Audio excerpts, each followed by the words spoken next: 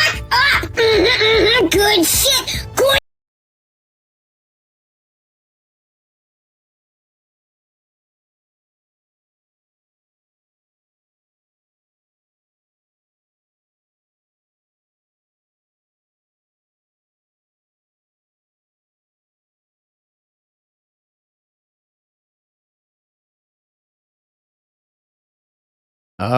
I need to apologize for that. I actually have no idea what the hell just caused that on my system, and it scared me probably most of all.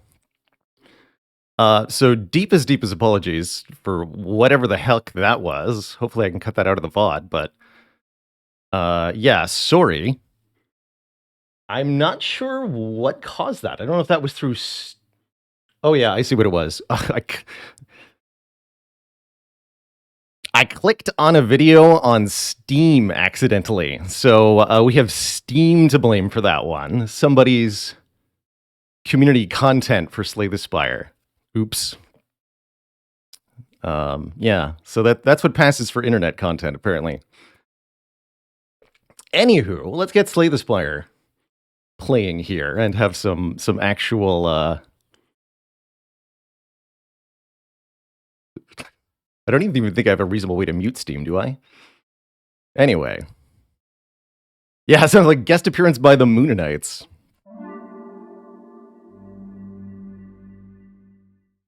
Little Biker Nana, thanks for the half year of support. Good morning. Hope you're wide awake. Bit of a gaff there. I might be able to mute Steam from Windows. It's never occurred to me to even do that. Let's see if I can here.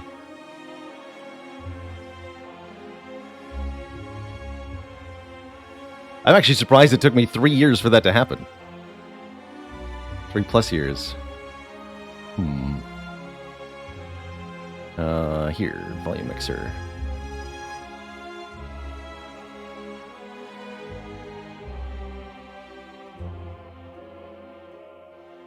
May Steam never make noise again. We'll see if that sticks.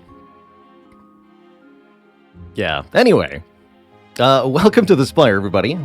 We shouldn't have any sort of repeat performance of that.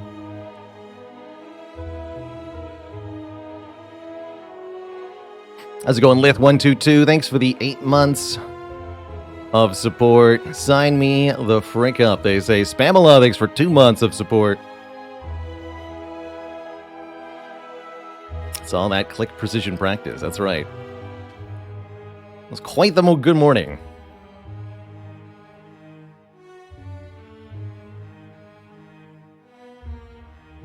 How's it going, Plasma Wolf? Yeah, technical difficulties are conquered. Now, Spire difficulties may not be. Looks like we're up to Watcher in our rotation here. So far, overall, I think we've had a below average success rate, and I think that's partially due to the choices we're making in these runs. Trying to master certain cards by getting 2 copies. Although I quite frankly don't think that had anything to do with this defect run dying. This defect run died because the card rewards were weird. Charge battery, sweeping beam, steam barrier into barrage, fusion auto shields, skim, charge battery, recursion, barrage, hologram, fusion. These are the first card rewards of a defect run. What the heck do you do? We ended up with double barrage. It didn't quite work out, but I really don't know what else we could have put together with those opening card rewards. Not much. Not much. Can I evaluate the use case of Forethought? There's a couple of use cases for it. Let me open up the card library here. This is one of the colorless cards, and one of the cards that I have in the past described as a candidate for the worst card in the game is Forethought. You put a card from your hand to the bottom of your draw pile. It costs 0 until played. So one card goes from your hand all the way to the bottom of the draw pile, wherever that might be. The larger your deck is, the further away that card becomes. And then it becomes discounted until you play it. And this is a persistent cost reduction. It really does mean until you play it, no matter how many turns away that is. And this kind of cost discount can be very, very useful because this can be proliferated. So one use case for a card like Forethought is to discount a card and then duplicate that card somehow by either using Dual Wield on Ironclad or Nightmare on Silent to create additional copies. Those copies will also be zero cost until played the first time. Another use case for this card is the silent card Grand Finale, which can only be played if there are 0 cards in the draw pile. You can use Forethought to either add cards to the draw pile as necessary, or you can send the Grand Finale to the bottom. And that way, if you can draw exactly all your cards, the finale will be also perfectly lined up. This can have some use with the Unceasing top as well, especially the upgraded version, which can put any number of cards from your hand to the bottom of your draw pile. And lastly, I'd say there's a potential interaction here with any card that can fetch something from the draw pile, like Secret Technique or Secret Weapon. Put something on the bottom, make it 0 cost, and then get it back into your hand and utilize it. That can work, but ultimately, a lot of those interactions are too convoluted or require 2 or more cards to get a discount of a card play, and it's often really not worth it. For Forethought to be actually any really good, you want to be benefiting from both the cost reduction and the fact that you're moving the card from current turn to future turn, such as with Grand Finale. And I'd say that happens almost never. Thus, it's one of my nominations for one of the worst cards of the game. Useful on defect with Scrape and Seek. Yes, I could see that. Scrape in particular. Scrape and Forethought is quite cool. Open up Meteor Strike. Yeah. I can believe that, but I'd also say that it may be easier to do these things with a card like Enlightenment or Madness, or just aggregate on defect. Just give me one of these instead, you know? Is usually my opinion. But if Forethought is all you have, it does have the possibility to do stuff. Bianco-chan, thanks for the 4 months of support. Which boss in the Spire is the best rhymes? The Raptomancer. I love it.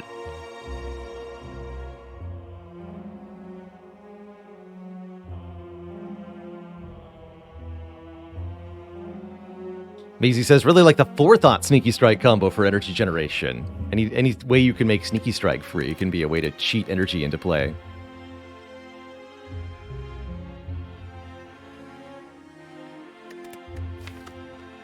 So, let's watch your time. Champ does lay down some sick beats. He do.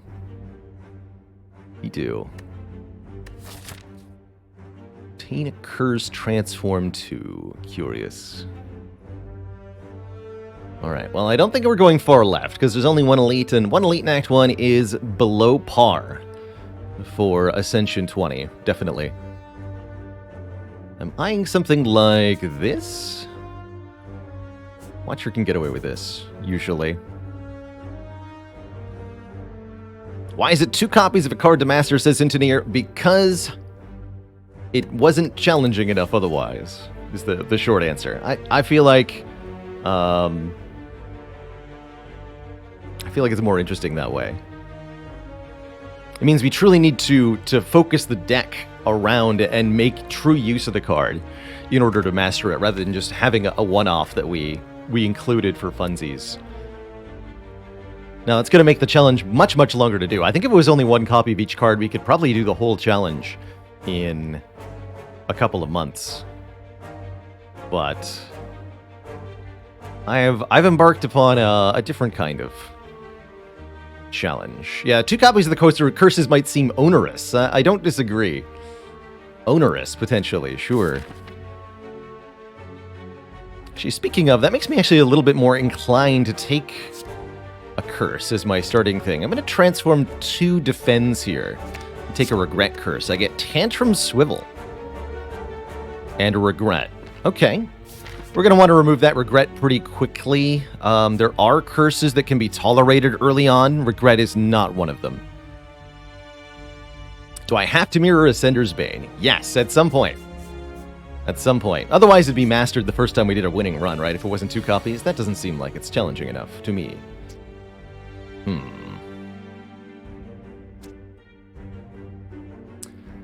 If I double defend, I take 8. If I do the Blippy Blappy, I only take 7. So we do the Blippy Blappy, which is, of course, this.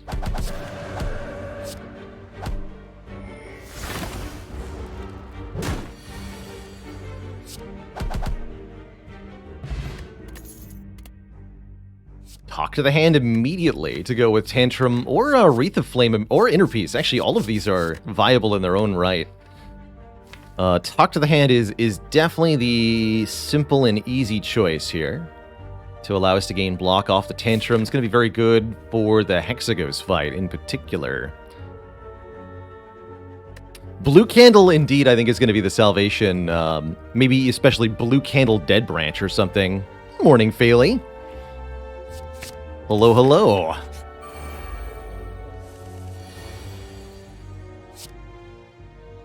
I boop.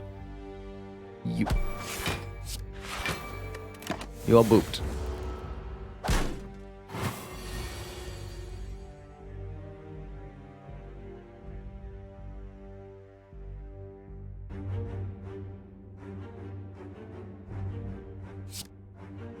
So I do Vigilance, then Talk, Tantrum,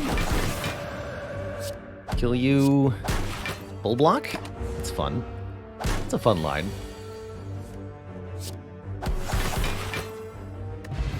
Actually, since the Regret doesn't damage us until the turn actually ends, it seems kind of like a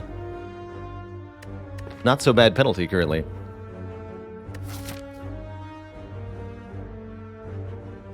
Glad to hear you're feeling a bit better, CSNC. Congestion's real. With Talk to the Hand already in the deck, Consecrate's amazing here, hitting every enemy, a very good early pickup. I'd nominate this as one of the best commons. I think back when Jorbs and I were talking Watcher cards, I pointed out Consecrate and Cut Through Fate as particularly good common attacks to see on this character in Act 1. Those are probably my 2 favorites. Give me that. Also very reasonable to take a Mental Fortress there. Have I started using Minty Spire? No, we're using Infomod, which shows our potion chance and a few other things like our rare card chance, but not Minty Spire, no.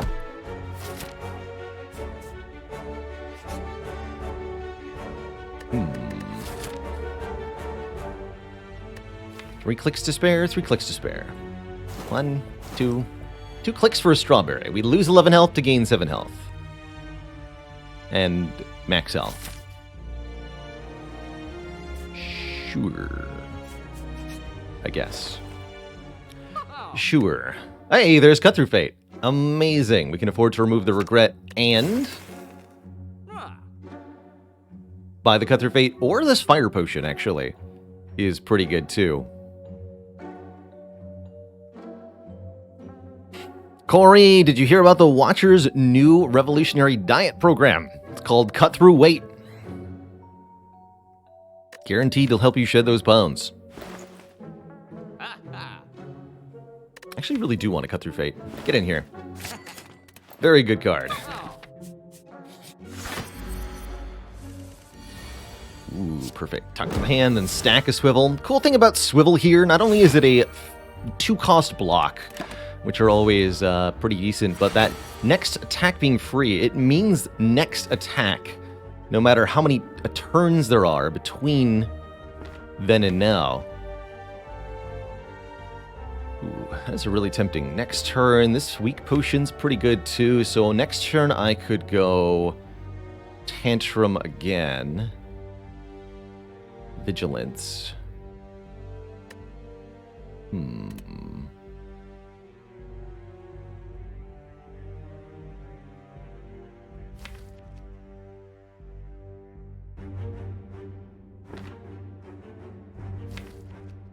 Or we can make up next turn with a free eruption, which is going to be very aggro. There's really not that many cards in the deck, right? 4 in the discard, so there'll be 8.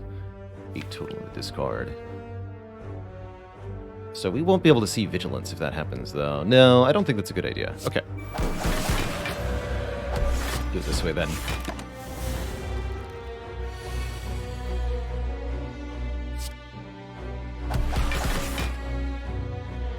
So if I cut through Fate, we would just draw the Tantrum again. I think we simply want to Vigilance and use the Weak Pot to mostly reduce the damage here. Seems good. Keep that Miracle for the moment. Nice, we redrew the Vigilance. That is good. Want to draw back into Wrath next turn.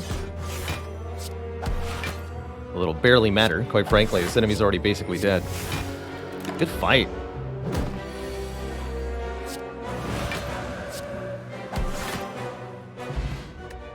Watcher's double damage with Wrath can really lead to some swift resolutions, especially once you get rid of a couple of your starter defends. And I think Bag of Marbles is only going to help with that by making all enemies vulnerable turn 1 so that they take additional damage. And I think I want a second copy of Cut Through Fate too. Can you stack Swivel? Yes, you can stack multiple copies of the Swivel effect for multiple free attack plays.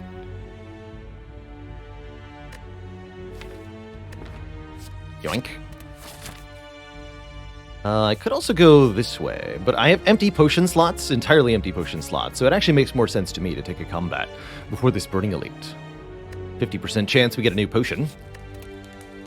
Good upgrade here would be potentially Eruption. It's either Legavelin or... sorry, it's either 3 Sentries or Gremlin Knob. That also speaks to upgrading the Consecrate to improve the area damage that we do, or maybe the Tantrum. I'll upgrade the Consecrate first, actually. Eruption upgrade is a little bit less of a priority thanks to the Swivel and the Tantrum. Just a little bit less, not hugely less.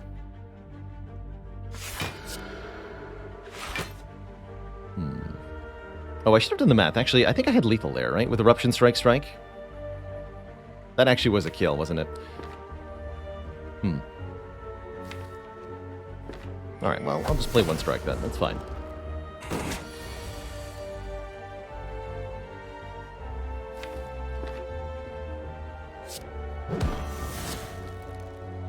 Do we Swivel Cut Through Fate? Yeah. The Tantrum for next turn. Have I checked out this year's GDQ? I watched Outer Wilds yesterday after stream and really enjoyed the speed run of that. Had a quick look through the schedule, didn't see a whole lot else that really appealed to me, but I usually do kind of check out the highlights each year.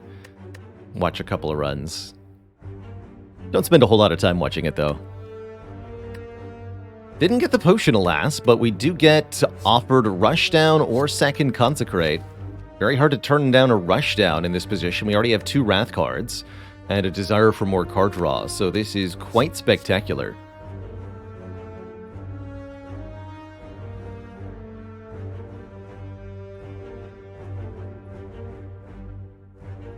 I'd say it's relatively easy for Watcher to get to a ridiculously strong place with their deck, and I actually quite like a starting point like this on runs for this challenge, because it gives us a really strong basis upon which we can potentially build something else.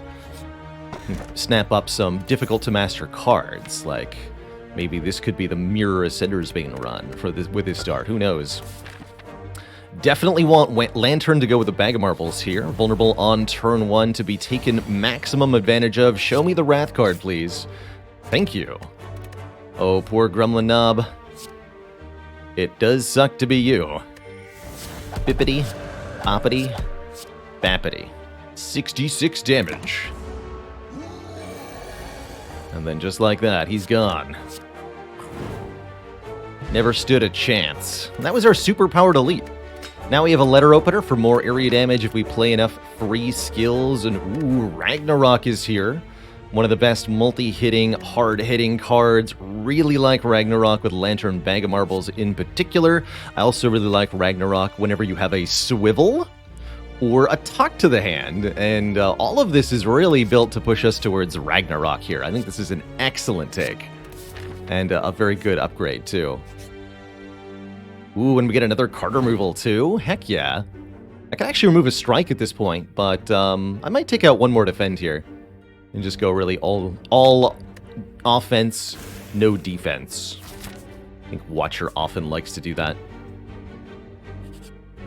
We get a Merchant who can remove another card, or we can take a Bag of Preparation for extra draw turn 1 with the Lantern and the Bag of Marbles. Bag of Preparation seems like a no-brainer here. Another option would be to take Orrery, look at 5 card rewards, and maybe look for new stuff to add. But I have a really hard time disagreeing with Bag of Preparation right now. Luigi Head, thanks for 8 months of support. Oh, good question for Unfair. Does Ragnarok count as a card that does... no, it must not, right? Because it's only counting the single hit damage. And we didn't have the ability to take money there. So, no, it doesn't.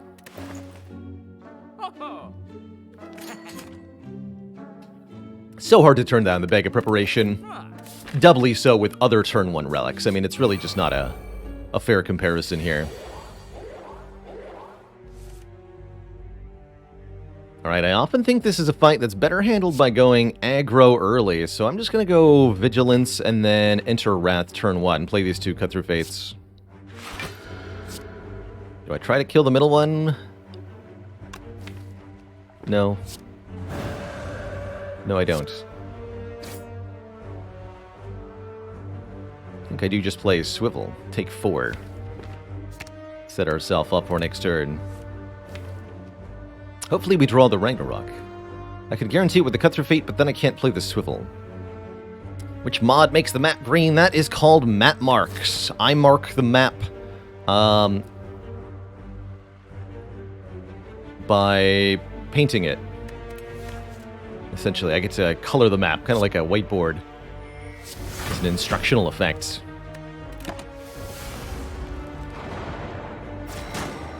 Show me Ragnarok. Yes! 10 damage to a random enemy 5 times. Go! Good enough.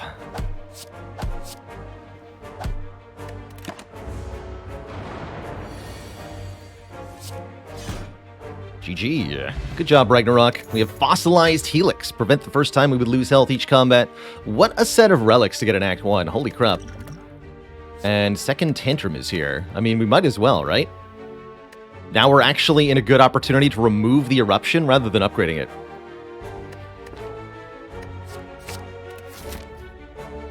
And take a total of 5 damage from all 3 elites. That sounds about right. Why did that Ragnarok cost 0? That's the power of Swivel. This card right here. We swiveled it. Yeah, now we just need a Gurya. Oh, he's in the shop? Oh no. What will he do if Gurya's in the shop? How am I going to kill things on turn 1 if we can't find a Gurya? You know? There's the second Rushdown. Okay, we've got double Rushdown, double Tantrum, Talk to the Hand, Ragnarok.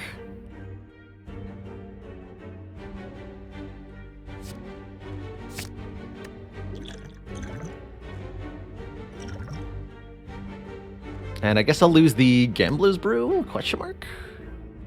Sure. Alright, we're going to upgrade Talk to the Hand.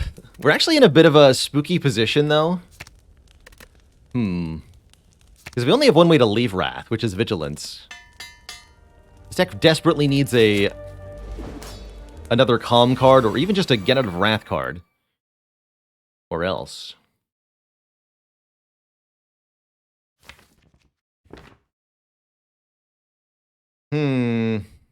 And here, for example, I really want to Wrath Ragnarok this turn. However, I'm not sure I'm allowed to, because next turn, Hexaghost will attack if I'm in Wrath for 8 times 6. What's 7 times 6? 7 times 6 is 42. So even with Buffer, that will kill me outright if I dead draw on blocks, which I could easily do, right? Strike, strike, rush down, Ascender's Bane, Eruption, we're dead. So I won't play you Tantrum until the Talk to the Hand's down. Not with Fruit Juice! The power of Fruit Juice.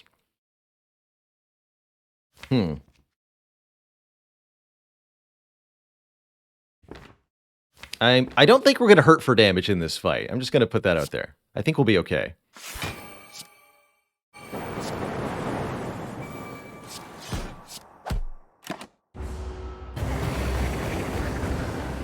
That would have been a pretty spooky turn. Putting that out there. We would not have liked this turn. This defend saves me 4 health. Sure.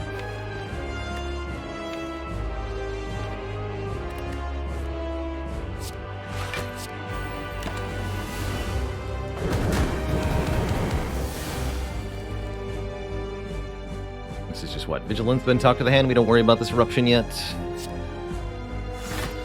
I said, I'm not particularly concerned about a slow start here. I think we're going to pick up speed momentarily.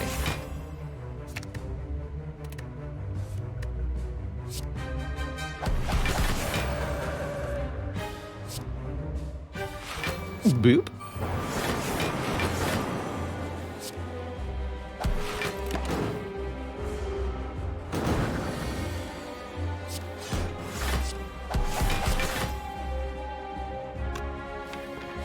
Draw it again!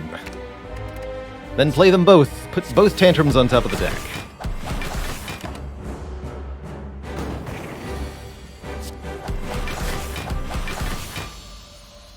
GG! Not too bad. Omniscience lets us play a card in the draw pile twice. Love that. Deus Ex is not too bad either, creating 2 miracles when we draw it. It's letter opener fuel. Omniscience with Ragnarok could let us get turn 1 kills on a lot of things, especially if we can pick up another copy of Omniscience. The Deviform is actually not bad either, because of just how much card draw this deck can get. It's actually a pretty good Deviform, genuinely. The Deviform is to be used in boss fights, primarily. Any other fight, we just play Tantrum Ragnarok and the fight is over. Although we could realistically just get more energy from boss relics. I'd also love some more upgrades. I want to upgrade Tantrum, Rushdown, Ragnarok. Those are some big upgrades. But I am definitely an Omni Monkey. Let's go for the Omniscience here. Like Deva in case of no energy relics. Well, we do get it for Violet Lotus. Which is not exactly an energy relic, but very much could be once we add any calm entry card to this deck. I think we could also really thrive on card removals. Take the Empty Cage, dunk 2 strikes, and this deck starts to get a lot better too. But this Lotus is an infinite combo creator. Just with double Rushdown, Tantrum, Vigilance, that alone can be an infinite combo. Would I remove Eruption rather than Strike? I'd consider it, actually. Another thing to potentially consider is, yeah, we could probably carry the burden of the Curse of the Bell, maybe even find an opportunity to double it if we felt truly capable. So the only way to get the Bell Mastery, of course, on this run would be to take the Bell now. There's lots of other things we can master, though. Even with dupe, right? So I'm not so inclined yet. Why is it Boldy? Because he rocks, of course.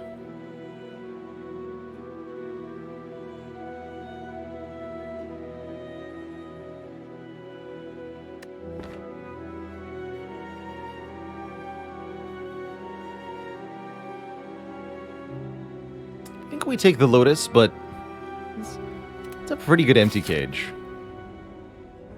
A pretty good empty cage.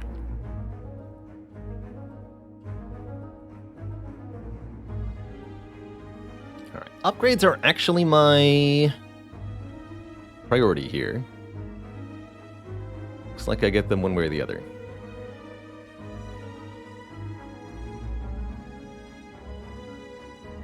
We can do a max of 3 elites. Okay. Like that. An idol. We can go this way or this way. Sure. Seems good to me. Got bad news for you thieves.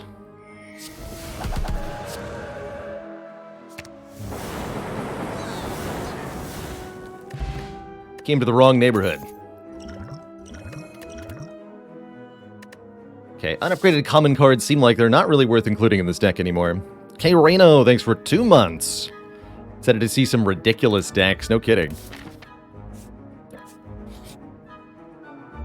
Apparitions, interesting. These are pretty good here. We haven't actually mastered apparitions yet.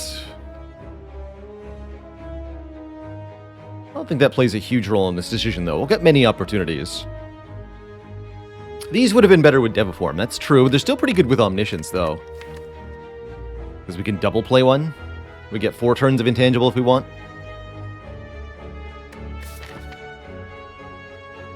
They make us both slower and faster. I don't really like them for Champ that much.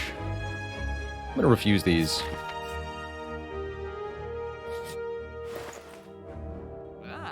Pen Nib is a thing.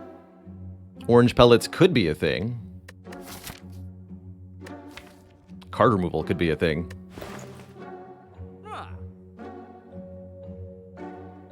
Pen Nib is pretty ridiculous in a deck like this.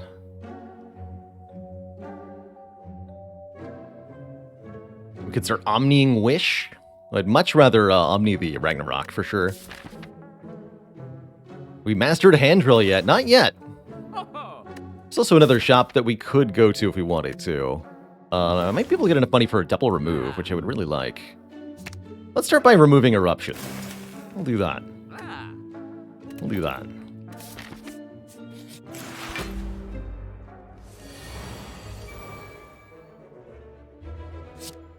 Sayonara, friendo.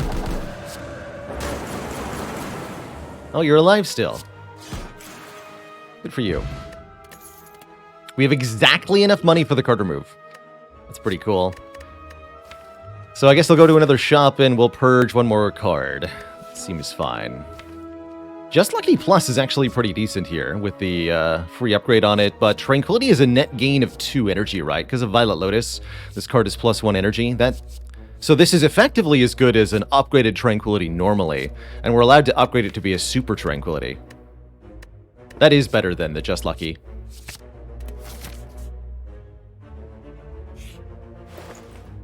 Frozen Eye. Don't care about that card. Relic, whatever. Kachingo. Alright, card removed. We have a very condensed set of stuff now. Tranquility. Oof. Consecrate, Swivel, Ragnarok, Rushdown, Rushdown. That sounds good.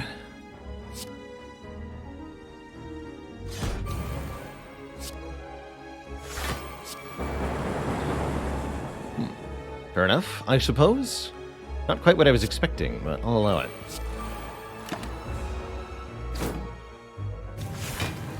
Do get attacked. Troublesome.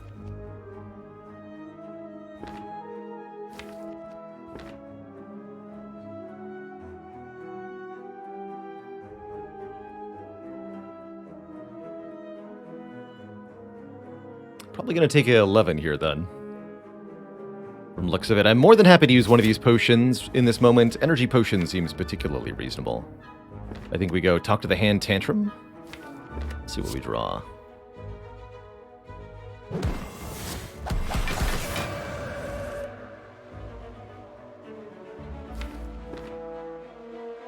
Could do Miracle Tranquility Tantrum, but that would keep us stuck in Wrath. I don't really think I want to do that.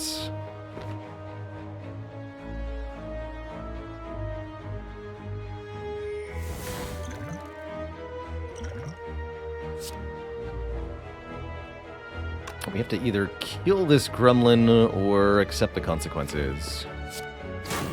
We go with kill. Kill the gremlin.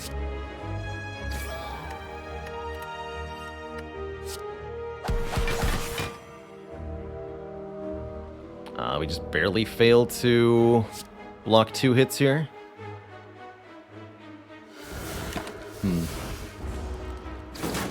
Don't think there was a way to get a kill on the leader that turn. There is this turn.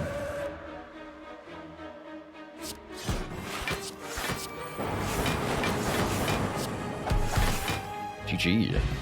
The red and needle. A little bit of passive block, definitely welcome. Second swivel. Worth considering. Lock that card in for mastery. It's going to be pretty hard to master otherwise as an uncommon card. Or we could start picking up powers that we like. Foresight or Mental Fortress are both quite good. More Mental Fortress in particular. Really like 2 swivels, though. Let's do it. Let's swivel around.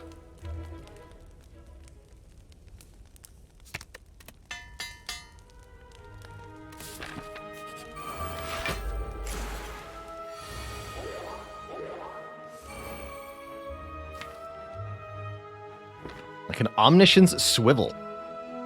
That's cute. That's cute indeed.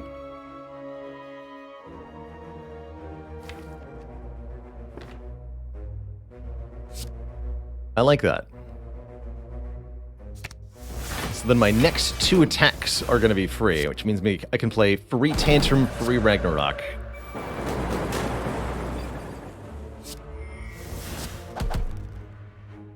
Beautiful. Worship Plus is a card that is quite potent with Omniscience. Omniscience Worship Plus, and you're instantly in Divinity stance.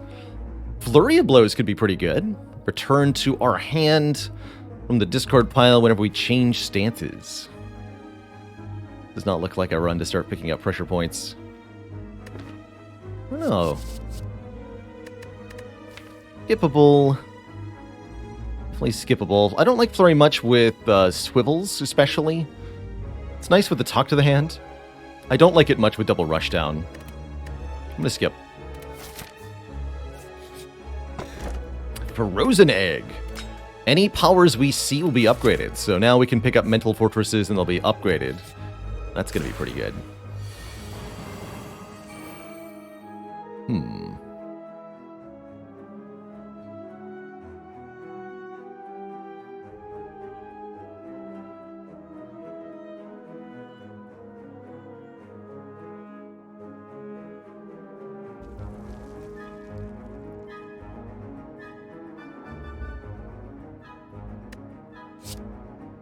12 plus 18 plus 21.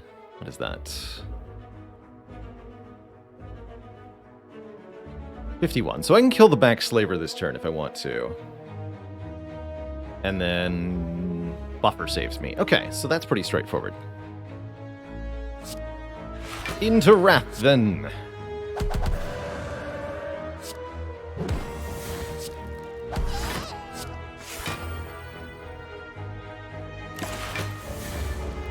And we even have a free attack preserved here.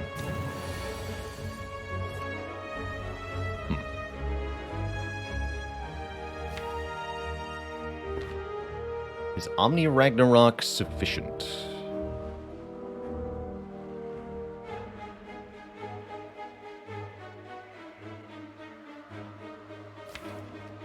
Damage is going to be 9 times 12.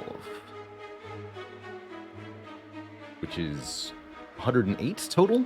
Yeah, that should be enough. Just make sure to use this first.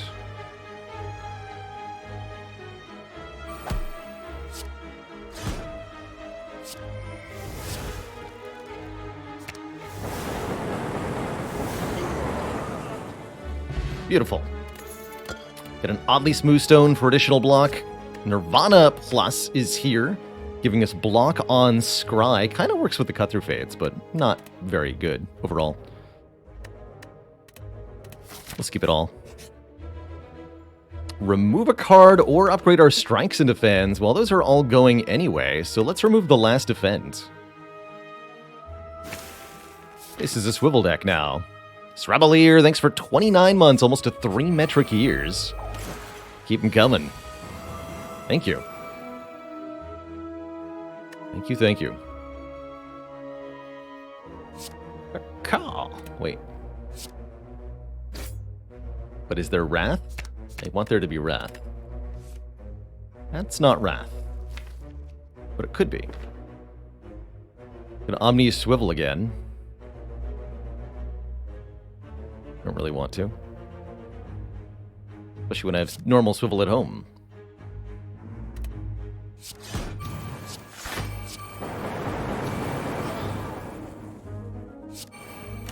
That'll do.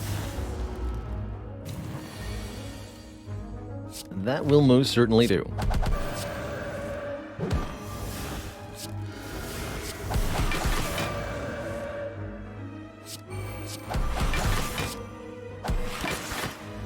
GG.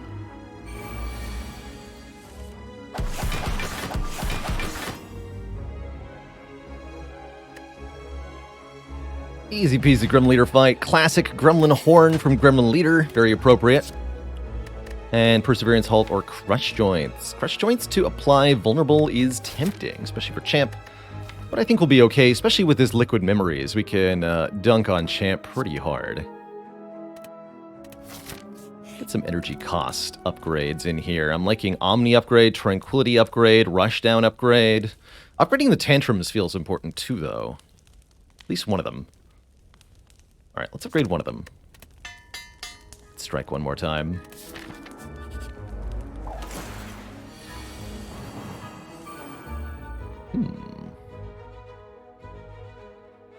Curious.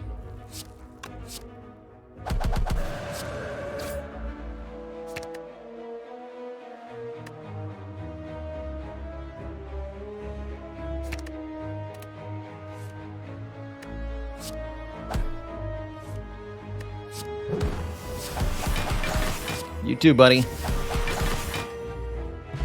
Fight. Upgraded Sash Whip can allow us to apply Weaken with our attacks. That'll dramatically reduce the damage of late-game foes, be it Champ or Heart or what have you. It can also remove artifacts to help us get the Talk to the Hand in play. I actually quite like this with the free upgrade on it. Get in here. Sash Whip is not the best way to apply Weaken for Watcher. That goes to a Wave of the Hand, but the later you get into a run without seeing Wave of the Hand, the more appealing Sash Whip becomes, as it's the second best option, and it's definitely better than not having Weaken. Do I like the Rushdown upgrade or the Tranquility upgrade? I think I like the Tranquility upgrade first. And then we took Snecko Eye. Alright, I shouldn't need anything too fancy to be able to beat Champ here. Vigilance Swivel blocks this turn. I could Miracle to get a Rushdown in play. Mostly we're just banking energy for the future. I do want that Rushdown in play, though. Okay, yes. Should have played Consecrate first. Too late now.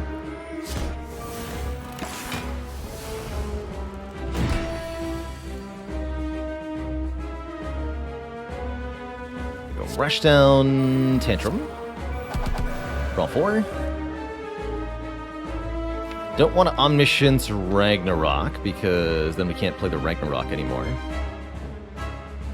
That'd be bad.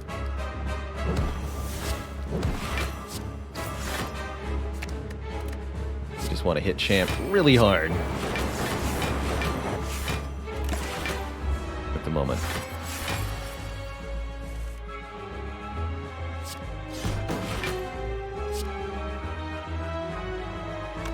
We gotta go Vigilance, then Tantrum.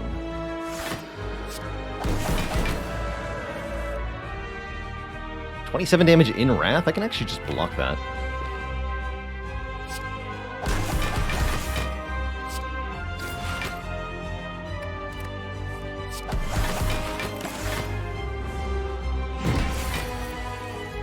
Turn after Champ drops below half health is when the dreaded Execute maneuver comes into play.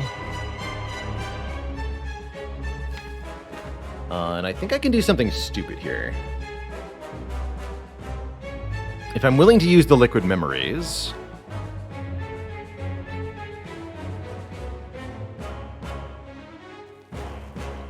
then I can do the following, which is swivel,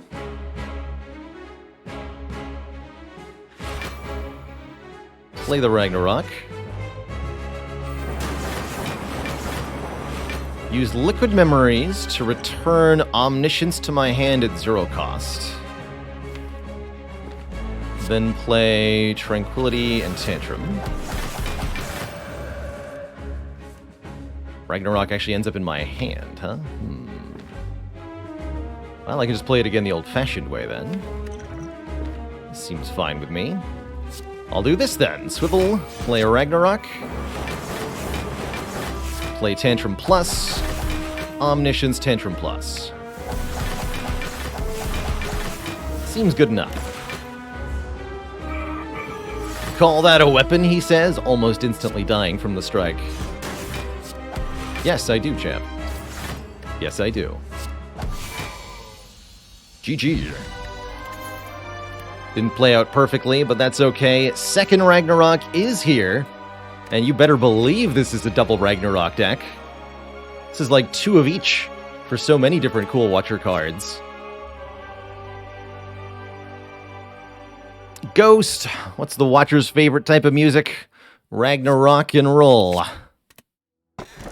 There is a Snecko-Y. I knew it. As soon as we clicked on that freaking Tranquility upgrade. Snecko-Y. So, Snecko is pretty good with double Ragnarok, double Swivel. Yeah, it is. It's pretty good.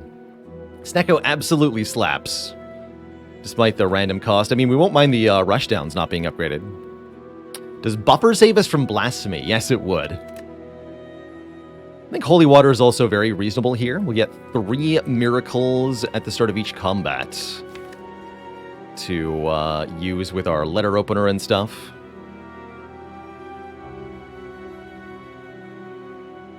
Now I do kind of wish I'd taken that Diviform. Deck's doing well without the Snecko, but we only have a limited amount of burst energy available to us. Once we use the Tranquility, we're in a bit of trouble.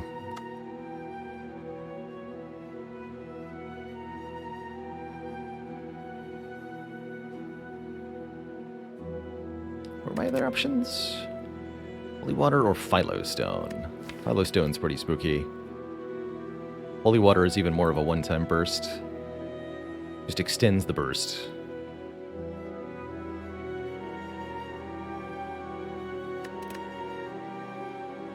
Alright, we'll do Snecko. Now we're drawing 2 more cards each turn, but all of our cards are random cost. This will sometimes be bad, but most of the time should be very, very good for us. On average. Is the hope. Looking at something like this. I'm definitely not afraid of elites this act, thanks to the power of the Gremlin Horn. Reptomancer should be very easy. As well as these nerds should be pretty easy. 2-cost Omni's kind of decent. Everything else here is a bit iffy, though. Both Ragnaroks are in my opening hand. But we can Omni Swivel, just like before, to make Tantrum Ragnarok free.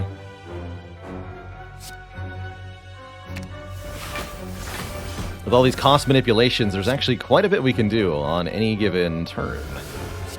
So.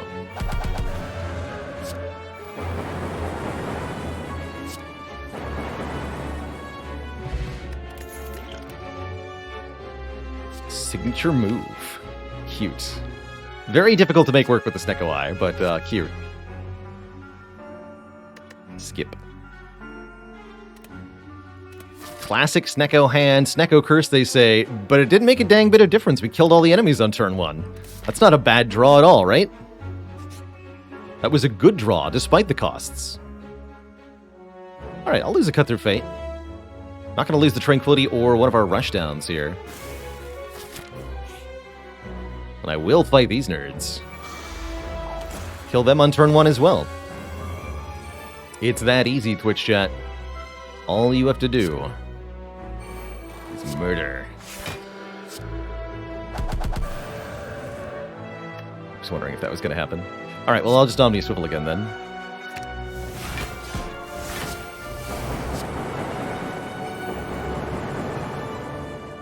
Dead.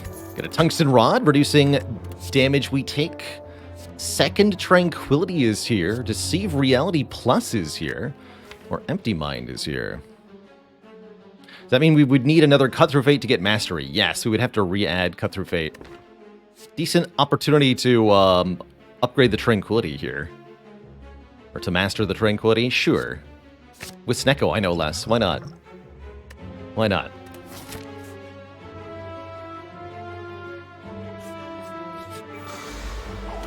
Classic. Fight the single orb walker after fighting the double orb walkers.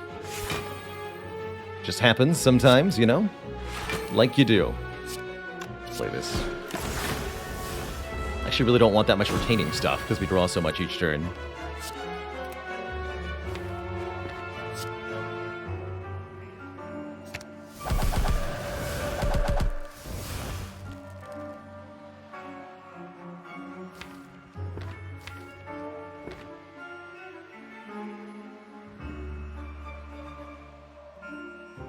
That didn't use my swivel? Or that only used one swivel? I'm a little confused. Why swivel is still in effect. Used 1 out of 2 swivel. Interesting. Huh. Well, let's add a third then. If it's gonna block for 12 and make an attack free, I like swivel a lot.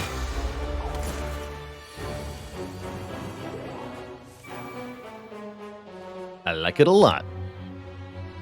Collector bonus time, right?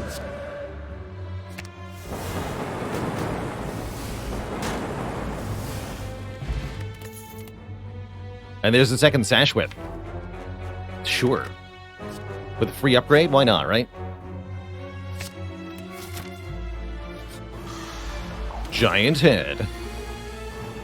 More like Giant Head. That's right. More like Giant Dead. Let's see. Swivel is here. Swivel is here. We can go swivel, swivel. Schmivel. Shrivel, schmivel. Schmibbledy bibble. Looks like we do have to block. Well, we don't have to. Probably should. Swivel, swivel will be enough block, right? It is if I play the Sash Whip. Okay, good talk.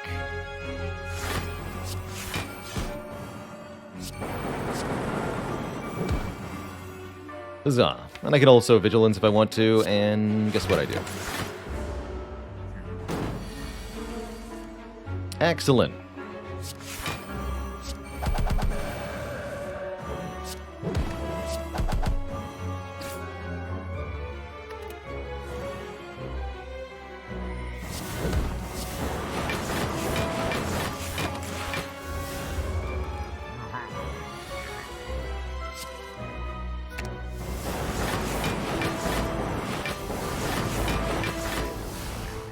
Guy. Duality is here. Whenever we play an attack, we now gain 1 temporary dexterity. Deceive Reality is back to be a really good block card in the light of having Duality. Halt is pretty good. It's 2, but Snecko says it's less good than normal. I'll take a Deceive. Camel Crush, thanks for 18 months. Yo! What up? Is this not a fun deck? This is an amazing set of cards. Oddly bad in the triple swivel deck. Well, you might be surprised by what we can make it do. Oof. That ain't the turn 1 you want, though. 3, 2, 3, 3, 3. 3, 3. Excuse you.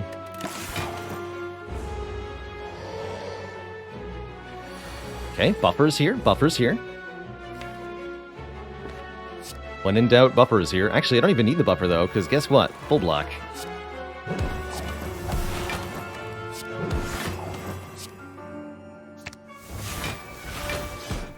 the power.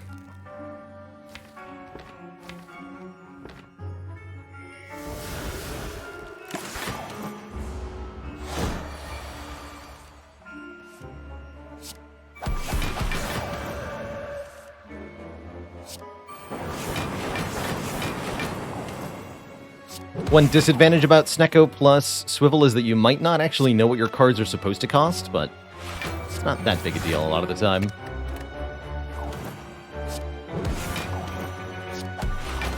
Next turn could be, well, we have Tranquility no matter what, right? And Buffer, I guess, so, yeah.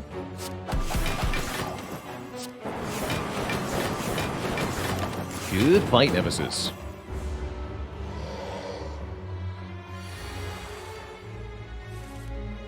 That's right, Broken Ace. If you want to keep all the dexterity from Duality, you have to play the artifact at the end of your turn, after you've played all your attacks. Boot thingy. Establishment thingy.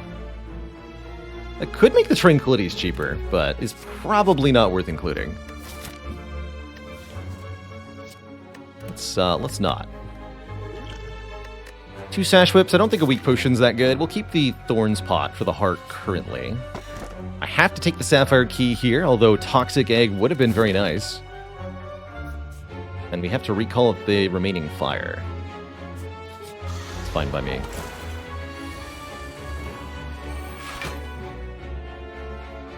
Excuse me, Rushdowns. Why you so expensive? I will play one of you, though. But know that I don't like it.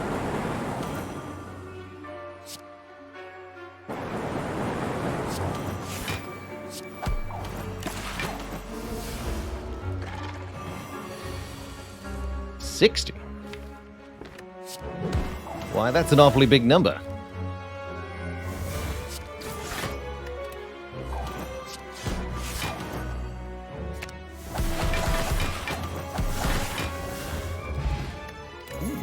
Probably better than the Thorns Potion. Inner Peace. Enter Calm. Don't mind if I do.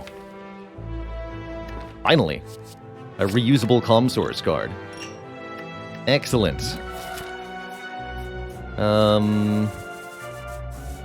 Yeah, I'll take an event.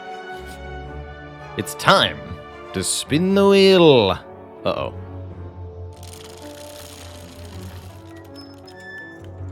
Ah! Yes, of course. Decay. Thank you. Just what I wanted. There's Wave of the Hand. But I have 2 Sash Whips, so I no longer need it.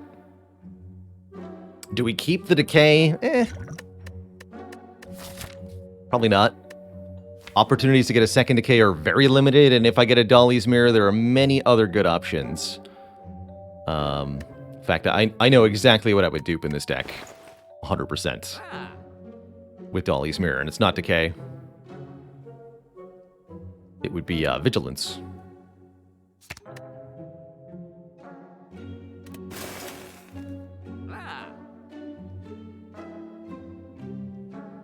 You don't need either of these, realistically. Looks like we're going to kill the Elites turn 1 anyway. I do want a second Inner Peace, though. And I might consider Mental Fortress.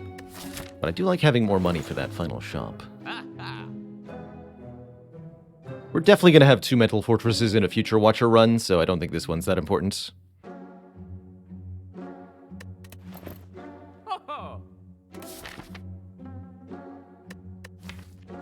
Boat thingy might have been nice to consider here. Very expensive, though.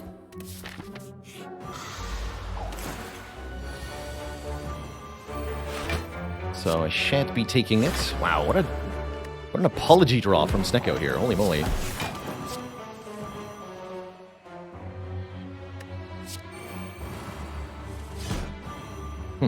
And then no Wrath. Funny.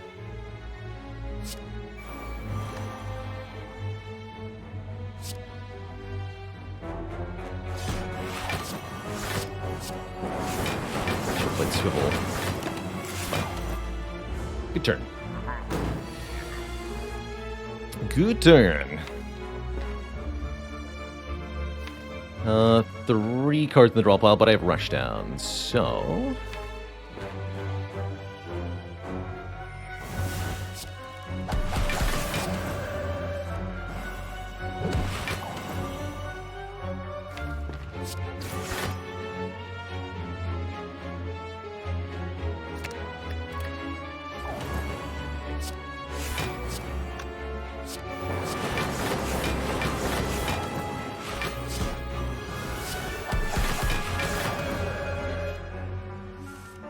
Double Ragnarok.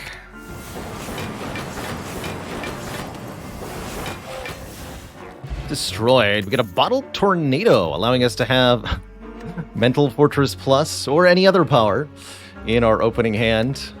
That's funny. It's free now, so I might as well. It's also pretty good to bottle, quite frankly, compared to, say, the Rushdowns. I'll do that.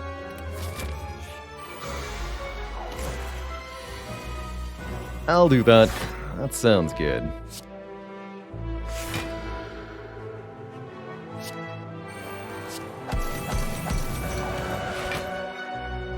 This is just what? Swivel Ragnarok, don't play the Omni, don't play the Omni.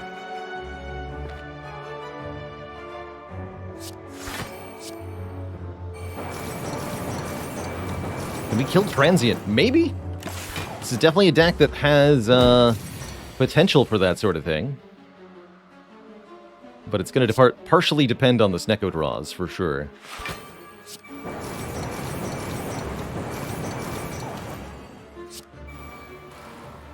So far, not a great start.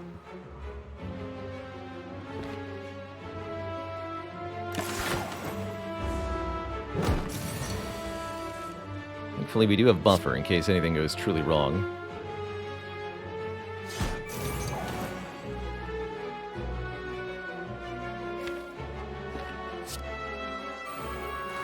Which might be currently.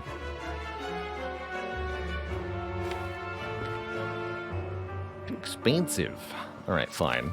Let's just pay the price to get into calm here, so we can have a better future turn or something.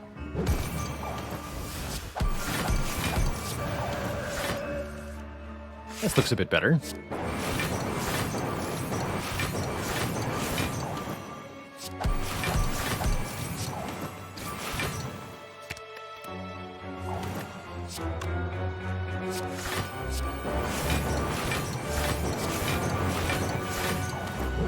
Good 200 damage turn. You love to see it.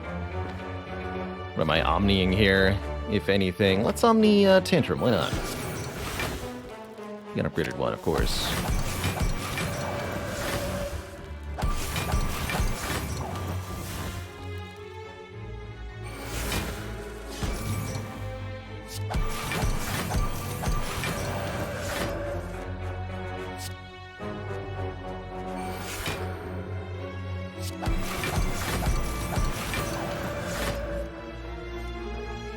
Brilliant. We can just keep generating energy off of that over and over again. More power!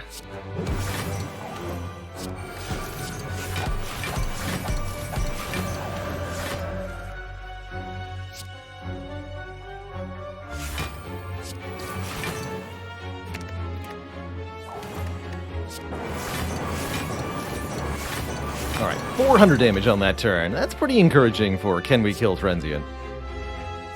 I'll swivel twice to bank some power for next turn even. Werewolf 4K, thanks for the 9 months of support. Well, heck yeah.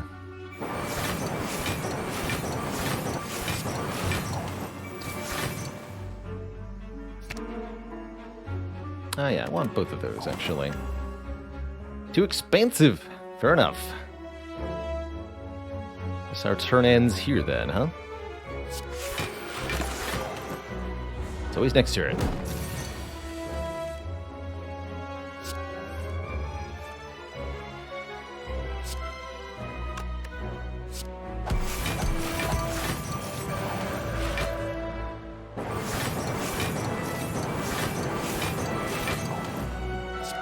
Let's set of my hand.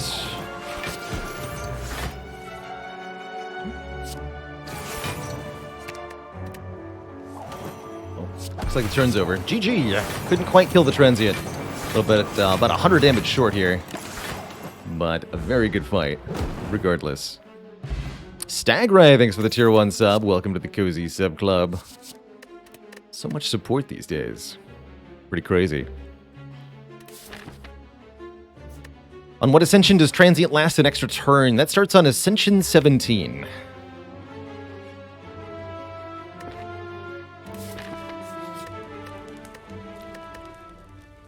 Alright, let's recall. Alright, our first boss. There are 2 of these, don't forget, is the Awakened one, who will gain strength every time we play a power card. Which is a little problematic. Although not excessively so. I want to swivel Cut Through Fate here. Also swivel Consecrate, get some AoE down. But no.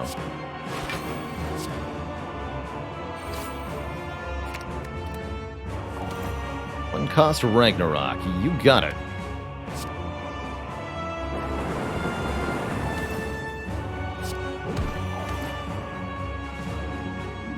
And then we want to Inner Peace, keep the Tranquility, yes. By Miracle Consecrate, I'll do a bunch more AoE, get those birds much closer to death. Is that going to matter? Probably not substantially. We'll skip it. Would a Mantra Generation card be useful in this deck? I would have liked to get that Worship back. We saw Worship a while ago, and I didn't pick it up because we didn't have the Snecko Eye at the time. But now Worship looks like it would have been really, really good for us. So, yeah. I'd like to be able to double tuck to the hand, this nerd.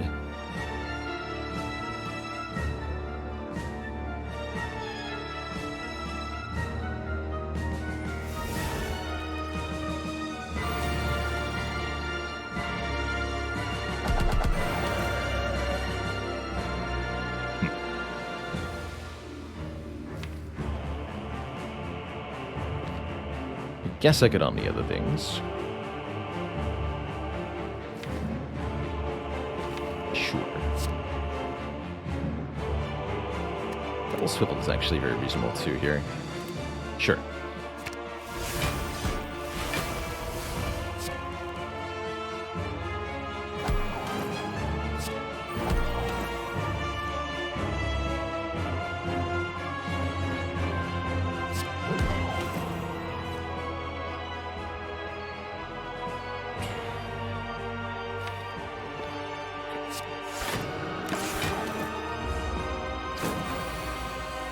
That will do. Ooh, I didn't get the Talk to the Hand down, though. That might not have been a smart move. Well, one in Rome. Kill your opponents.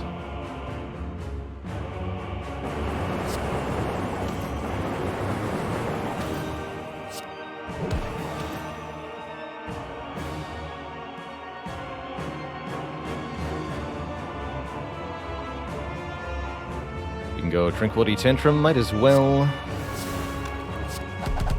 Shame I only have one rush down in play, though. Swivel kind of helps, but not really.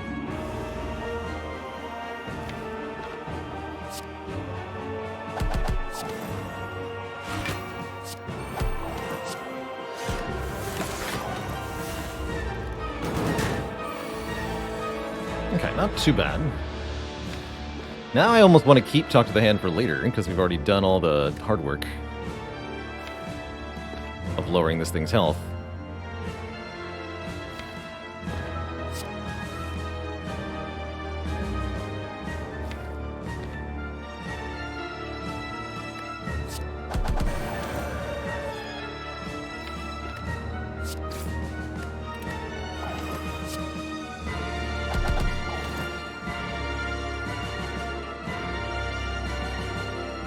So what is this? Tantrum, Swivel Vigilance? That sounds good.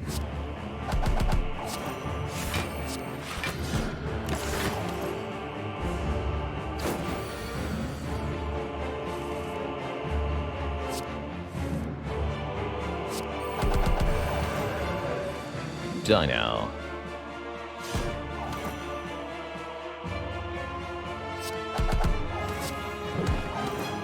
To play powers without adding additional strength to the boss, and play Swivel without adding additional strength to the boss. And I sure hope I don't die next turn. Let's see. Talk to the Hand will not carry over through the transformation, no.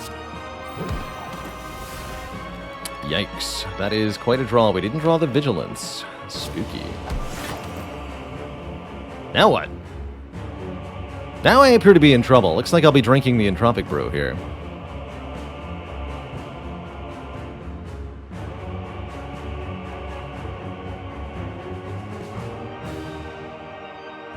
Sash Whip blocks for more than Ragnarok does.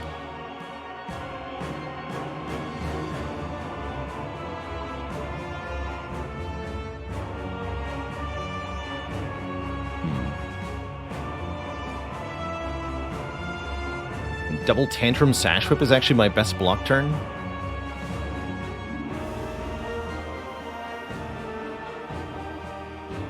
Yeah, drinking the Dupe Pot and then drinking the Entropic Brew seems like the reasonable play here. Power Pot, Skill Pot. Okay. Skill Pot contains Vault. Well, that ought to make things easier. Good talk.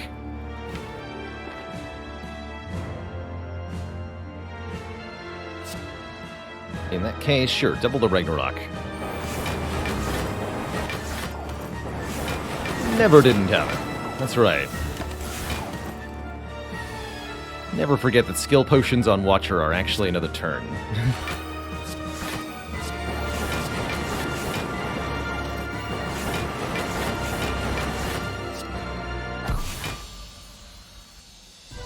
Alright. Donu and Deka are next.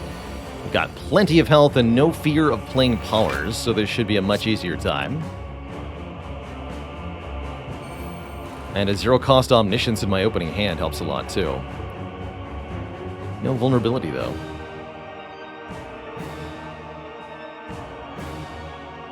So what are we Omniing here? I could enter Wrath and Omni Ragnarok. It won't do that much damage, though. It would only be 12 times 12.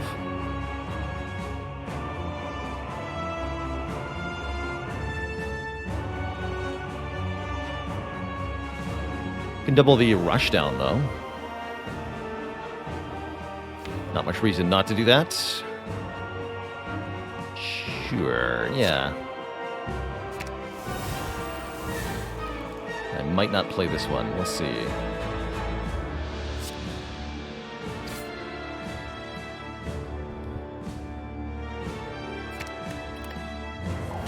Oh, nice. Okay. So we can do this. Should have used Swivel for that. Let's Miracle Swivel. Keep that buffer. And I don't know what the cards cost, unfortunately. That's okay. Very expensive hands. Looks like we're losing our buffer here. I guess that's also okay. In its own way.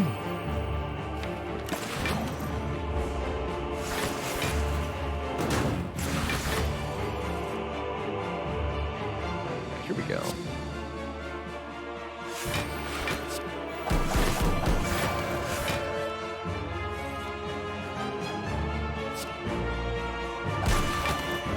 Some of these. Look at this one. Call that a net gain? Pathetic. Okay, we could actually stay in Wrath if we wanted to here. It's almost worth thinking about.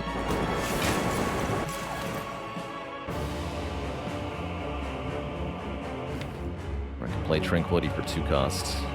Meh.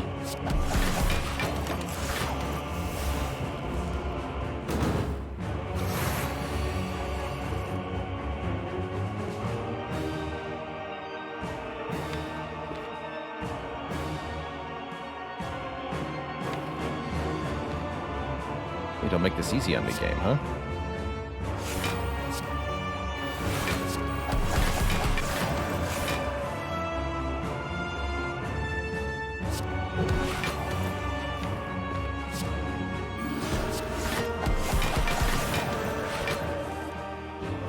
Thank you, Violet Lotus. The things that you do.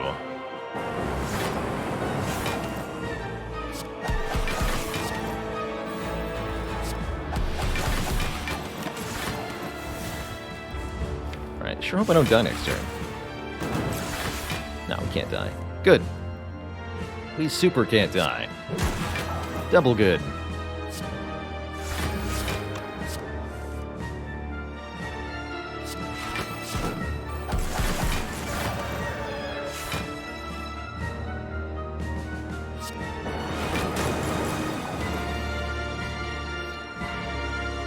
Dear me.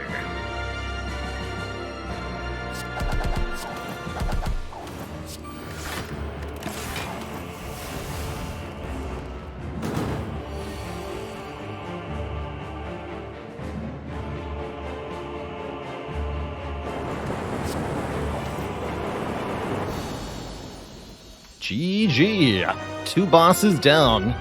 1 to go. The Corrupt Heart in Act 4 awaits. We deal 2682 damage. Hopefully to be a good year.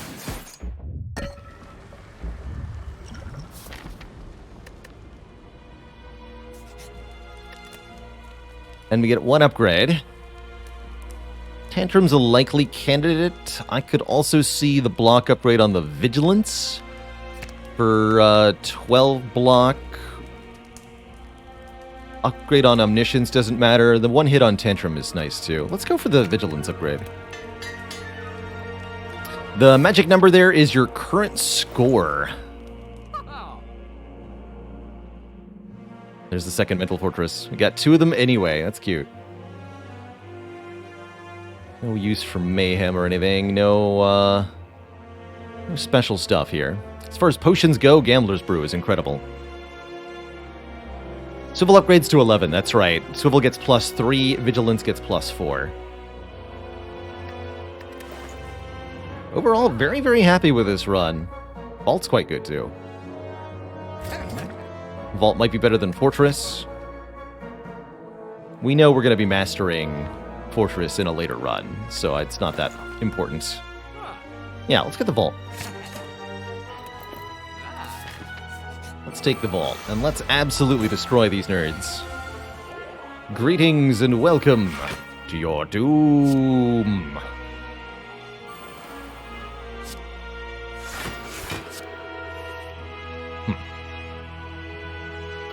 Well, that right there is a sad draw. You hear me? Sad.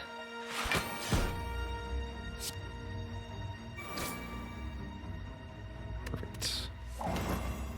Not perfect.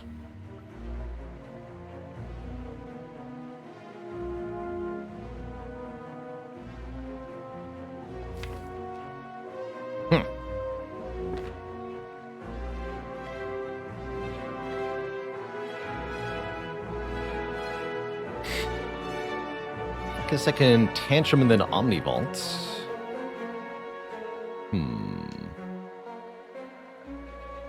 Hey, Bib and Bam, if the audio sounds kind of like an old-timey record, that's a common problem on Twitch's end, that the easiest way to solve is by refreshing your webpage.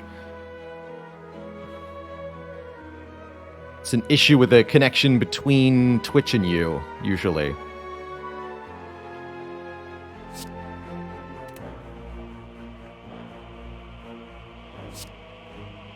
So we don't have any Rushdown in play, so we won't draw any cards when I play Tantrum. Alright, I'll do it. I'll do it.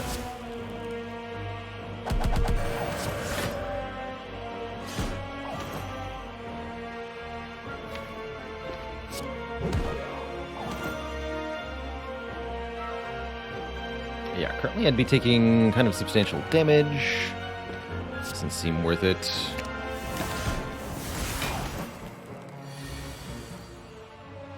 Then this turn happens and everything sucks. Yeah, I thought it might.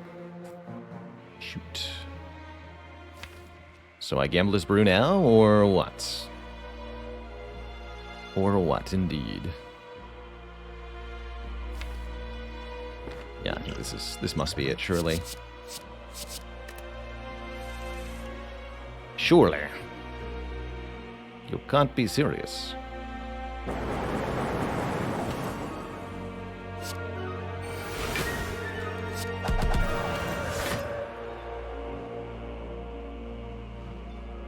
Did I think that through? Not adequately, no.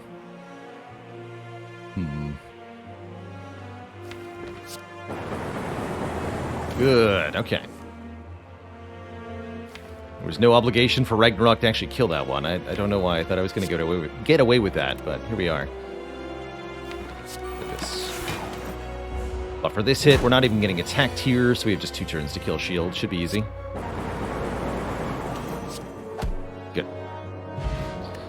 Get a mummified hand. Whenever we play a power card, a random card in our hand will become free. Very cool. I don't technically have 2 consecrates. I am sufficiently worried about this heart fight. I'm not going to try to master a card, though. So, we'll go into the heart fight with what we've got. 73 out of 74 health. Drew some good powers turn 1 as well. And we have a power potion, which I'll be using on this turn, presumably.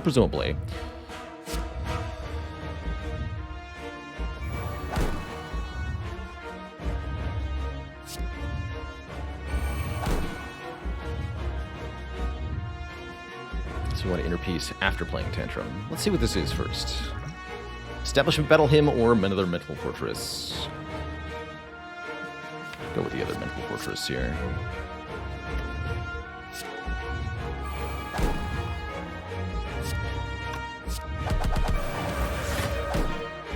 Amazing to get Omniscience turn 1. We're going to Omniscience Talk to the hand for sure, so we can get 6 block per attack that hits the heart.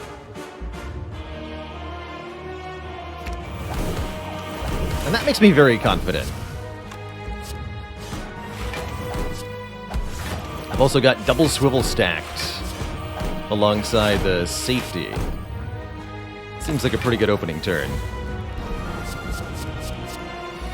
Going to be very hard to beat that.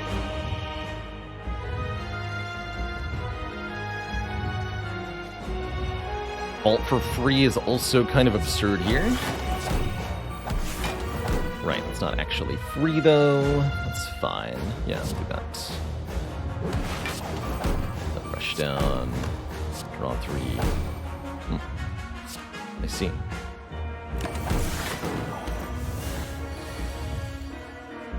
Now that's more like it.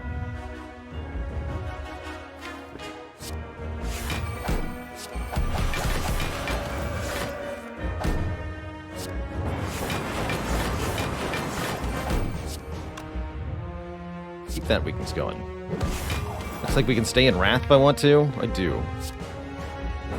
I do want to.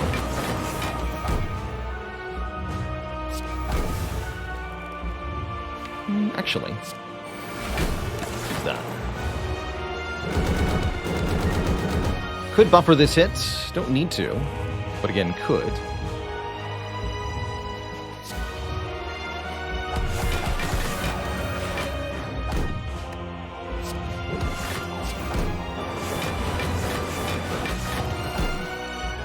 Not bad.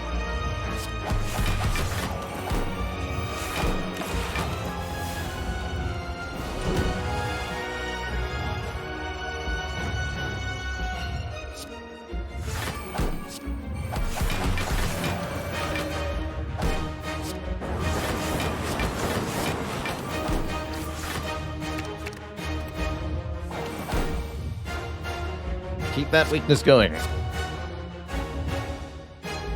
to pay the full price for Sashra, that's fine. Tranquility in hand. Life is good. 2 more turns. This is the only one that might even be vaguely challenging.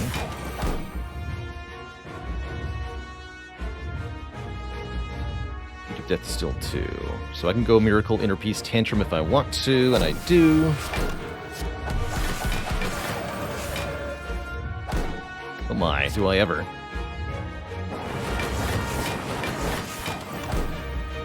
Inner Peace, Tantrum again.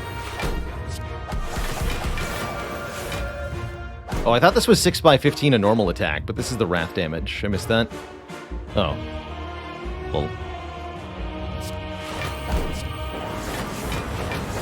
Have some more Ragnaroks.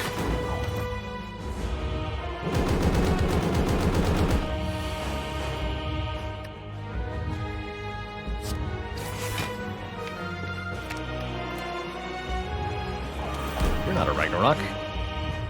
Use you.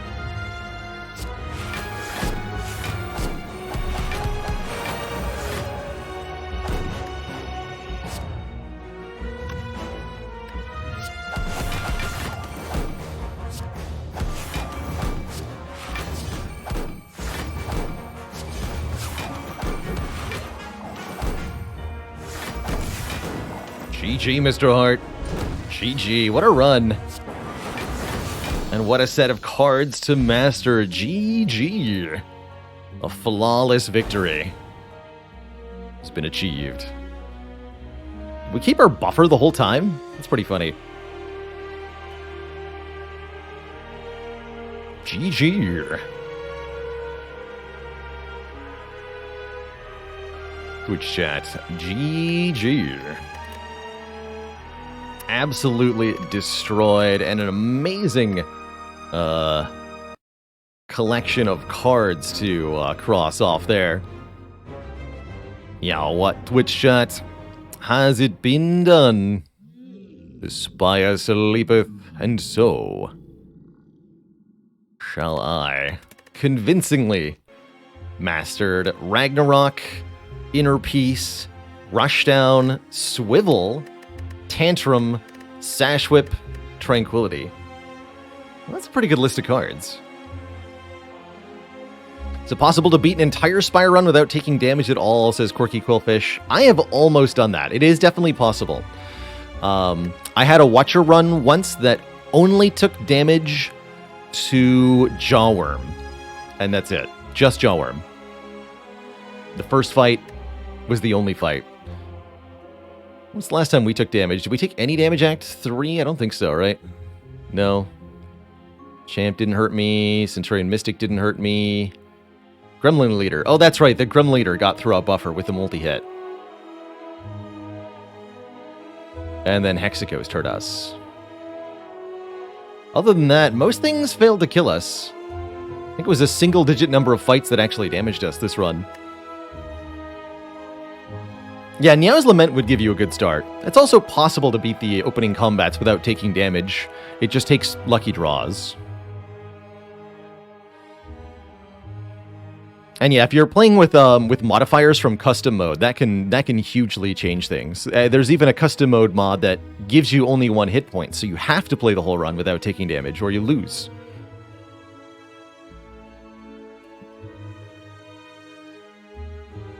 Great 1985. Is what I was inclined to call you that time for some reason. I almost wanted to say 1985, which is definitely not what your username is. But anyway, thank you for 16 months of support. Almost to the 1.5 years. All right, so next up will be Ironclad. Ironclad has a lot of opportunities to get cards crossed off the list, too. For Ironclad begins his journey through the Spire. I'm going to take a quick break here, get some tea and a snack. And upon my return, we'll play the Clad. And be right back, everybody. Don't go nowhere.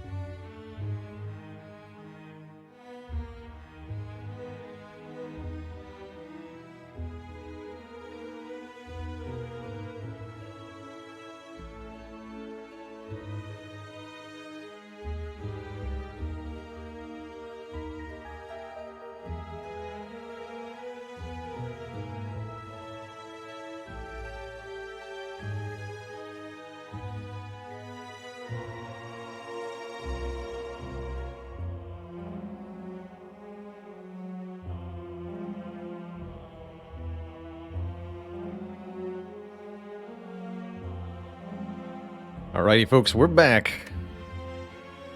We are back.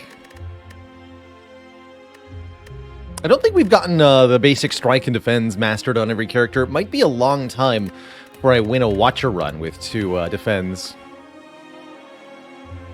Likewise, in our Monster Train corresponding challenge here, we haven't monstered the Train Steward, the basic starting unit, yet. Even though we've had now 8 victorious runs, I think.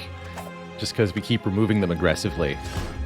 And we'll continue to do so until... well, until something. Choose a rare. I choose Feed. Ooh, I choose Hexaghost.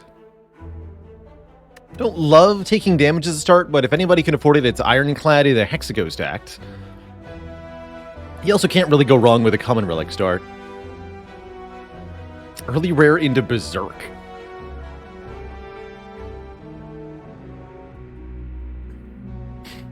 Yeah, I think the curses are going to be quite a challenge to get mastered. There's Feed. Could also start Immolate, which is very, very good. I think with a Feed start, I probably don't go for the Burning Elite this act. Is an Act 1 recall ever worthwhile, asks Fiddler Moment. Generally speaking, no, because of the snowball effect. If you are able to get an additional upgrade, then you can use that more powerful card to defeat the combats of Act 1 and Act 2 while taking less damage, and this should allow you to have more resource over the course of the run. That said, there are exceptional circumstances that can make recalling in Act 1 viable. And we most often see this in runs where I take the 4th option from Niao and turn my starting relic into a fusion hammer. If I'm not allowed to upgrade in Act 1, then it becomes way more viable to recall.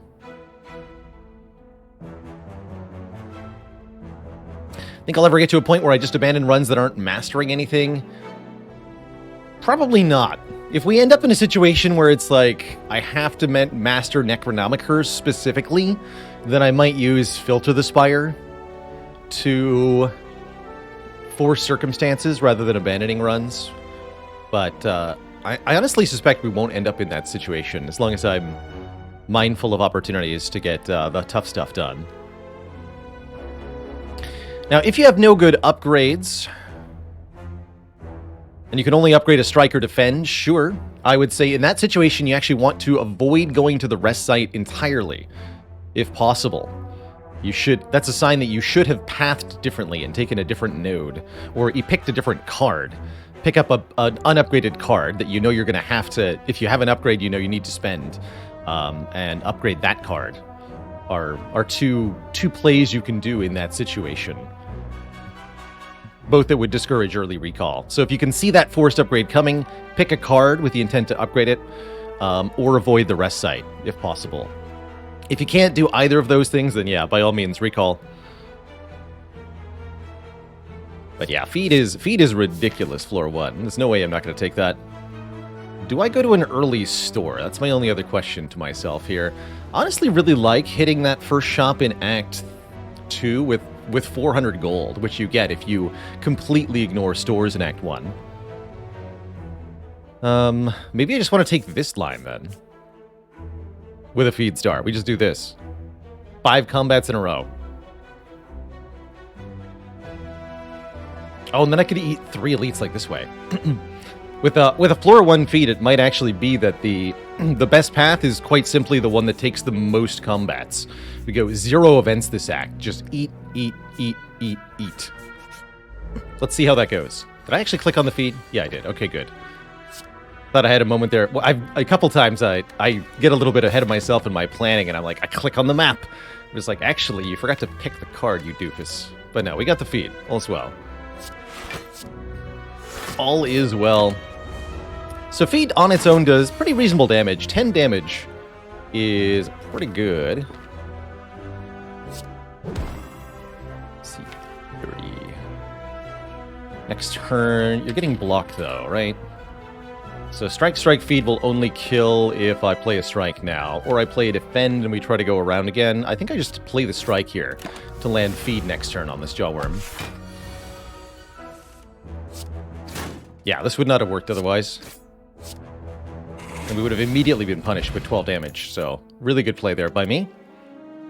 Warcry can be surprisingly good with feed, but I'll say that True Grit is also a really nice feed companion card, allowing us to delete non-feed cards so that we can draw the feed more reliably. It's also decent block, and you need block if you want to stall for feed. Without an upgrade, the True Grit is a little unreliable in what it hits. We're actually not going to miss that too much, though, and we're not going to care too much about that.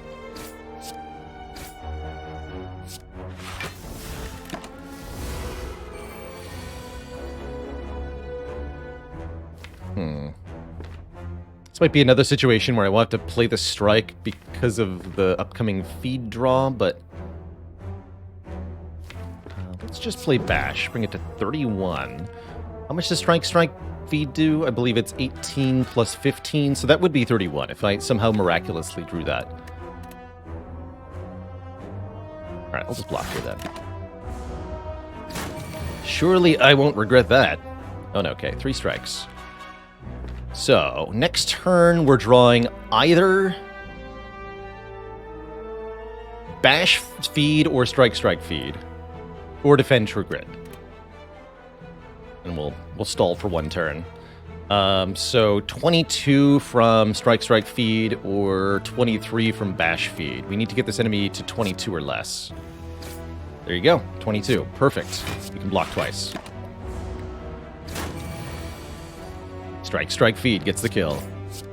Just doing a little bit of arithmetic here in these early fights, really helping to make sure the feed lands with a minimum of health cost to ourselves. And if we're doing this correctly, we'll even see our health go up between the Burning Blood and the feed heals. Ooh. Early zero-cost attacks, definitely welcome. Reckless Charge, not usually my pick, but I really like it here.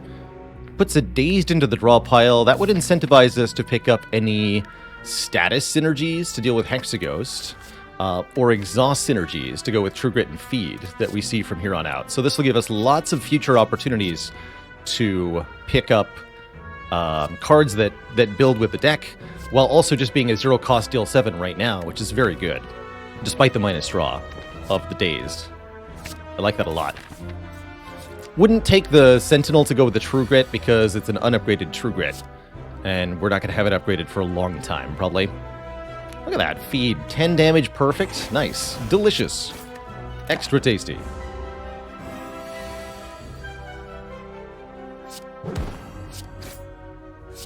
And that damage from the zero-cost Reckless Charge perfectly killing this enemy, saving us a ton of health there. Look at that. 66 health now.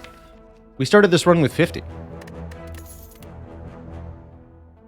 Clap, Havoc, or Bloodletting?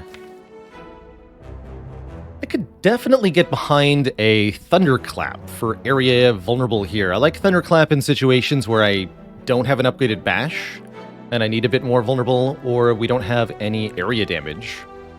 So it's okay. I wouldn't call it amazing by any stretch, but it's okay. Really starting to want strength. Otherwise, we're going no AoE into the hard pool of Act 1, which could be quite a challenge. Okay, I'll take a Thunderclap. We're gonna have to stop adding cards pretty soon.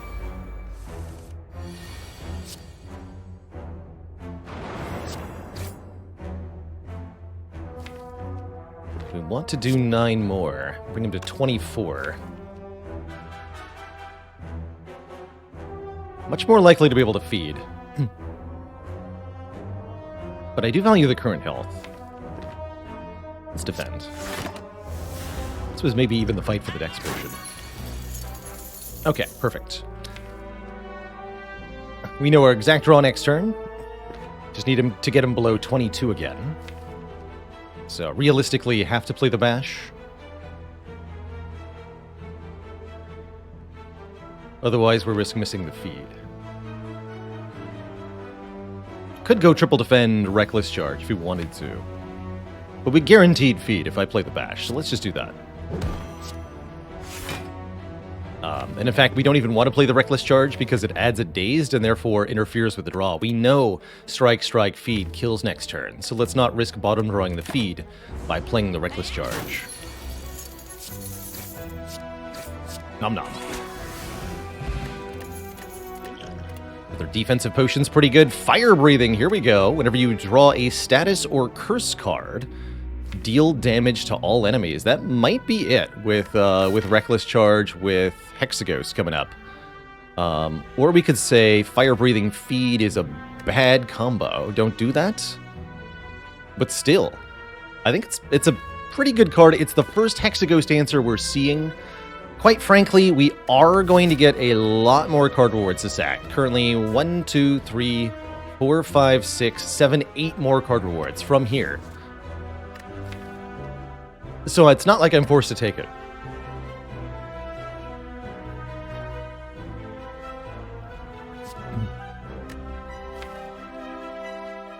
It does help out a lot in some of the upcoming elite fights. It is a cool card in general. Skip is absolutely valid here. Oh yeah, Skip is super valid. And if I'm looking for answers just for the elite fights, it's not really helping. It does help sentries, but we're really not in that much danger against sentries anyway.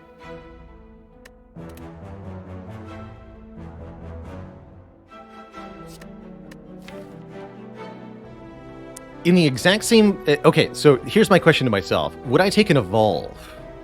If that's what I was looking at, would that be a better version? Because then it makes the Reckless Charge draw.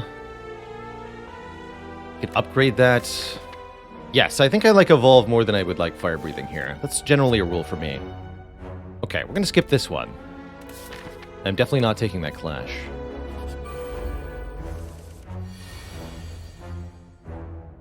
Not enough damage. This seems like a pretty good fight for the Dexterity Potion. There's a chance we get another potion from here. Might as well save some health. Saving immediately 4 health, probably a bit more than that, too. Kind of a fun double debuff here. If we kill the Fungi Beast, we'll become vulnerable. If we kill the Slime... Well, and the Slime has more health, but makes us frail. I think I usually go for the Slime first here. Let's do this. Keep this feed.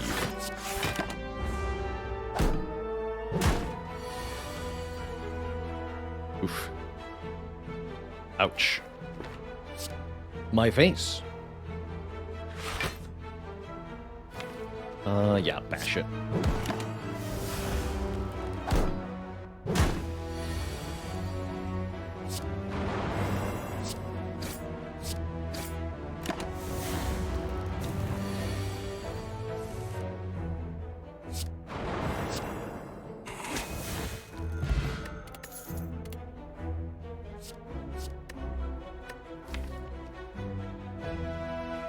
Fire Breathing looking a lot better with a power through.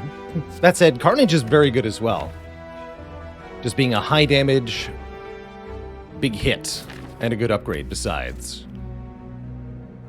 Metallicize is a pretty decent survivability card Act 1, but I think we'd do better off with one of the other two options. I actually really want this power through.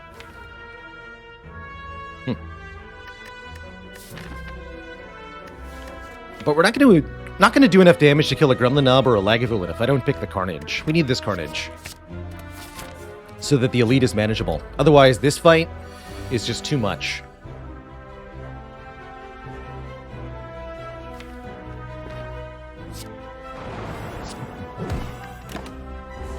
Not going to worry about feeding on the Gremlin Knob. We just want to win the fight. That's the top priority here. Does this ever do enough damage to KO? Doesn't look like it, right? So it looks like we'll have to use the block potion next turn. Because 9 plus 9 plus 10 is just not quite enough to kill with the draws we got. No biggie, I suppose. I almost want to play the True Grit this turn, but I don't think that ends up being worth it.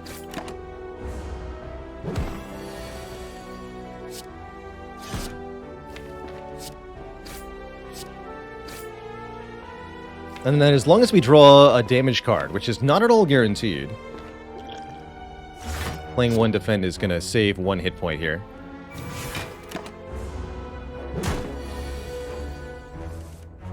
Thankfully, we did in fact draw it. So we save the hit point. We get more health in the form of the Toy Ornithopter alongside a weak potion. And I likey the Shockwave. A lot. Alright, keep taking fights. Yes. That is what we established as the desired route. Oh, we could even just fight the Burning Elite. I don't know why I didn't have that path. That's way better. Ooh, I like that. Yeah, I'm gonna do that. Also go to this store, I suppose. Nah. Allow me to have card rewards, please.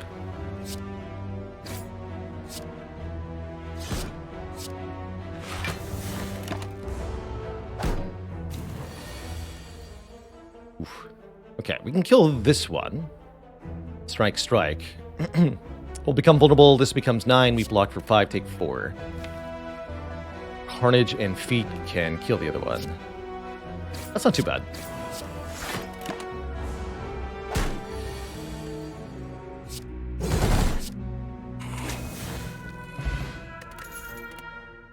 Health definitely plentiful in this Act 1, between the Feet and the Burning Blood, which has already healed us for 42 health of our 53. We're halfway through the act here. What? Alright, these are cards we can start to consider skipping. Pommel Strike is takeable, but we've got plenty of damage already. I don't really want a Perfected Strike or Clothesline. So I think we skip these.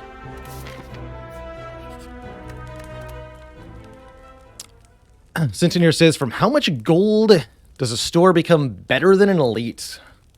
I would argue probably around 300 is what you would need for it to be consistently better. You can always buy a relic at a shop for a little bit over 150 on A20, but it's not guaranteed to be a useful one. So the more options you can get, the better it is.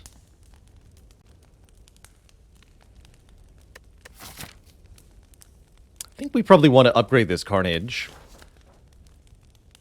As much as the Feed upgrade might be tempting. We could upgrade Feed by going this way. But honestly, I don't think we're going to need it upgraded. With our max health scaling as it is, seem to be doing just fine. Oh ho, and a White Beast statue will give us 1 potion per fight. All the more reason. Oh, with Toy Ornithopter. All the more reason to take as many combats as humanly possible for the entirety of this run. Now we just need to get Singing Bowl from this Lagavulin, and all will be well. -1 strength, please.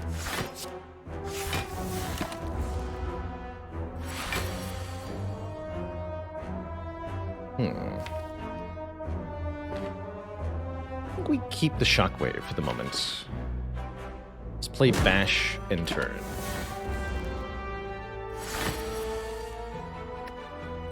Excellent wake-up turn. Hello. Wake up. You stinky egg. I find your lack of music disturbing.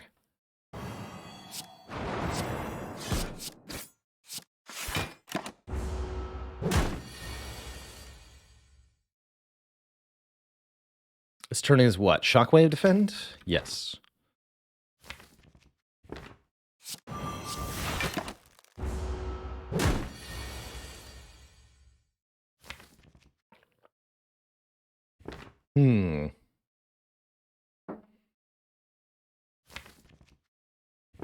I would like to eat the Lagavulin. I'm not sure how many hit points I have to work with, though. Carnage is going to deal 39 damage with -2 strength. Okay, so this brings to 40. So that shouldn't kill. Okay, perfect.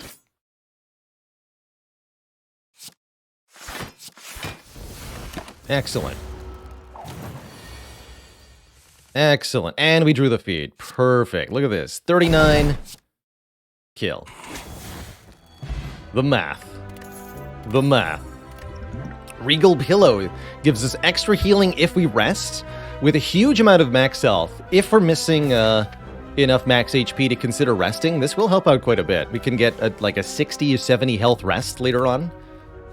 Gotta love Battle Trance. Not going to say no to that, although Dual Wield might be worth considering for its ability to create additional copies of feed. I think in practice, that's not going to really work out that well.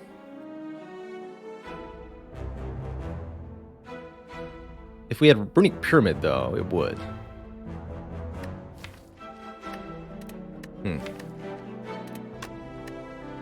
Let's take the Battle Trance. But if we see another Dual Wield, I'll consider it a lot more strongly. Ooh, here's where we're not really allowed to play True Grit, because it might delete my feed. Unacceptable risk. Play the Defend instead.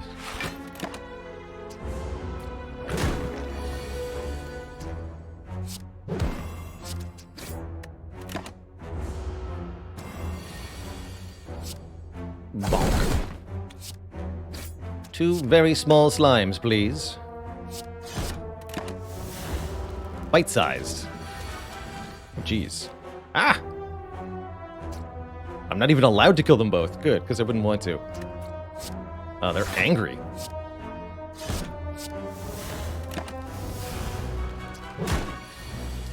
But why so angry, though?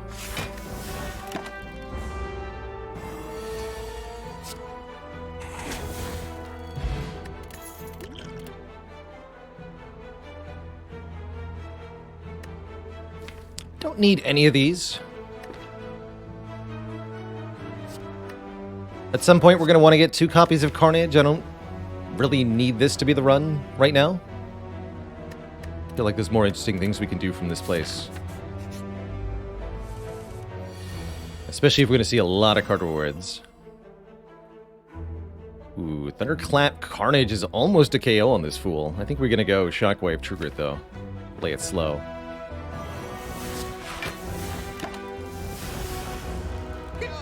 Could have actually outright KO'd with the Explosive Pot, but that doesn't get me a feed.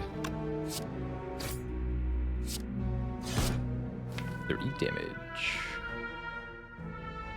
Bash feed is not 30, but with the Explosive Potion we can always get the feed, so I can full block this.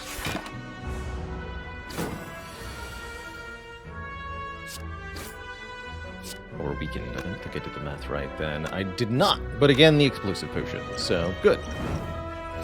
Good. Get a regen potion. The health. The health. Corruption. Entrench. Metallicize. Corruption, you say? Giant House Key, thanks for 22 months of support.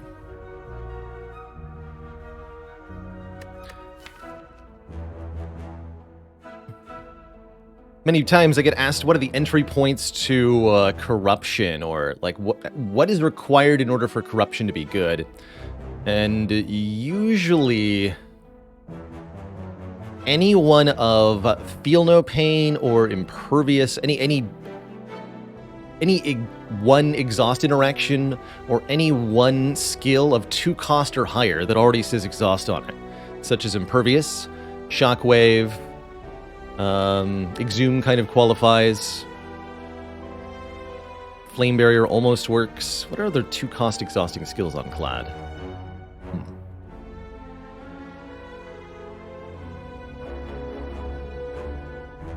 Card draw also helps a lot as well, that's right. Definitely making me want to upgrade this True Grit, though. Take that Corruption quite happily. Again, we've built such a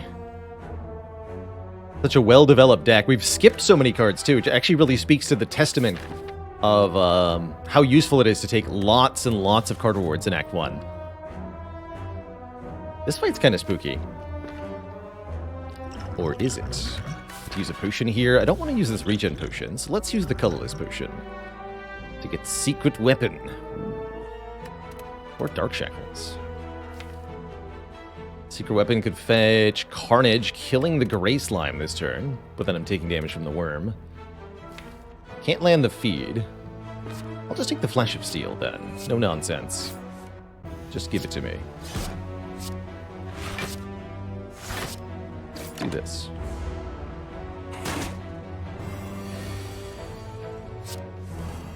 Aha.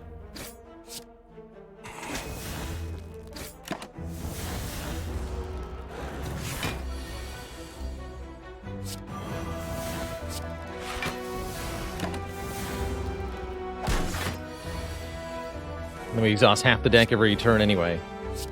Doesn't matter. Does not matter one bit. Ooh, one off. And you already have 10 strength. Interesting. Spooky. Yeah, spooky. Oh, but we've exact lethal. That worked out. That almost got really badly punished. It's a little scared there. Once you have a copy of Corruption, in my opinion, there's no such thing as too many copies of Shrug. They're all essentially zero-cost draw ones, or at least will be at least one time, and even before the Corruption's in play, they're pretty good block cards. So, I almost always advise. Oh, those are chunky sentries. Holy moly. Could instantly KO one with a dupe pot on the Carnage. That's probably a good idea. This fight will be very difficult otherwise.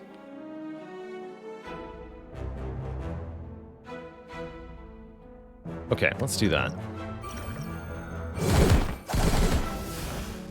Regen would be good here if it weren't for the fact that our boss is going to be Hexaghost, and so we don't actually want to get that much health right now. As the more health we have, the more damage Hexaghost will do on turn 2.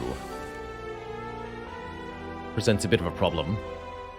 I think just Thunderclap Shockwave, take 7 here.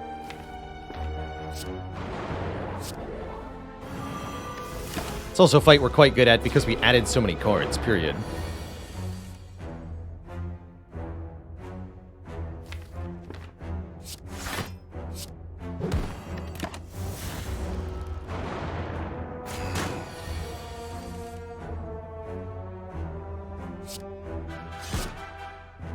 I want to eat this one.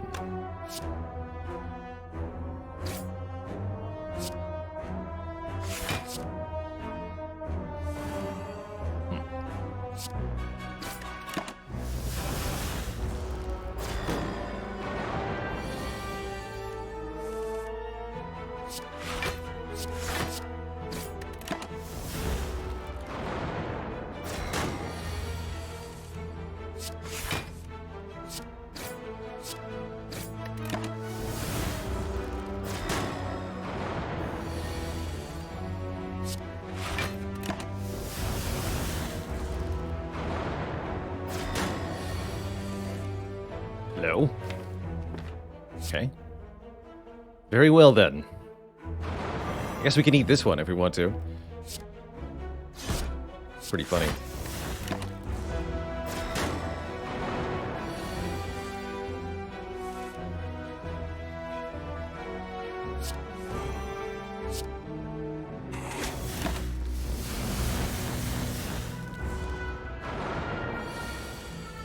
All right. Right of the fight with 52 health. Actually, maybe a bit too much. We get something very interesting here. The Duvu Doll gives us 1 strength for every curse in the deck. Problem is, this run is not likely to find very many curses because we're going to be taking max combats. We didn't take any Events Act 1 at all, so you can't get curses without events. Second True Grit could be okay. Pummel Strike doesn't seem that good. Happy to skip these. That said, the +1 strength just from the Ascender's Bane will help the Hexaghost fight quite a lot. Actually, a fight we're not that good at. All things considered, I kind of miss that fire breathing. Gonna be really honest with everybody.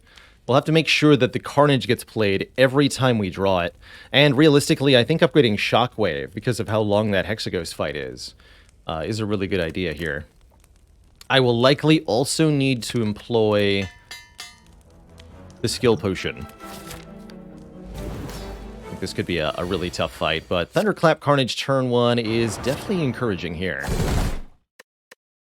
Means we're not bottom decking the Carnage. And we didn't miss any damage there.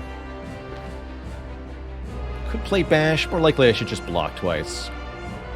This could be a turn to use the skill potion. Look for Flame Barrier or anything inflicting weakness. Or Impervious or something. Double tap would also be decent enough with the Bash. This is a good enough array of good skills. I think I will use it here. Get another Shrug. Shrug's good. Shrug is good.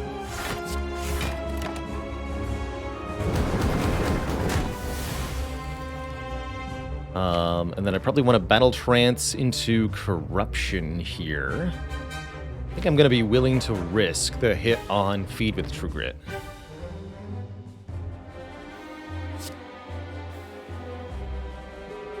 Yeah, let's do that.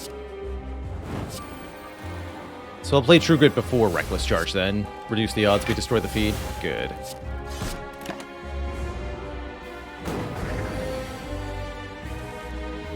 Alright, again, the only thing that really matters is that we play Carnage every time we see it. Here in this fight, actually playing the Corruption is going to be quite a good thing. By exhausting the skills, we can get back to the damage cards that matter more frequently. Although we'll lose on our ability to block. In Hexaghost, it's more of a damage race anyway.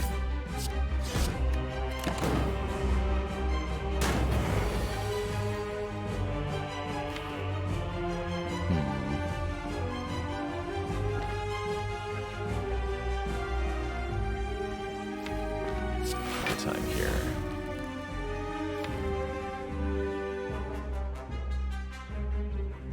Alright, let's fish for Carnage. There it is. Cool. Okay, do I want to still play the Battle Trance? Yes, because I don't want to draw those. That almost assuredly means we're missing the feed. That's fine. We'll take a big hit on this turn, but we have so much health, it's not going to matter.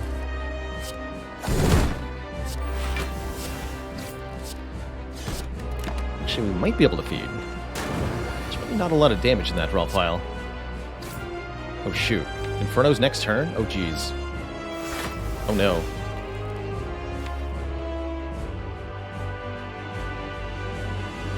Let's see. Our best draw deals 30 damage, so we always get hit by Inferno. Okay. I'll drink this then.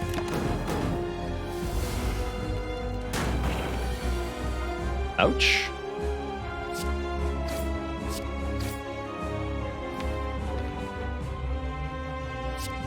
Kills next turn.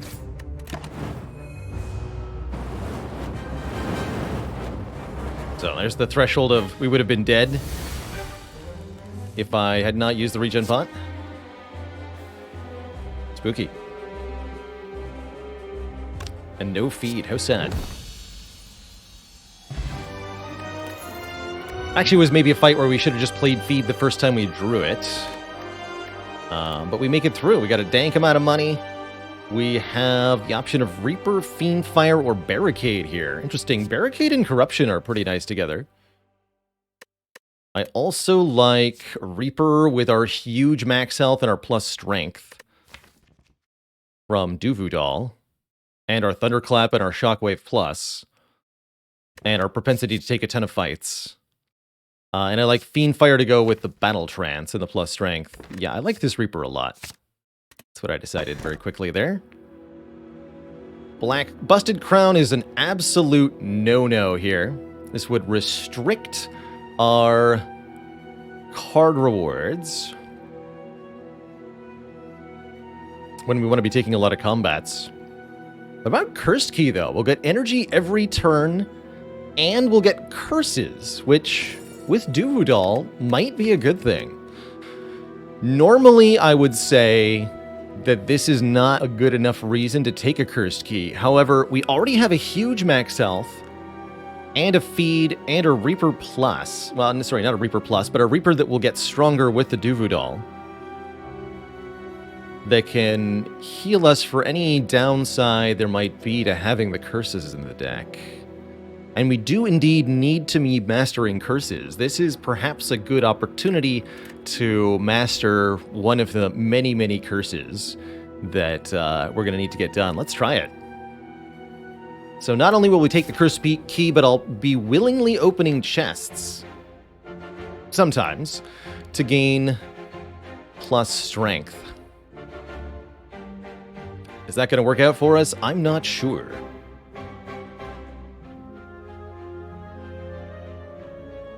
Only one way to know. So, with this much money, since we avoided shops in Act 1, I think a shop early Act 2 makes sense. There's option A here. Even draw a circle around it like that. Or option B here. I guess the question is what else I want to do with the Act. Ooh, I like this path a lot on review. One event, that's not bad.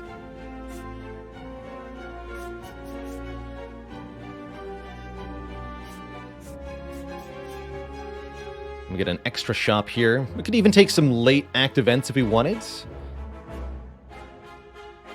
We do have an elite fight immediately after getting the curse, which may or may not be a bad thing. Several opportunities if we take huge amounts of damage. The Regal Pillow on our high max health means that we'll heal for easily 40-50 hit points if we rest. So we have plenty of leeway to take this path. That looks pretty good. There is a 3 elite option, but it gets basically no rest sites. So I don't know that I like that. And the double shop is really appealing as well. Let's go this way. Yeah, don't forget the sustain of the Reaper as well. And White Beast Statutory Ornithopter as well. All is well. This is definitely more damage. Funny how often you see the Mugger and the Looter have the exact same health, even though they're different creatures, technically. The Looter is slightly more threatening. Very slightly. So I've been... the Mugger, rather, is slightly more threatening, so I've been taking to killing them first, usually. Let's kill you outright. Take 8 more. Sounds good to... then I can't Reaper, though. Alright. Ah, dang it. Well, now I can't Reaper either. Not go the way I wanted it to with Witch Shot. But this did.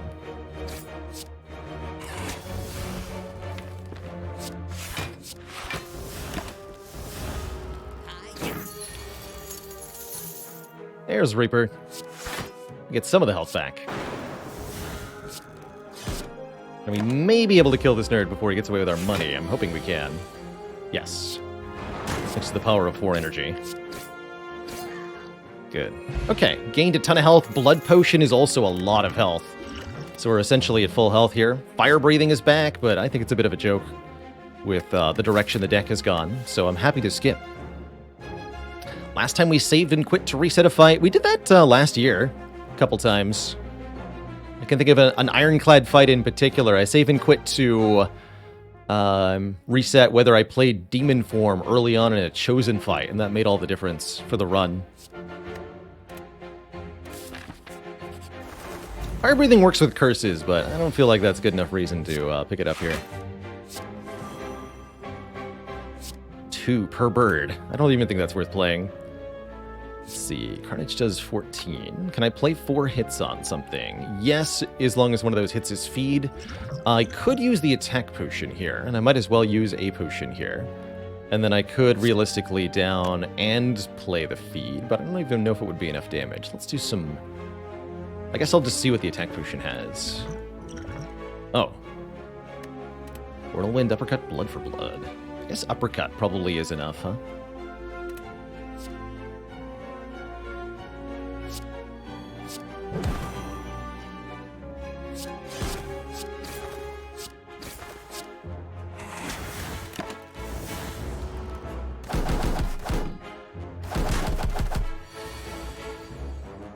Excuse you? Ow. But my face, though. How dare you?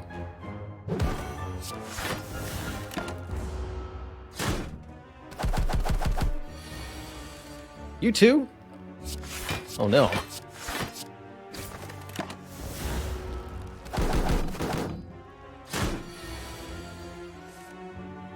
Alright, we have the upper hand. Or the uppercut, at least.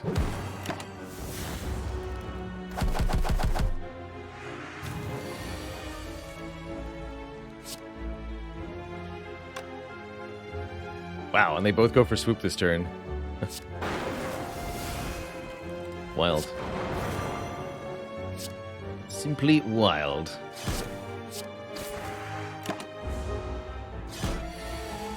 Glad we have so much healing. We're gonna need it.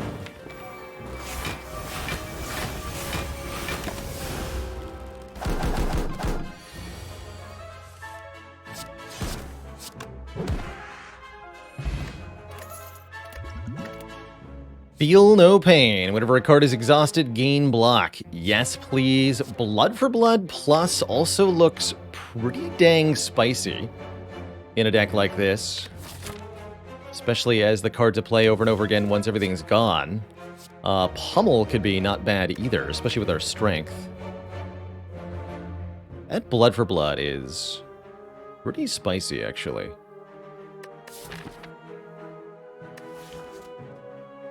Very much being lured by the upgrade here. Feel no pain is not upgraded.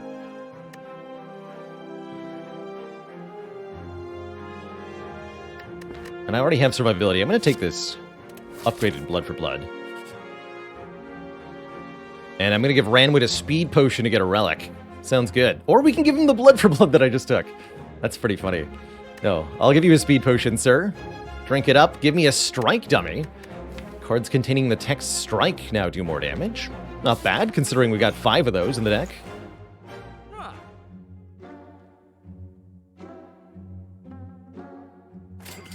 I will pay all of my money for a magic flower.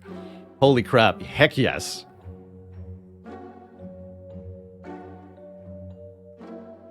All healing. What Magic Flower does is says healing is more effective during combat. Any health that we get in a battle is improved by 50%, and that rounds up. So that is the healing from Burning Blood, the healing from Toy Ornithopter, the healing from Reaper, and the healing from gaining max health from Feed. Although not the actual max health from Feed. So what I mean is, if we kill an enemy with Feed, we will gain 3 max health, but heal for 5. And the Blood Potion, and this Blood Potion too, if I want to buy that one. And Flame is here, but I think I'd rather remove a card. Am I removing a Defend? No, because we have Corruption. I'm removing probably Bash, because we have Shockwave Plus, and I have a Strike Dummy. Yeah, this is a very good remove Bash situation. We even have Thunderclap too, right? Yeah. This is a Bash removal. Bash, you're too expensive. I'm sorry.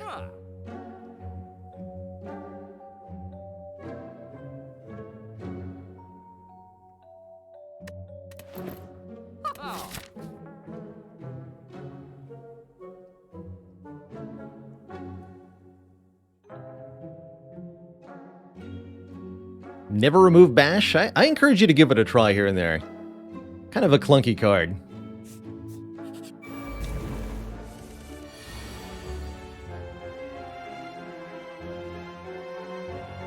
Bomb Conquistador, why should you never provoke a bomb disposal agent?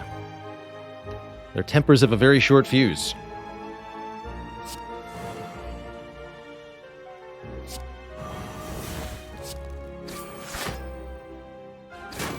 Don't know if we get to eat the snake plant, but I'll hold on to hope that we can.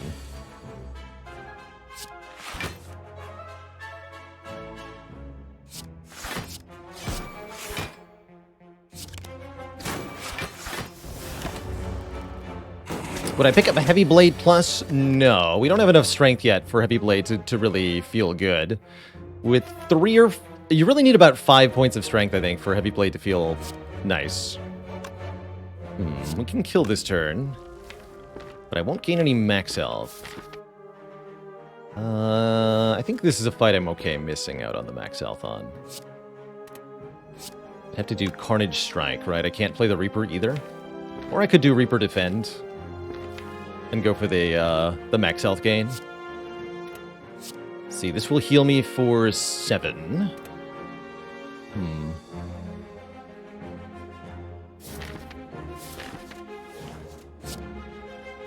Let's double check. This would kill. Oh, now I've missed the opportunity, though. Yeah, let's just do this. Just gonna go for the kill. Ooh, Entropic Brew is our potion. Nice. Second Reaper, Reaper Mastery, or second Carnage Plus for Carnage Plus Mastery. I think with the Magic Flower and the Strength gain from the Duvu doll, it's gotta be second Reaper here. Although it's a pretty inefficient way to do damage, so we might be in trouble. In some situations. Not this one, though. Does Magic Flower round up or down? It's one of the only effects in Spire that rounds up. I have theorized, but not actually confirmed, that this is because healing is coded as negative damage, and therefore it's rounding up towards the less negative value.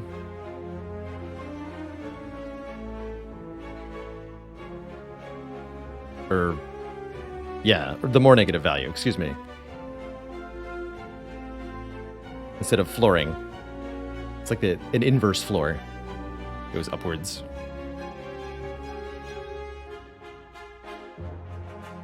Looks like just a Shockwave Reaper turn. Lose a ton, heal a ton.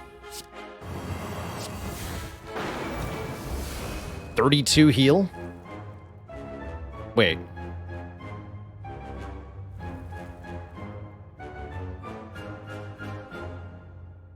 Because it was 21... Yeah, okay.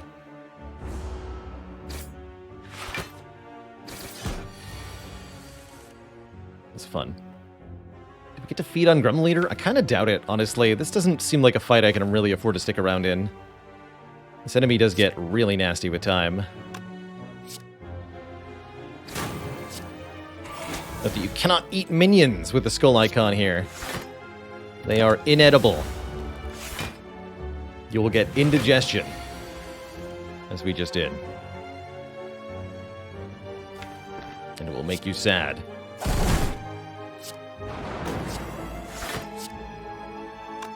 Going to play Reaper next turn. Blood for Blood is here. I'm really glad we took the Blood for Blood at the moment. Not currently planning on using this Entropic Brew here.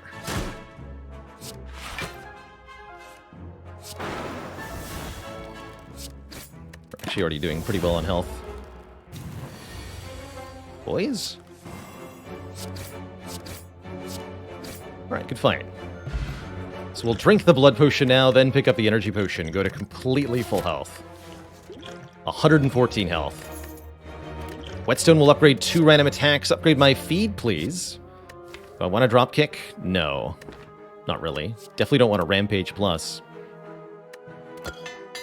Strike Plus and Reckless Charge Plus is what we get. Not what I asked for, but is what we get. I suppose I could upgrade feed here and now if I wanted to. Or we could finally get the True Grit upgraded. But we could do that here. Let's upgrade this feed.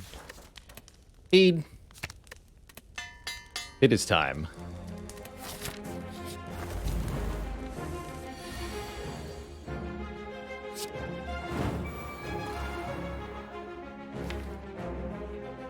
Going to allow the bird to hit me once so that Blood for Blood gets cheaper here. I think I'll put the damage on Chosen too.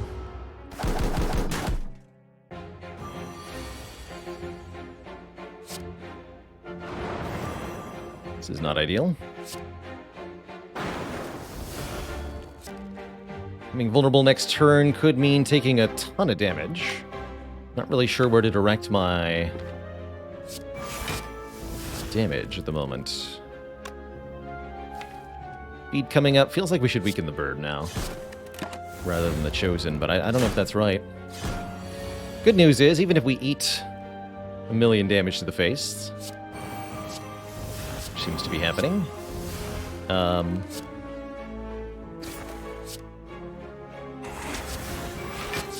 have 2,000,000 health, so all's well.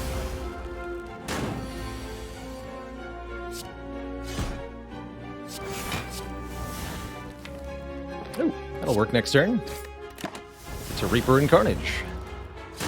So we actually come out of the fight with pretty good health. I'll take it. Should have used a potion, though. Drop kick, havoc, or boomerang. Not good enough, if you ask me. Still think I like the energy potion over the swift potion. But it's actually kind of a close call. Alright. Let's get ourselves a curse, Twitch chat. What do we get? We get normality. And, if we want them, bronze scales. Normality is definitely not our favorite curse to see. We'll have to at least defeat one elite with it in the deck. But it's not too bad so far. Definitely a tricky curse. I'm gonna take the key here. Yeah, it's not the one we were hoping for, that's for sure. Alright, I think it's time to pop this Entropic Brew. I also do need the extra energy this turn to make Blood for Blood good. Let's see, 24 plus 11 plus 14. How much is that? 25 plus 24 is exactly 49. Are you kidding me? You're kidding me. Thanks, Normality. Without your strength, this wouldn't have worked. Tasty. Alright, I could now drink the Entropic Brew, but honestly feels like we don't need to. This is going pretty well. Yeah, I'm fine. Got 2 Reapers in the deck to heal off of as well.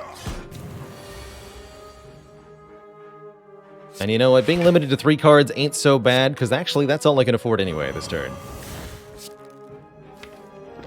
Kill the middle guy next. I like these wounds piling up.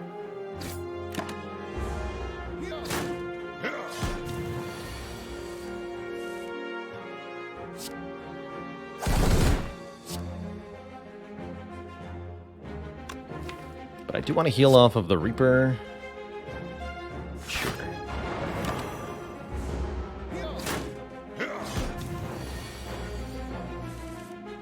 Good draw.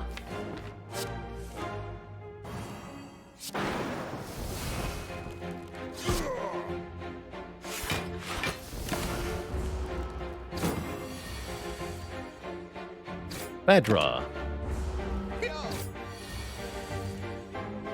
Mediocre draw.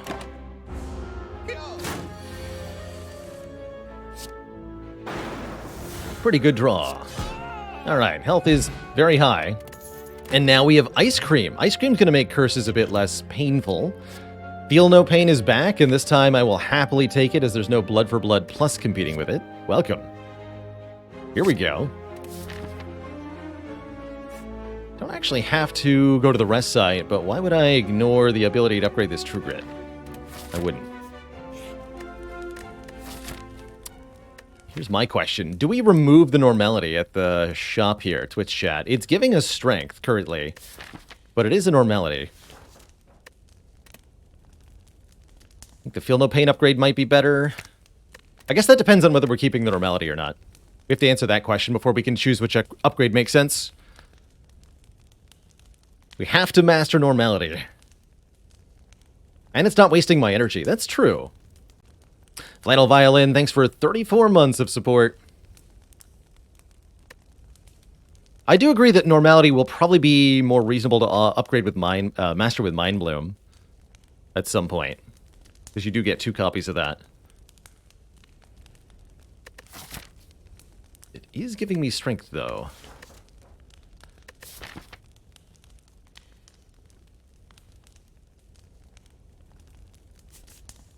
I can also look for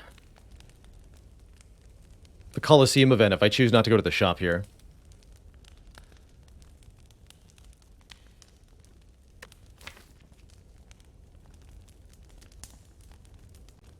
Okay, let's upgrade the True Grit then.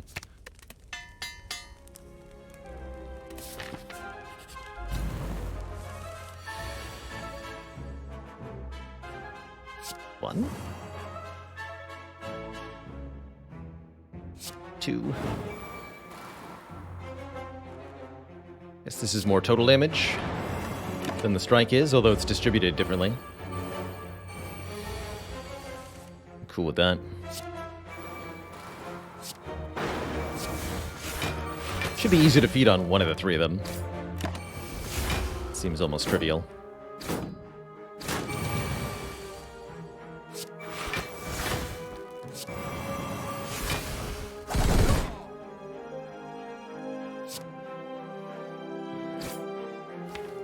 And I guess that would be you. Guy in the back.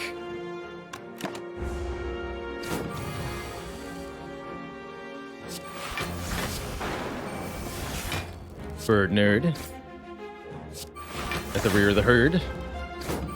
Oh, front, I suppose. Front, back, what's the difference, you know? It's all just food in the end. Fruit juice, 5 max health, I'll take it. True Grit plus numbered dose. Very funny to get that right after choosing to upgrade the one we had, but I mean, hey, 2 is better than 1. And all the more reason to keep the normality. Get more health if we drink that during a combat, but we're at full health, so it barely matters. Turns out, by the way, both events were actually just fights, so it was all fights the whole way, the whole time.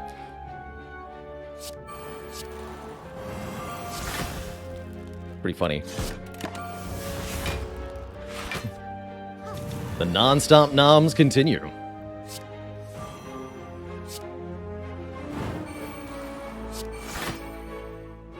I don't think we're getting hit enough for that to actually be a good card this fight. Maybe we need this because I'm at full health. Spoon! Thanks for the full year of noms.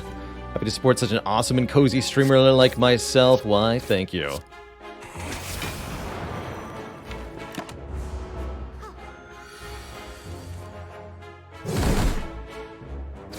Amazing. 135 max health. Perfected strike. No thank you. Despite the strike dummy, I don't want it. Although we could have built quite a perfected strike deck, truly. A lot of hoopla. 69, thanks for the prime sub. Welcome to the Cozy Sub Club. Maximum max health I've reached on an unseeded run, a little under 300 with a seed. However, we've gotten 453, apparently, is the high score. And I know you can breach 500 plus with the right RNG circumstances. I just have yet to achieve those. Seeded or otherwise. But yeah, you can get a ton of max health with Ironclad if you feed on every single opponent. It's ludicrous what's possible.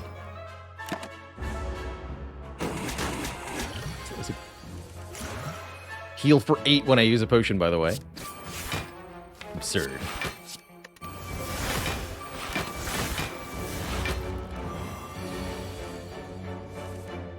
Hey.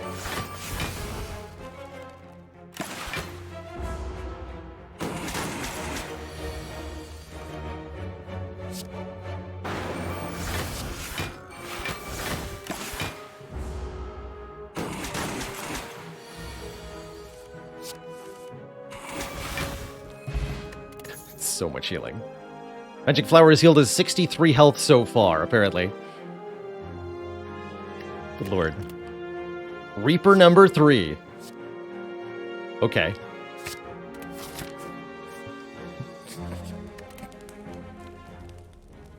The Reaper, that's right. Alright, now we can upgrade the Field No Pain. We have full HP. Let's do it.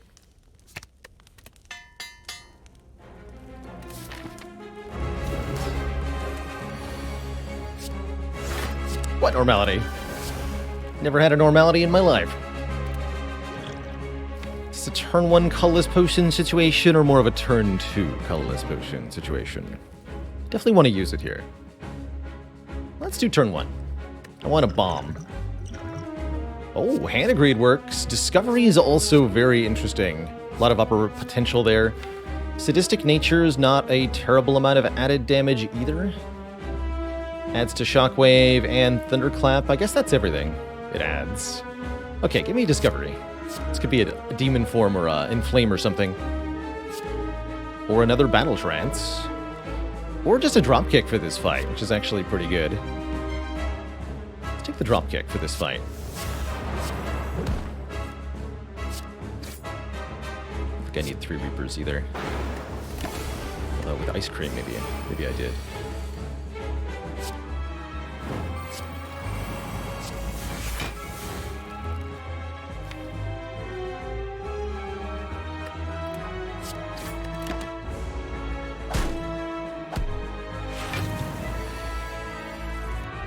Definitely want to get this first wave of minions off the field basically as quickly as we can. Getting blood for blood to be cheaper where possible is not a bad idea. I'm going to skip this True Grit. 36. Do that. There, blood for blood is free now.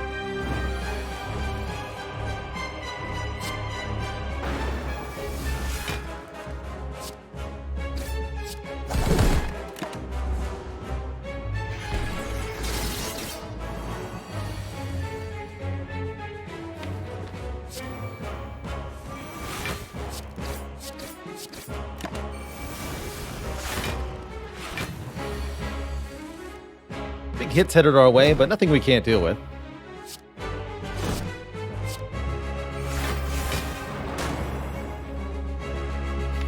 Still be done.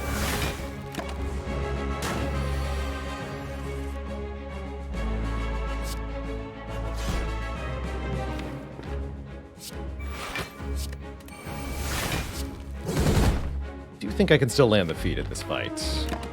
Kind of missing Bash, actually, admittedly. Mostly just tells me I should take a second shockwave.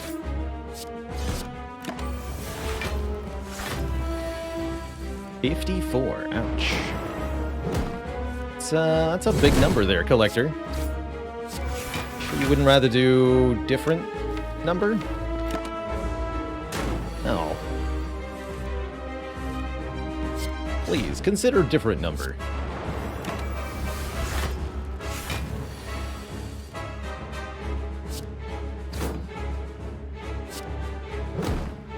Delicious number.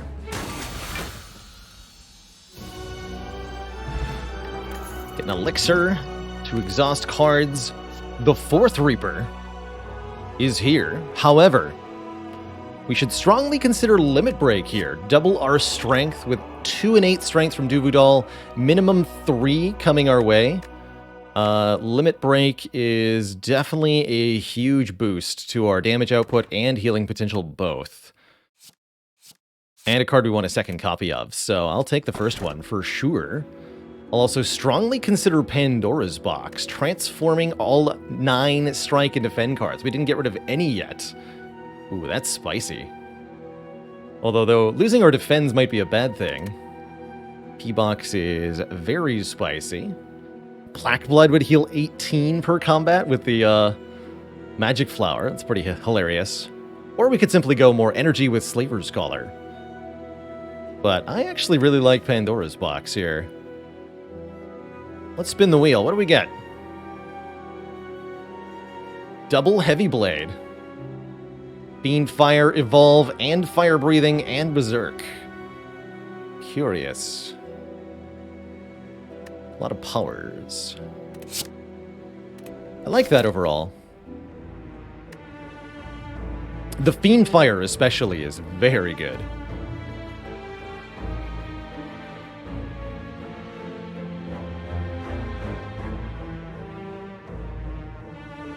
It's a little bit of a mixed bag. I do like upgrading Evolve. I do like these heavy blades. I do like this path as well. Could maybe take combat over a fire if I really, really wanted to. I don't know how I feel about that. Upgrades are relatively precious, actually. Be better if we go this way. So we get 2 elites, many combats, a couple rest sites, and a shop. Just like previous acts, very few events. Just 1. And it'll probably be a combat anyway, knowing our luck.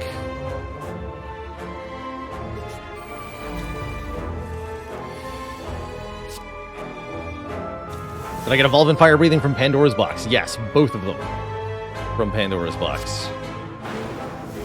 Indeed.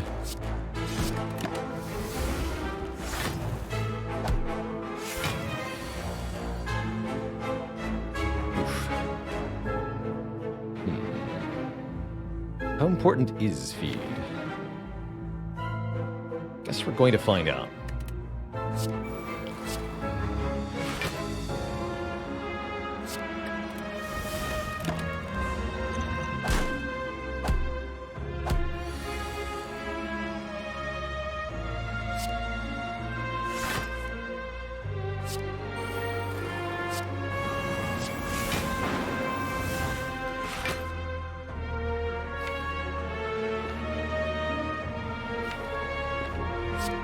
play it. Let's see if I regret that.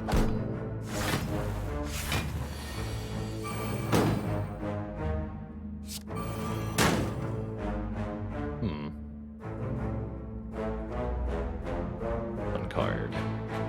2 more cards. Blood for Blood, Heavy Blade. Looks good.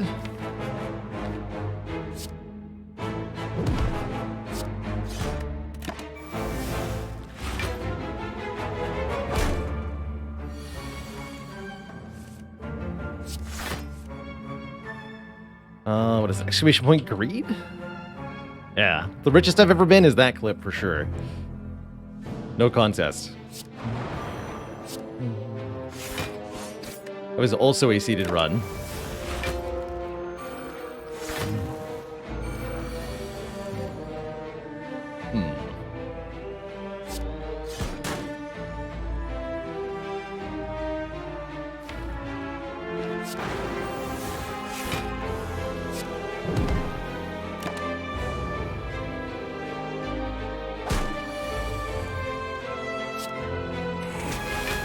Chonky. Alright, glad I waited there. Heavy Blade with an upgrade. Actually pretty good.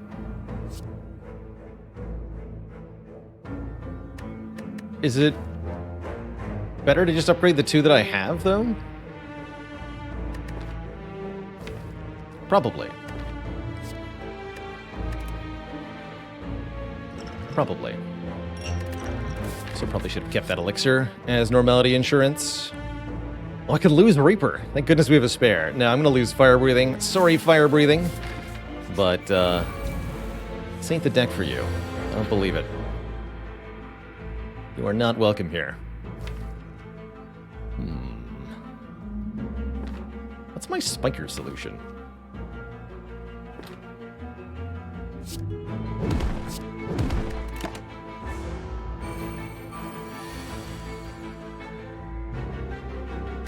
What is my Spiker solution?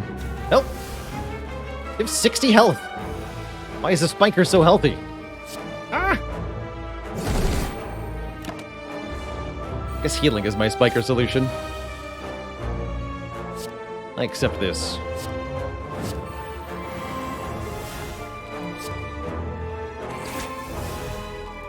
Ow.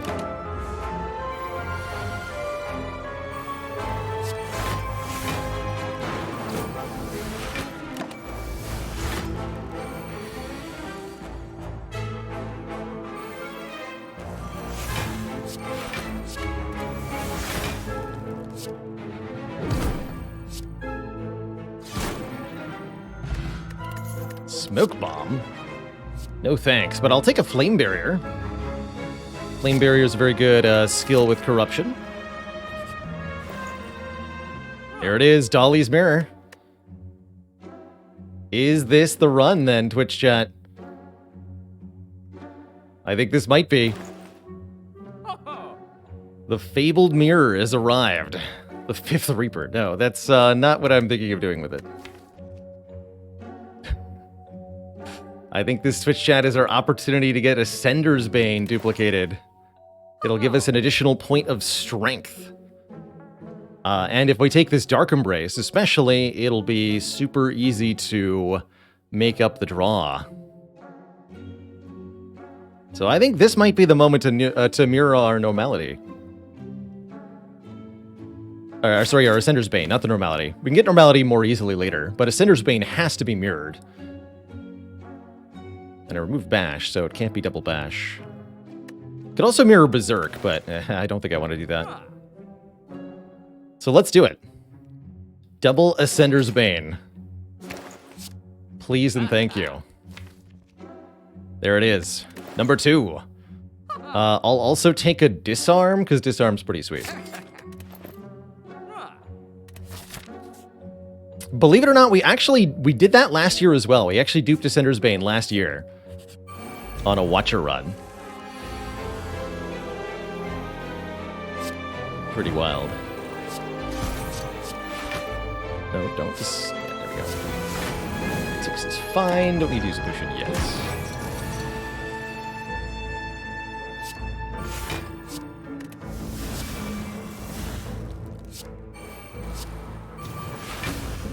pretty mediocre turn. I'll just heal that back. Hold on.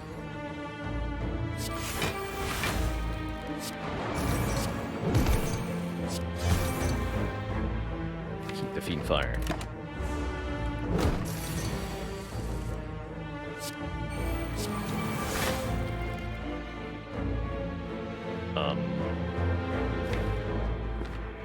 Yikes. That's not the draw you want. Ow.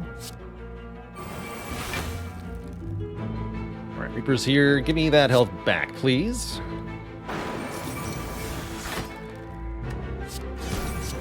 Seems like there's really no downside to the Berserk, so let's play that too.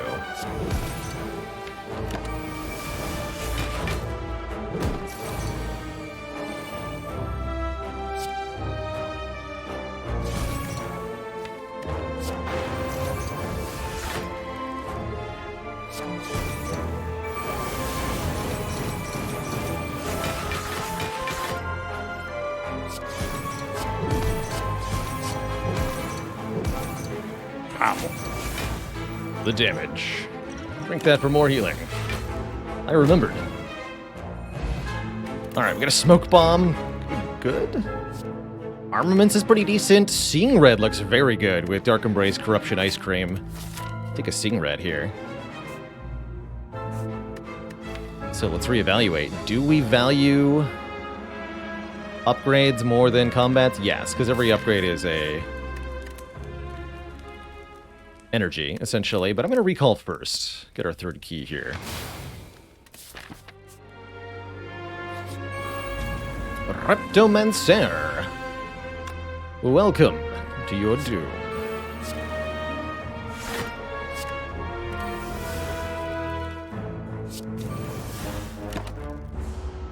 Or maybe my doom. I can always smoke bomb though, so probably your doom.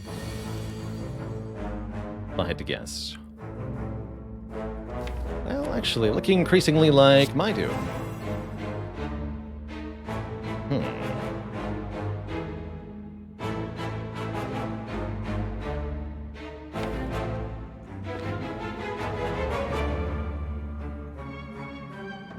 I guess this is fine.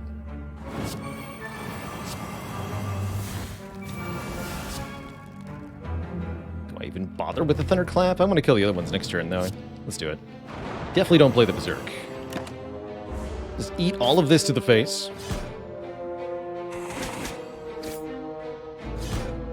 Didn't even need those hit points anyway. Don't you know?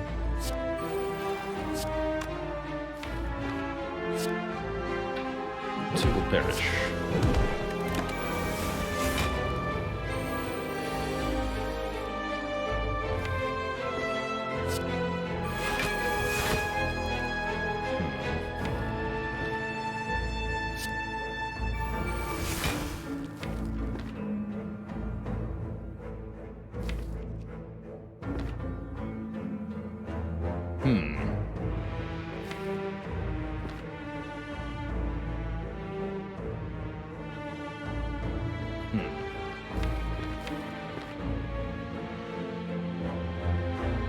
Trouble. That's trouble. What if I just killed Reptomancer next turn? That would make life a lot easier, huh? Let's do that. Who cares about the card limit?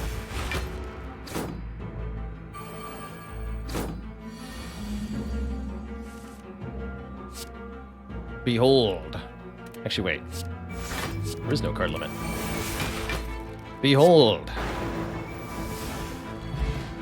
Hey! I thought that might happen. Oh, that's funny. That's a glitch with the daggers there. I've been cheated. I've been cheated, but it was opportune setup for Red Skull. Scammed out of all of our health. What happened there was that the Reptomancer died, causing the fight to end, while the Reaper was still trying to heal off of the daggers. It delays the heal from the Reaper just enough to occur after the fight ends, and you no longer get it. It's weird. Forgot that was going to happen, but it's pretty funny. We have an evolve, right? Yeah, we do. Give me that power throw.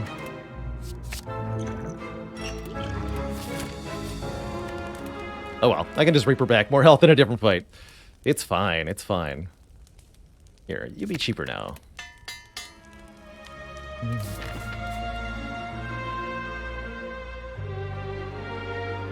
Give me a curse. Decay, and 10 more max health. Easy. Probably not going to upgrade Limit Break because we have Corruption, which means that most of the time Limit Break exhausts whether or not it was upgraded.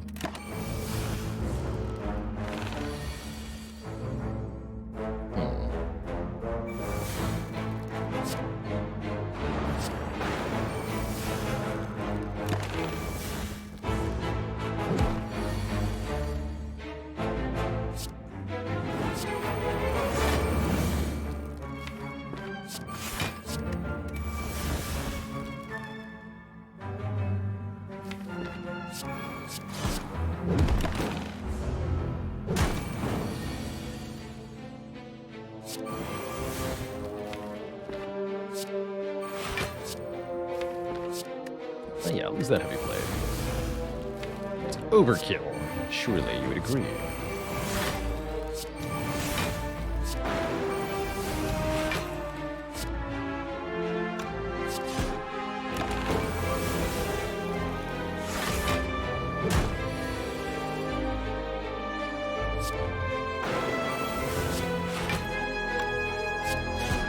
Three cards, no problem.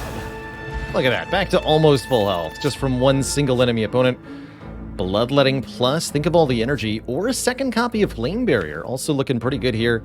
Or heck, just a regular old Inflame. I want the block card, personally. And the power pot.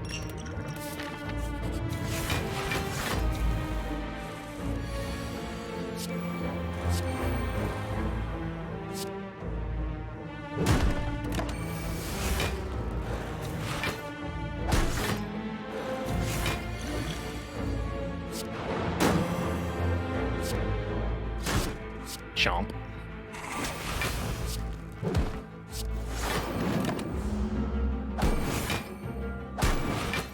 Really have no idea what to do with the potions in this run. It's like we can just heal any damage we take anyway, so it's not worth using the potions to prevent damage. And what is it worth using them for? I don't know. No clue.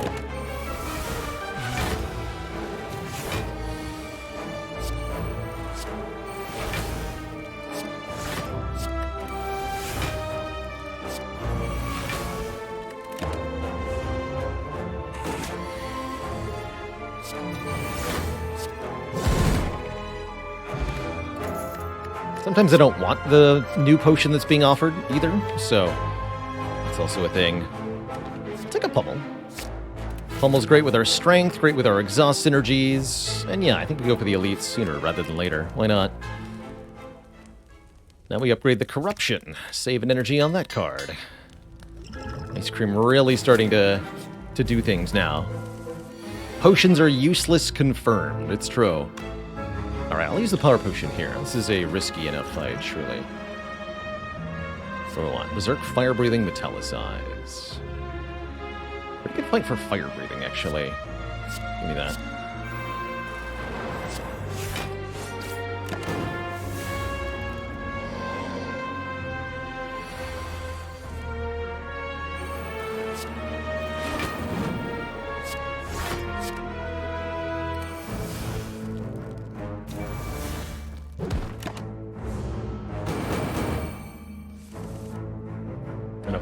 Fire breathing and evolve together in this fight. Pretty good stuff.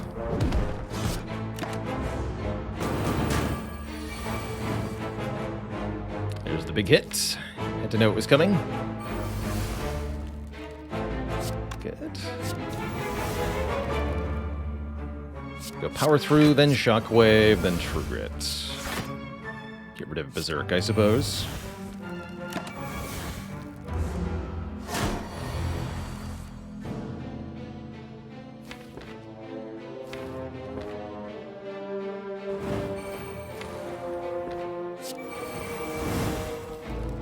too much damage. Fair enough.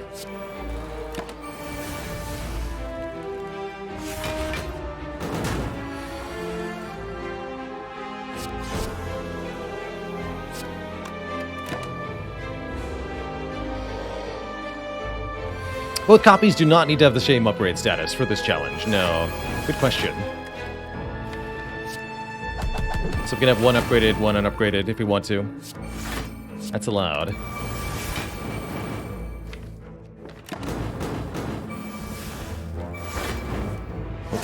Oh, that happened before the intangibility kicked in. Interesting.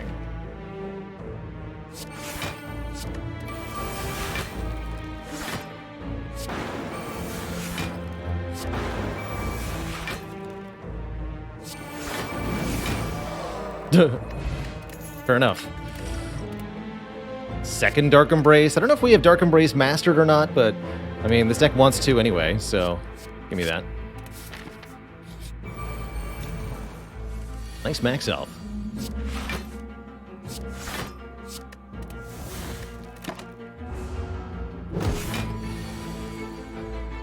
Ah! Uh-oh. Yikes. Is what we got here. I could reroll, but we might end up with a curse. Actually, that wouldn't be a bad thing, would it? That's an improvement, I guess. And if you're gonna make me vulnerable, I'll make myself vulnerable too. Bring it.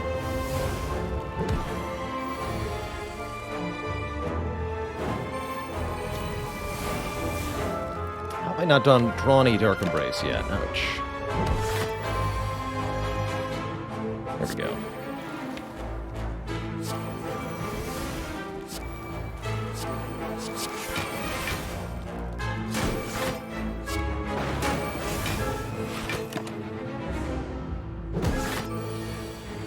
This is gone. We could pick up a curse if we want one. I think I'm good.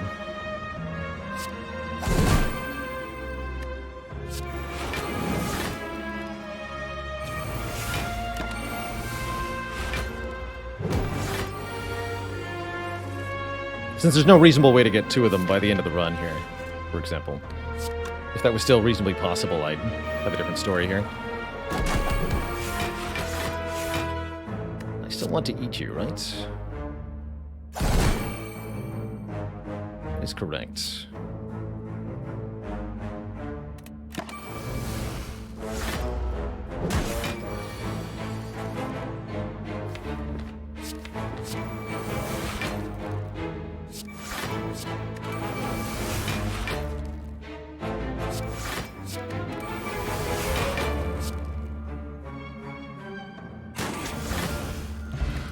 Fairy in a bottle. When we would die, heal to 45% of your max health instead. And discard this potion. Alright, here's the thing. Having Fairy in a bottle plus Entropic Brew is kind of a no-no. So here's what I'm going to do. We're going to discard the Fire Potion, then drink the Entropic Brew, and see that it contains a Cultist Potion and a Liquid Memory. So we're going to discard the Liquid Memories, keep the Fairy in a bottle, and bring these two potions to the hard fight. I like it. That way we get to choose between one of two for the potion that goes alongside the fairy, rather than having an Entropic Brew that we just don't really benefit from.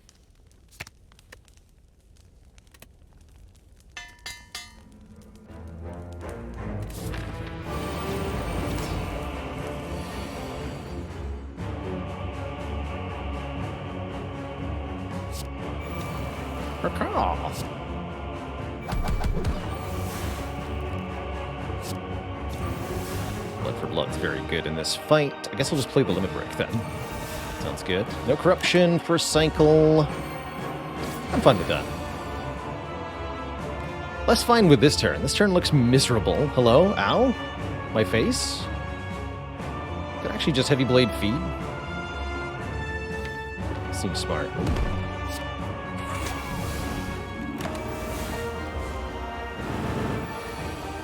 Alright, life should be simple-ish from here. At least one hopes.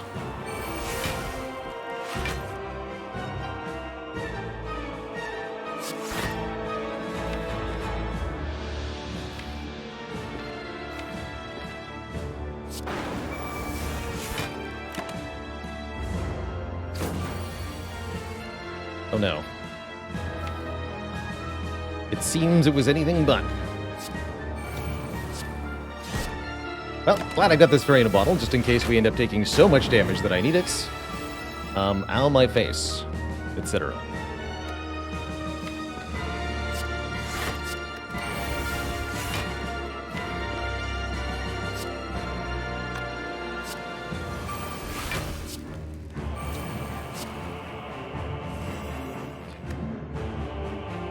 Full blocking, let's get some damage done.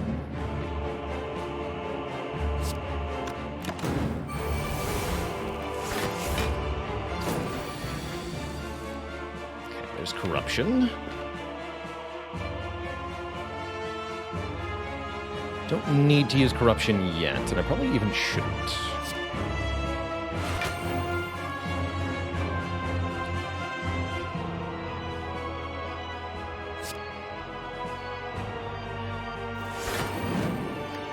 Blood for blood, Reaper. Go for 33. Power through here. Or True Grit, a card I don't want to play, like the Berserk.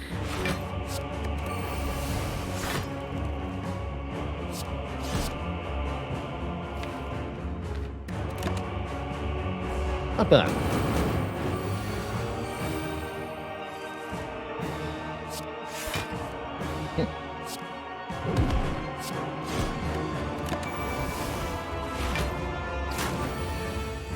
Very elusive normality.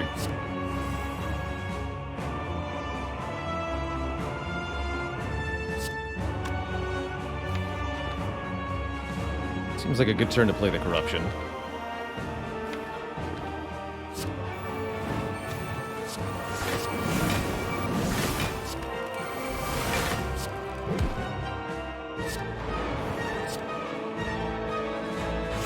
I think we get an extra turn because you've done a flame barrier.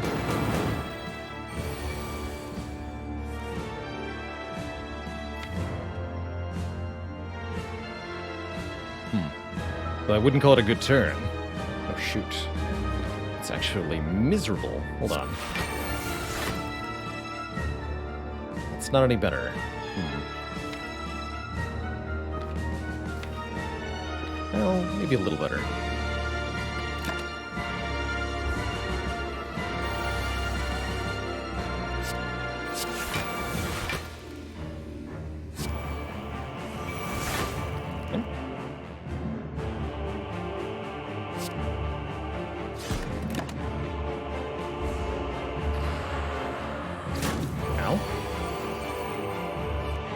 There we go. Get rid of that thing.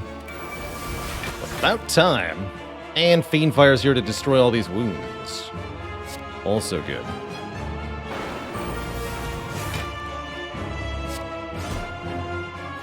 Some angers in there.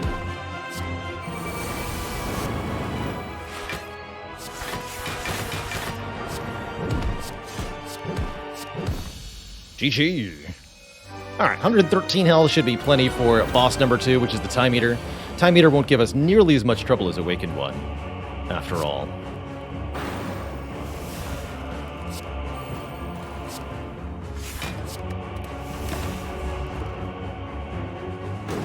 Dr. Leo Spaceman, thanks for the 7 months of support. Very much appreciated. Alright, let's just Fiendfire these. Smell you later.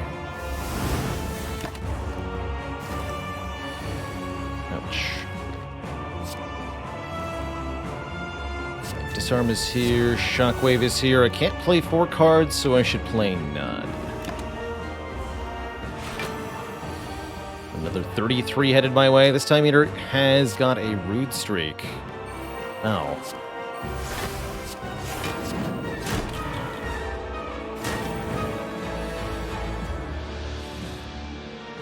Stop hurting my draws, please.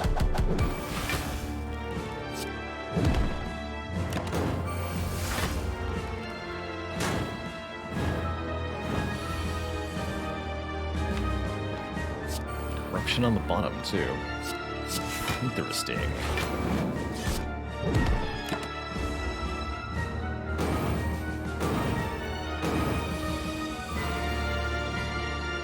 This is a good opportunity to get corruption in play, get a little bit of health back. We're not going to kill Time Eater this turn, no matter what.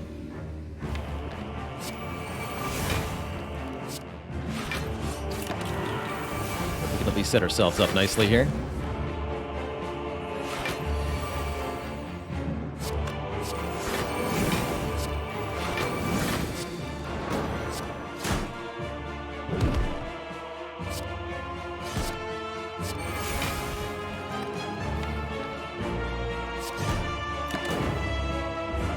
Turn. 4 cards. 1, 2. Could kill, but I'd like to eat. 3, 4.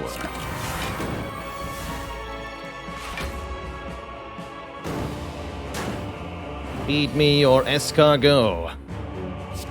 Delicious. Delicious. Bapronx, thanks for the Prime sub. Welcome to the Cozy Sub Club. 1943. Not a great year, but definitely a tasty calorie count for a big meal. Yum. We're actually not missing that much health. I almost don't think we need to rest here. If I was going to upgrade something, it would be probably Heavy Blade. Or actually Berserk, unironically, is worth considering. Otherwise, it's going to be very hard to play.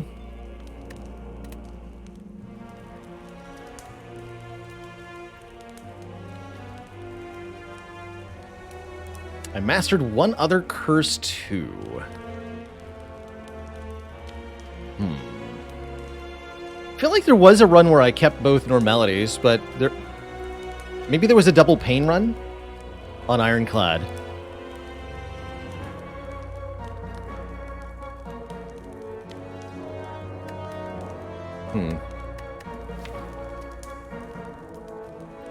Could upgrade Limit Break.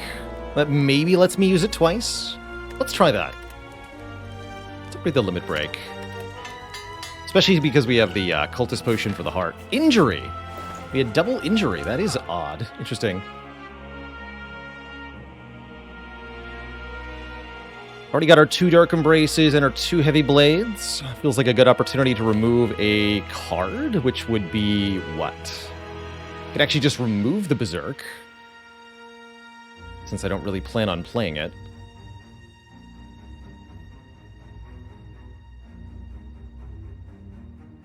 Could remove Normality. We'll be down to Strength then. I'm going to remove the Berserk.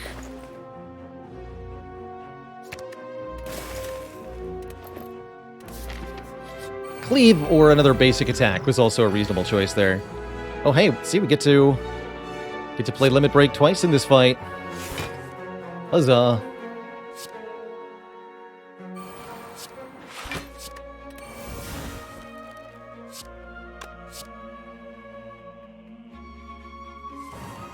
Oh, shoot.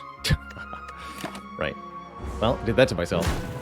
Missed Corruption too. That's not good. It's definitely not good.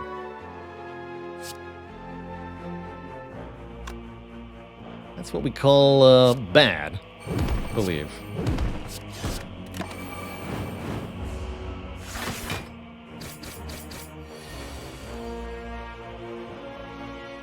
That's what we call bad.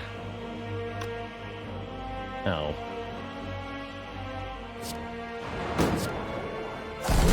Could heal for a little bit off this Reaper. Better to just bank the energy here. We'll get it back, don't worry. I was just saving my power for something. Am I gonna die before I even get to draw all the cards in the deck? That'd be embarrassing. Seems to be what's about to happen here.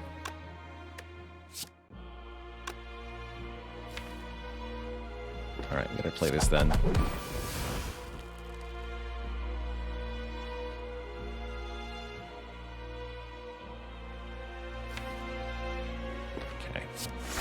We have Trainer Bottle too. We can't actually die. Even to this.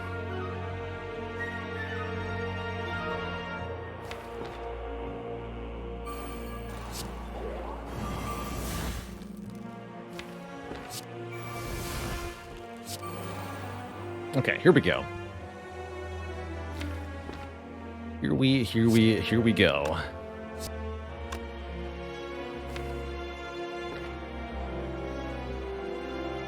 Kill you.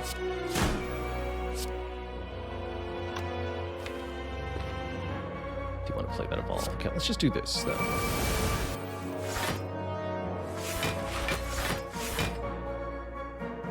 This definitely needs to get played. And this should get played.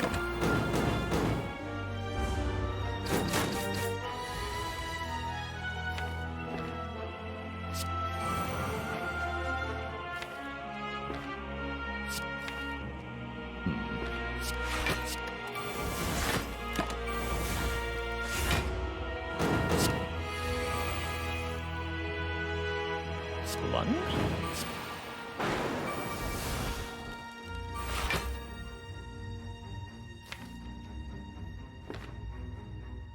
Could limit break before doing the next one. Seems like a reasonable idea.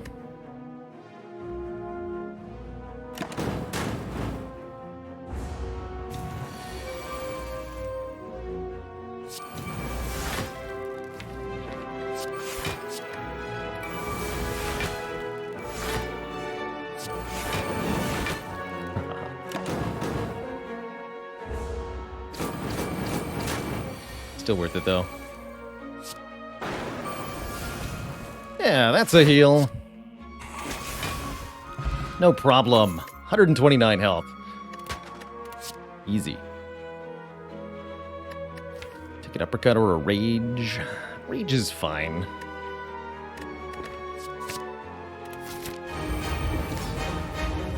Contributes more than it takes away.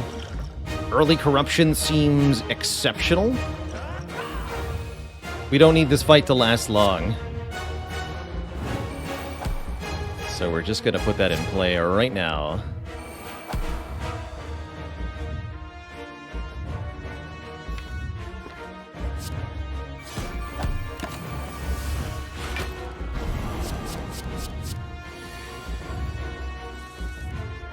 Nice double flame barrier on the multi-hit turn. That's lucky.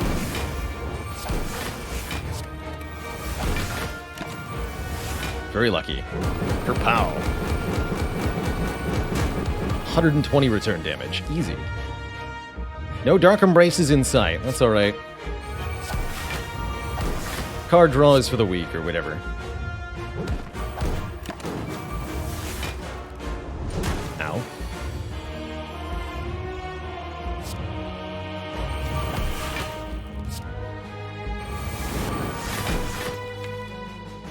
Guess when your deck has 36 cards, you can't be too upset about a late draw on the Dark Embraces.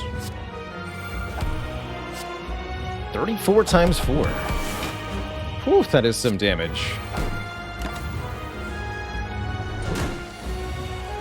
Our face seems to be missing, but who cares? Because Reapers deal 39 damage and heal for 59 health. So what might have seemed like the brink of death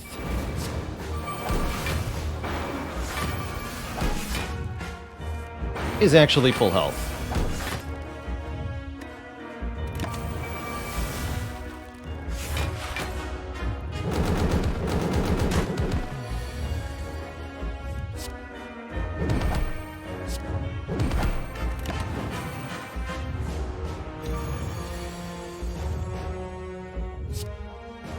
GG, Mr. Hart. You did your best, but it weren't good enough. Kabonk. GG. Look at that absurd amount of health. GG. There's Ascender's Bane. The first of the curses crossed off the list to be mastered in our challenge here. GG. GG.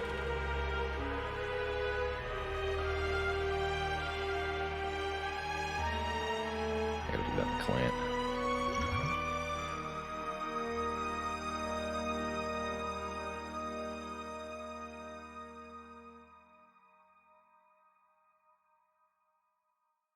We did not master Normality. No, we only had one copy of Normality in that deck. And you need 2 for the Ascenders, for the Mastery Challenge. Let's have a look at the run history there. Be free, my fairy friend. Except don't. Don't be free. Be trapped.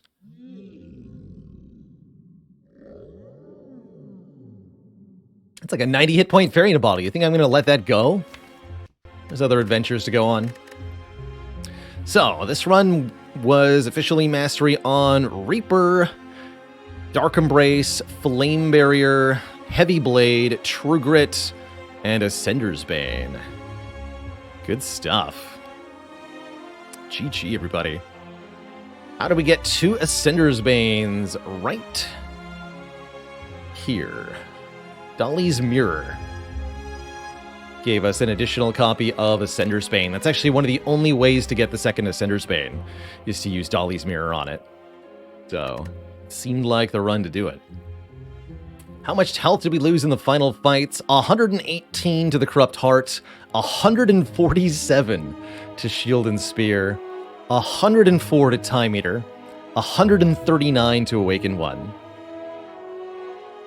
40 to Writhing Mass, 39 to Spire Growth, 77 to Reptomancer, 76 to Transient, 50 to Darklings, 117 to Collector, 45 to the Taskmaster, 40 to the Chosen +1, 36 from Gremlin Leader, and 61 from Hexaghost were the big ones.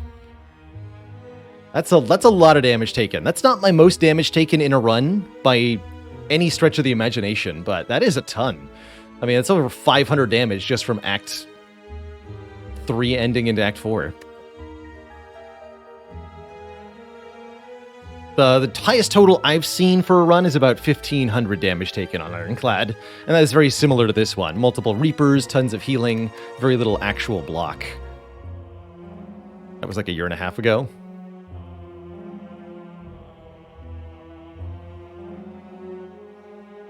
How's it going, Herp Derp? What is this mastery thing? Why are there 2 Ascender's Banes? Those 2 thoughts are connected to one another. The Mastery Challenge is a challenge to beat Spire with 2 copies of every different card in the game across many different runs. So we're trying to hunt down duplicates and then win the run, and that's exactly what this Ironclad did with the doubled Ascender's Bane. Any hidden cards here? 1 Disarm, 1 Anger. Nothing that... Good question. Nothing that gets mastered. Hidden. But yeah, that was a great run. It was a great run. All right, next up we'll play one with the Silent. I don't see any reason to stop here. I think we can do at least one more Spire run. Before I put us into another run of the Defect, I'm going to take a quick break, refill the legs, stretch the water. Upon my return, there'll be some more Slay the Spire action. Don't go nowhere, everybody. I will be right back.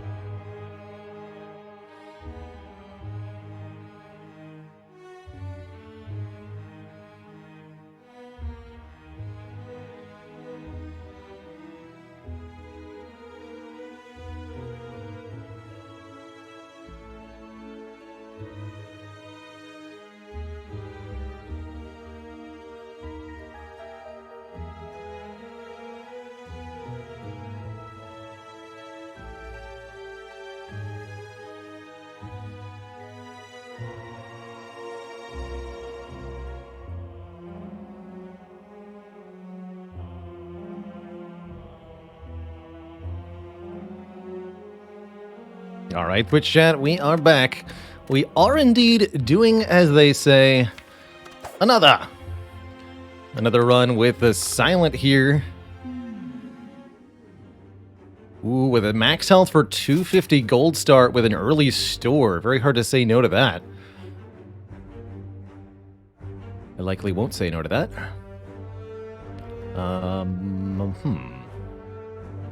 Interesting. Like to get the Burning Elite done if possible. Hexaghost Act says go poison. Definitely going to start this way with this start. 349 gold is enough to buy a rare relic or 2 common relics at the shop. Or a shop relic and a common relic. Or a whole bunch of stuff, just generally speaking. Regardless of what you get or don't get, the money is certain to be very valuable to you across the run at large.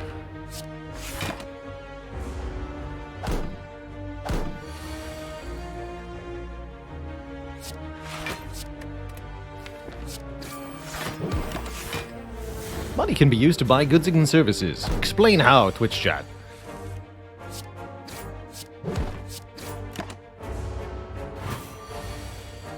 I just wanted a peanut. Ooh, or a leg sweep. Normally not a huge advocate of block card first, but when you're offered a leg sweep versus very mediocre attacks, it's hard not to just say go for the leg sweep. That's what I'll do here. Go for the leg sweep. Premium block card. There's guaranteed to be attacks on, for sale in the store. Maybe not on sale, necessarily.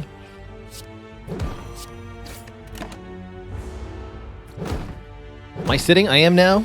I've got a sitting standing desk, so throughout streams I'll alternate one or the other. It's the best way to stay comfortable throughout the day over long periods of time. Alternate like 2 hours sitting, 2 hours standing, so on and so forth. Bonus points if your chair is actually comfortable.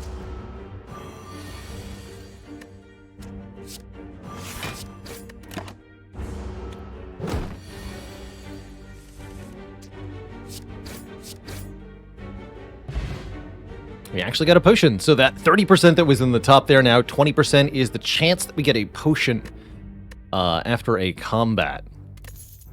In Slay the Spire, your chance to find a potion is dependent on how many potions you've seen thus far.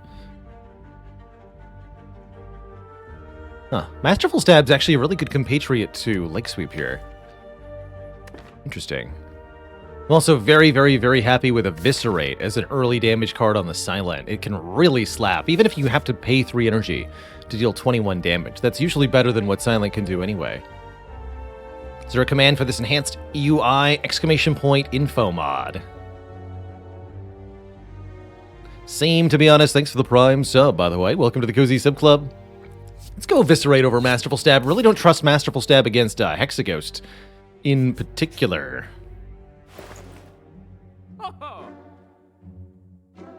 Huh.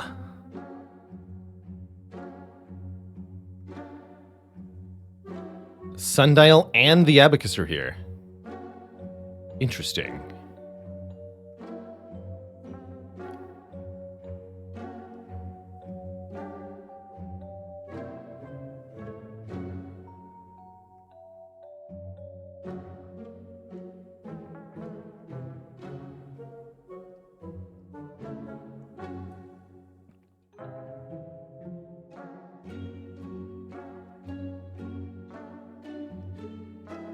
Definitely not the things we're looking to see in a store. Here at the beginning of Act 1. Backflip on sale is just fine. Well-laid plans this early is a very reasonable pick. Especially with Eviscerate. Everything else is underwhelming.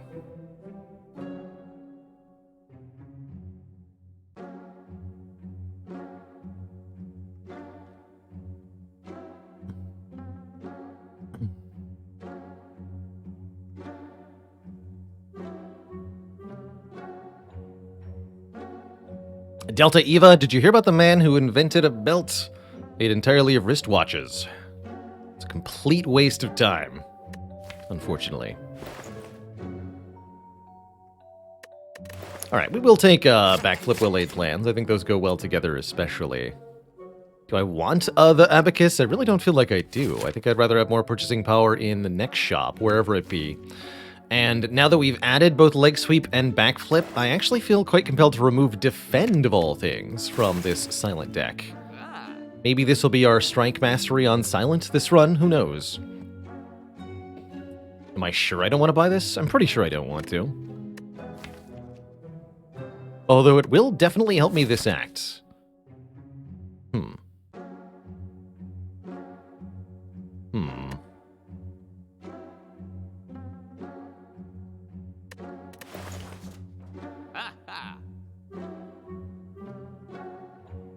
Yeah, I don't think I want it.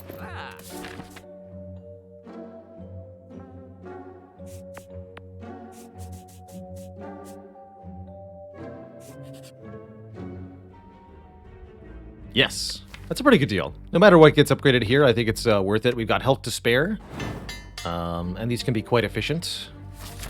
Survivor Plus is interesting. And then we can lose some of that health to get the golden idol here. I'm actually okay losing a bit more max health. Normally really don't advocate this much max health loss early, but here we are. Here we are. All right, how do I feel about a potential elite here? Pretty tricky. The Eviscerate is not online yet. So we may be better off with something like this. Skip the elite for now, because we're just not ready for a Gremlin Ob fight. We need a dagger throw, or a calculated gamble, or an acrobatics or something.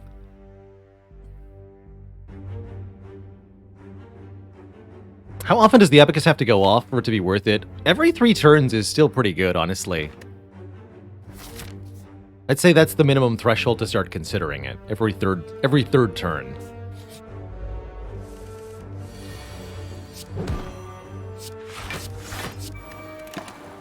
That.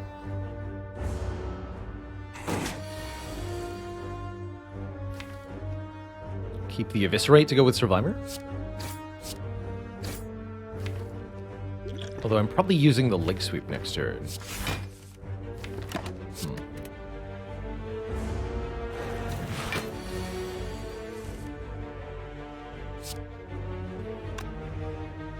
Nah, I should have kept the Eviscerate. Oh well.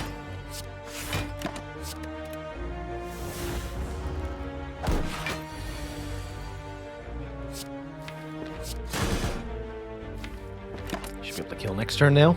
Just with the strikes. Stack almost wants a Flechettes? Not quite. I don't know what it wants. Dagger Throw, that's what it wants. Deal 9 damage, draw 1, discard 1. Perfect. That brings the Eviscerate properly online and improves our damage output substantially. Here we go. And now we upgrade the Eviscerate to make sure it hits maximally hard. We'd also like to see a copy of the card Prepared. Just a basic draw 1, discard 1. Normally not a card you really want, but it's quite good here under this circumstance. Target the one with lower health first.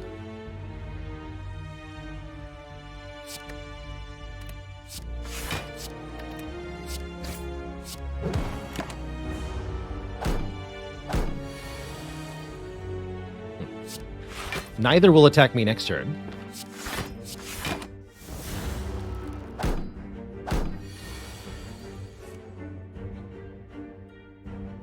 So I can use Eviscerate to put this one on 1? That probably works out.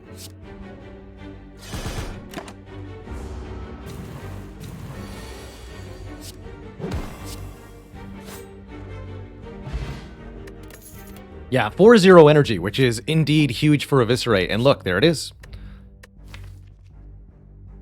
Actually, maybe I should have taken the Abacus, because considering that we had the Eviscerate, we were going to pick up cards that make Abacus better. Substantially. But, whatever. With the current potions and cards, now that the Eviscerate is actually online, I'm going to take this Burning Elite. I think we'll do that, at least. Get a Maw Bank. That's actually pretty good. We'll gain money per floor until we spend money at a shop. And that's going to make going to a shop early Act 2 very appealing. We currently have 1, 2, 3, 4, 5, 6, 7, 8. There's 2 floors for the boss. 8 floors this act, so 8 times 12. And then it's a minimum of 2 floors in Act 2, so 10 times 12, 120 gold minimum from this Maw Bank. And I'd say that's worthwhile enough to make it worth picking up. That means that we'll get at least a common relic's worth of money. Better yet, it's a common relic of our choosing later on. It's a big deal.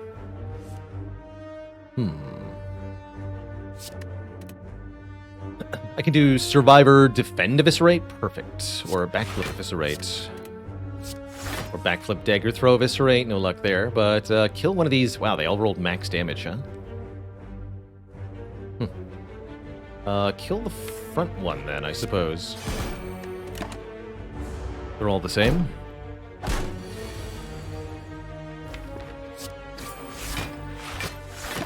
Very good fight. 3 lice can, with a bad draw, really, really hurt you.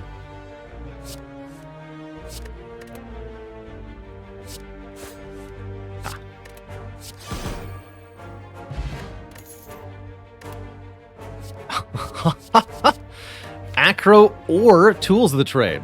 Wow. Abacus, I'm sorry. I don't know what I was thinking. No, I'm actually still fine without it, quite frankly. Discard looks good, but which form do we want? Tools of the Trade is particularly nice against Hexaghost, helping the burns not be a problem. By the way, we're saving our Thorns plot for that fight.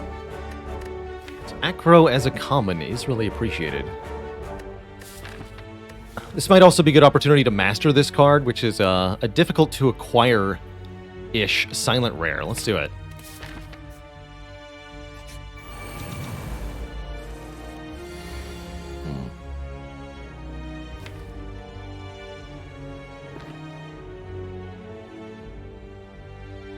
Contemplating the Forge Potion in this fight. Oddly enough, this is a pretty reasonable hand for it.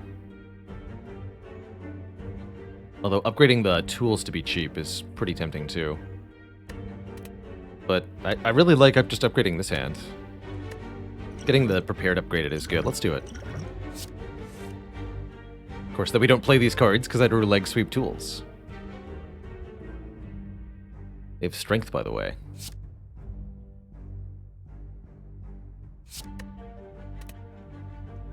Yeah, we are playing leg sweep tools. We can U for next turn.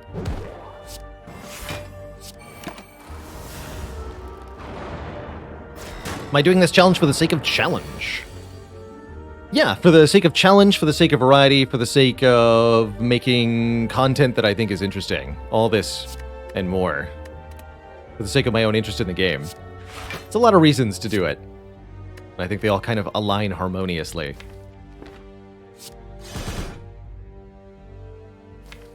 Alright, well-laid plans. Maybe next time.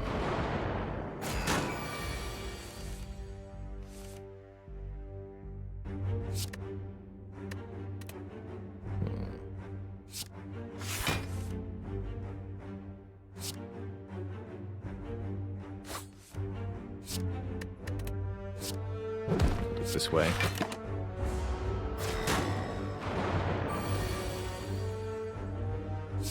Okay, here we go. Now we can play the well-laid plans and feel good about it. Let's remove the artifact from this one. Let's start focusing on the middle one next.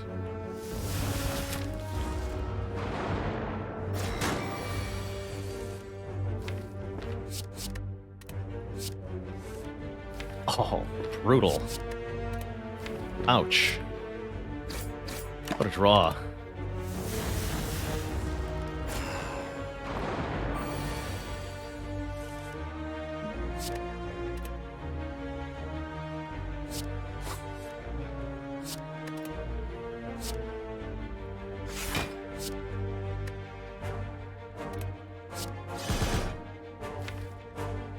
Should be able to get more block cards. Yeah, there's one. Ever played Across the Obelisk? We did that a little bit once for one of our monthly votes.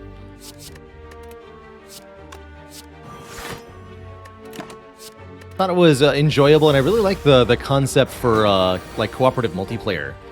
But I found it kind of status effect spammy. The further you get along into the run, you know how to feel about that. But yeah, I did try it out. If you're into games that are like Spire but are not Spire, it's definitely one to take a look at. Oh, Calculated Gamble is here. Yes, please. And with a Toy Ornithopter, having taken that big hit doesn't even matter that much. I think we can still go for another elite here.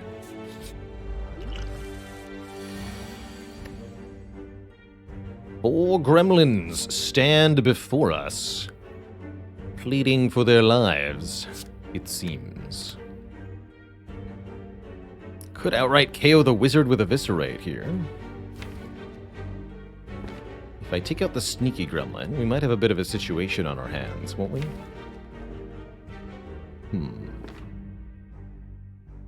Maybe I need to eviscerate the fat gremlin then.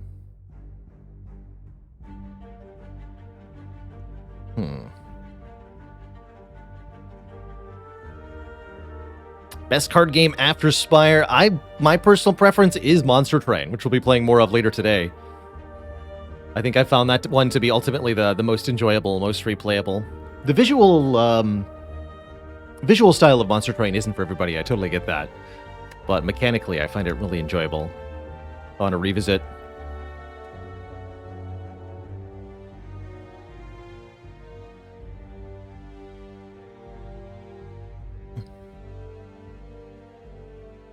Random choice from a limited pool. Yeah, Virtual 256. Pick randomly from 2 fat gremlins, 2 angry gremlins, 2 sneaky gremlins, 1 shield gremlin, 1 wizard.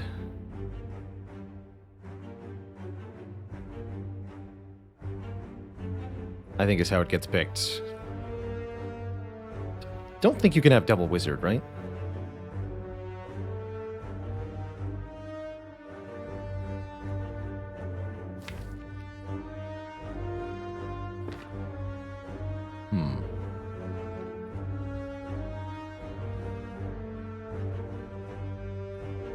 And you always get 4. Exactly 4. Could let you be dupe the strike. That way I can kill both. I was wondering how to use a potion effectively here. Yeah, dupe strike to kill both the sneaky gremlin and the fat gremlin, or even the wizard and the sneaky gremlin, is very reasonable here.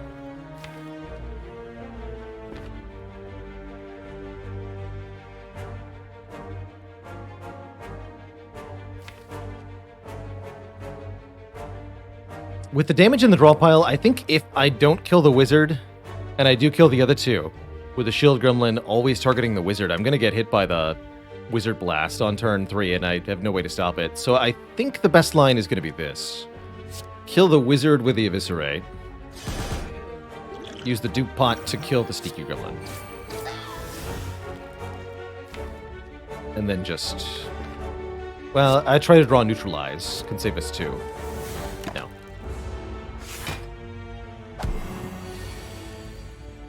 I'll take it.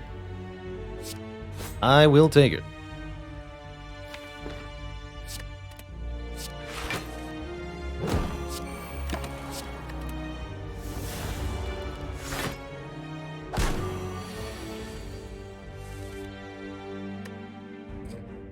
Really?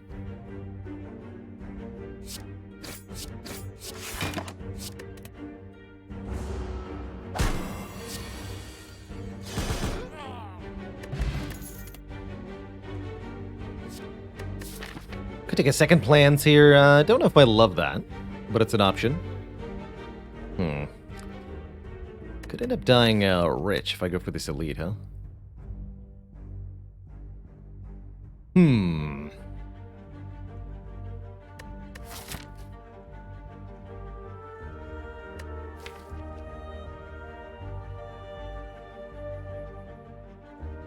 Or I could upgrade well-laid plans and calculated gamble.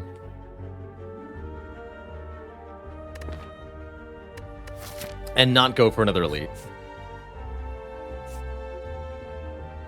Getting past Hexaghost is my main obstacle here, is my main goal here. We'll have plenty of money in Act 3, Act 2. If I allowed myself to save scum, how much would my win rate increase? Not that much, truthfully. Most of the game-losing mistakes are one that you make before the combat where you actually die occurs.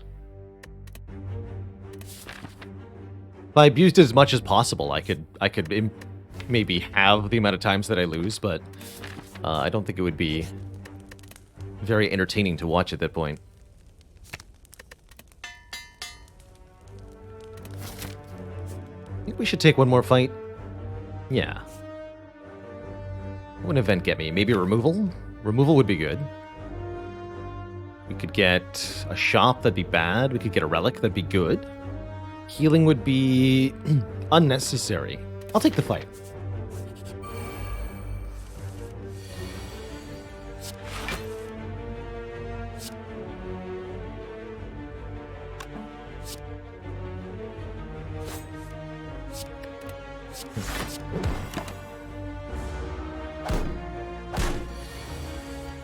Shop would be bad because we'd want to spend money at it, and then our Maw Bank would lose a lot of its value.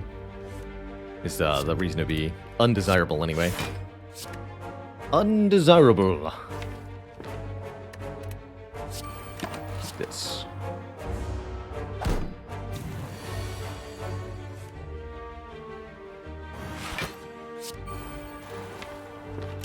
Keep it still. Slow and steady wins the mushroom fight, you know?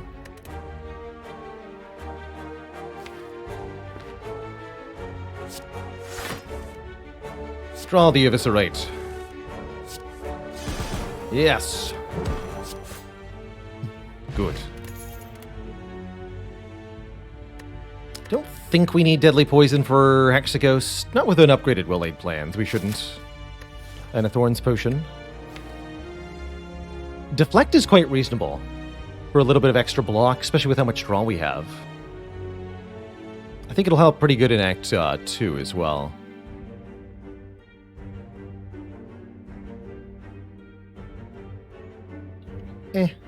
It's not amazing, but it's okay.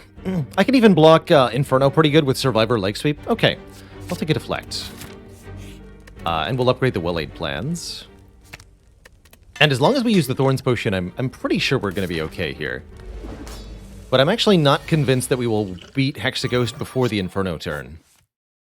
I was actually supposed to use that at the start of next turn, but fortunately the health value does not actually bring us over a threshold of 24. That actually could have been a mistake in a different world. Oh well. Making sure we play the Eviscerate as much as possible is also very, very helpful.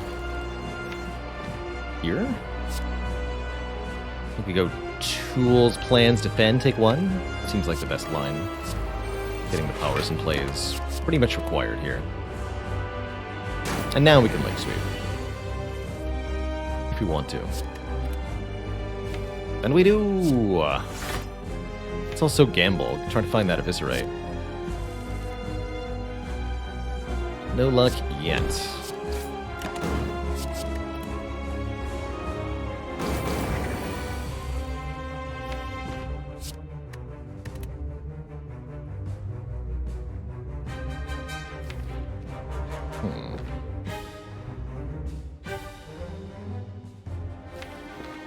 It's the top card. It is perfect. Just keep the backflip then. Okay, this seems to be going very well. Draw order has been exceptional. The Eviscerates have lined up every time. No complaints.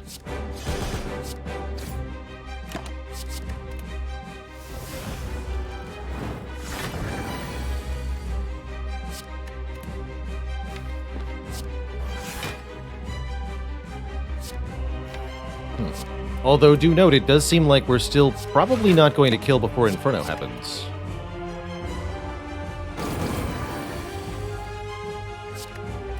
Alright. Which is next turn.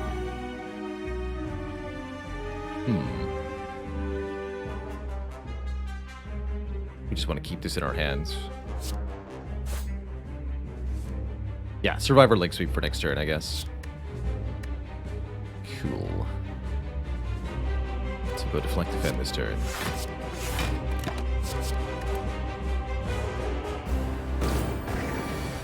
Just a casual 4x6.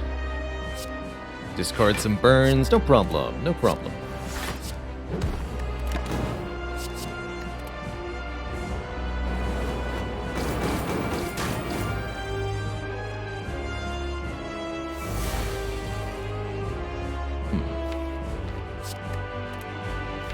Draw prepared. Thank you.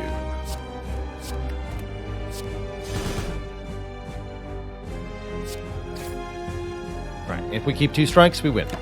GG's. You can see we really needed that Thorns potion or this fight was not going to be particularly viable.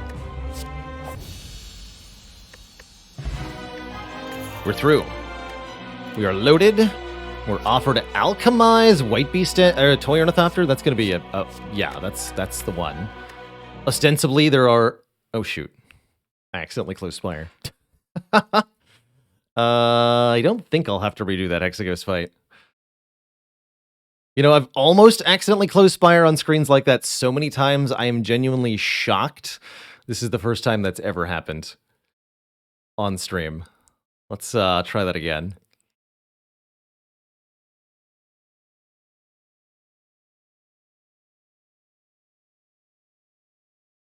Say that has almost happened approximately 100 times.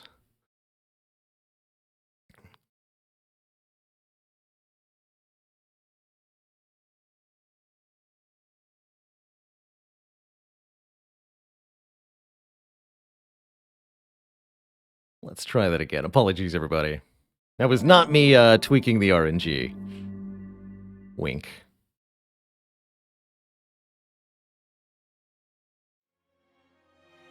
Oh, good, and we didn't lose the entire run. That's also a thing that could have happened there.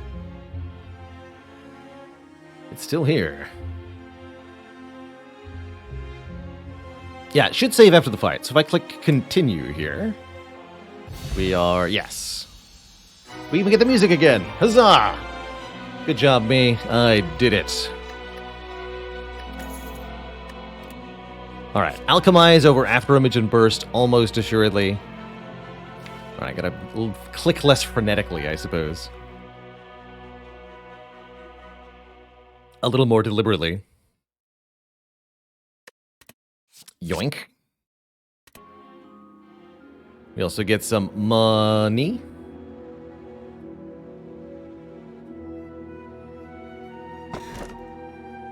And a hovering kite.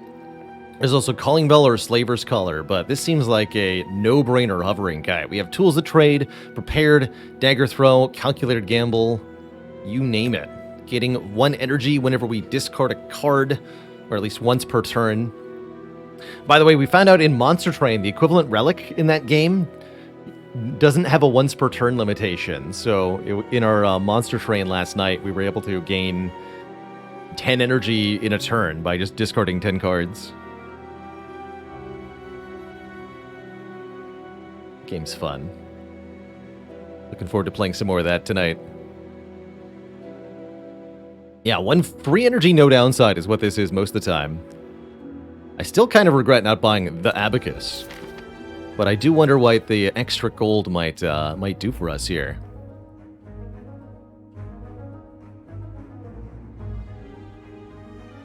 Well, that middle merchant is absolutely right out.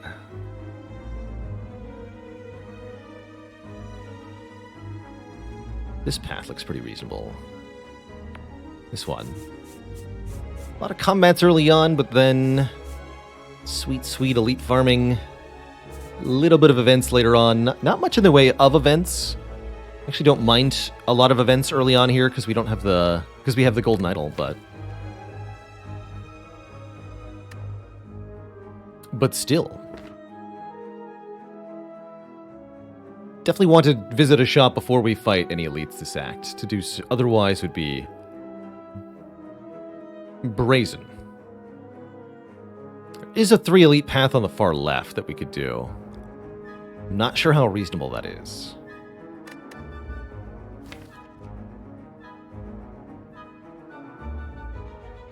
It was a per discarded card in Monster Train BE.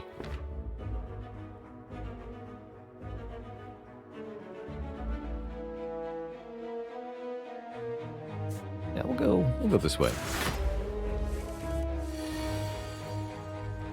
And we'll fill up on those sweet, sweet potions. Don't forget that energy.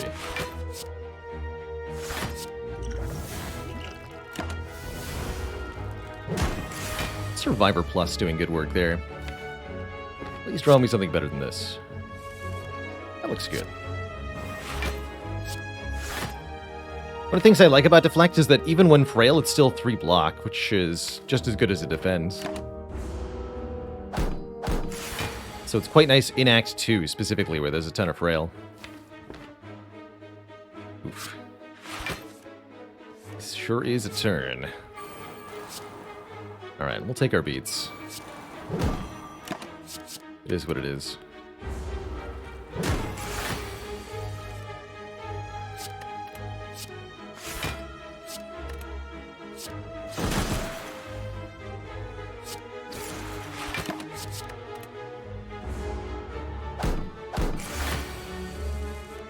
And slowly but surely we will whittle down the defenses of the parasites.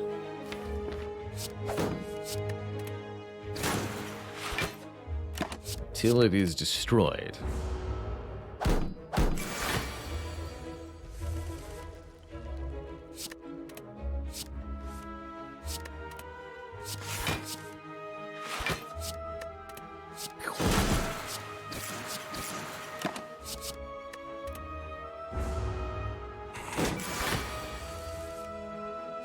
This would definitely be a good time to take bites. But I think we'll be removing a strike at this shop, pretty much mandatorily.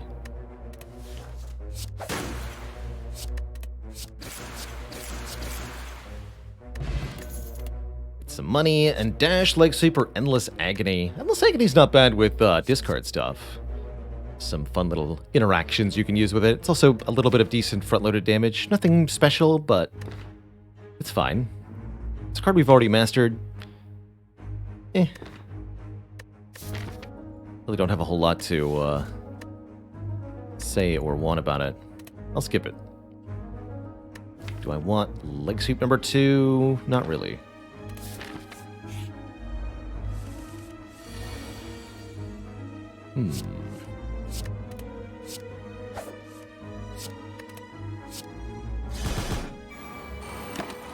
Alright, very good start to a Chosen fight.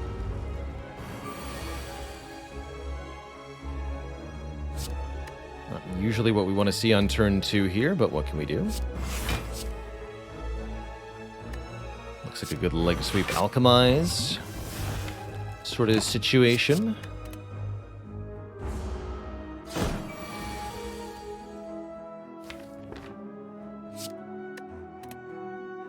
And then a please don't hurt me sort of situation.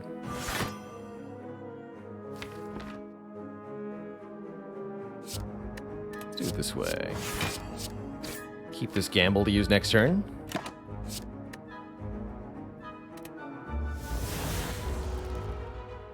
Consider a power potion.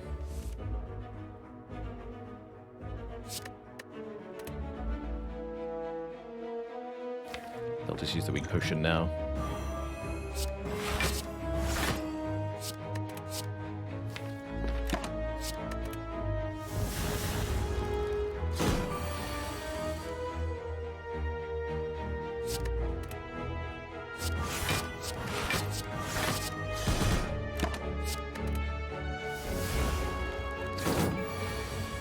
Give me a break, Chosen. Come on.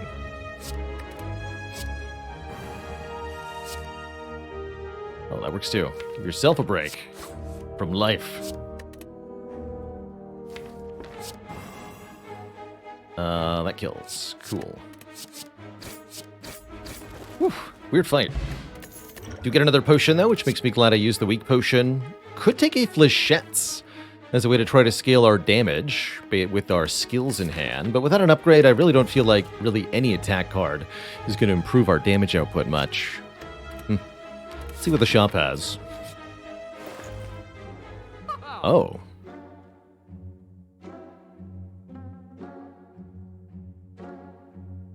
Well now. There's some nice stuff here. Kunai stands out a little bit as a way to gain dexterity, only if we play 3 attacks in one turn, which is currently not that easy. But we could easily pick up stuff that makes it quite good. Acrobatics for draw 3, discard 1, very, very nice. We could consider 1,000 cuts as a way to deal AoE damage. It's not ideal, but it might help this act, especially with our act boss Collector. Yeah, we should think about it. We should think about this card. If I was going to take... and I think Lantern would also be quite good.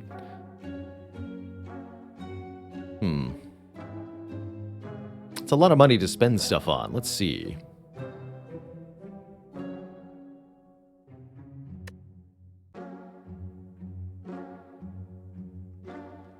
$263. 57 for the acro. 85 for 1,000 cuts. Yeah, we won't have enough to remove a card after all that.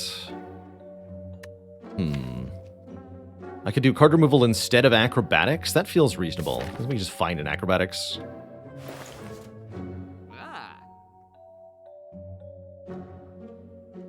And if we take the 1,000 cuts, we have to upgrade the 1,000 cuts.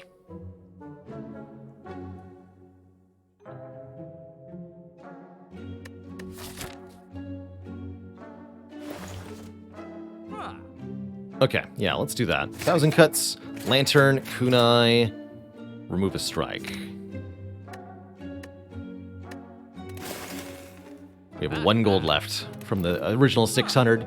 So not taking the Abacus got us a Kunai. Is that an improvement? I'm not sure. But I like to think it probably is. Piercing Whale might have been nice to pick up at that previous shop as well.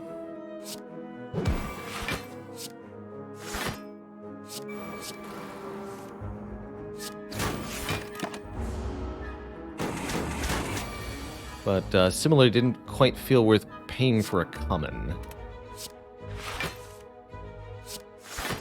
Oh, I should power potion at the start of this fight, huh? Should have. Saved a couple more health. Well, that's okay. Right. We'll retain it, though. Perfect block this turn. Good.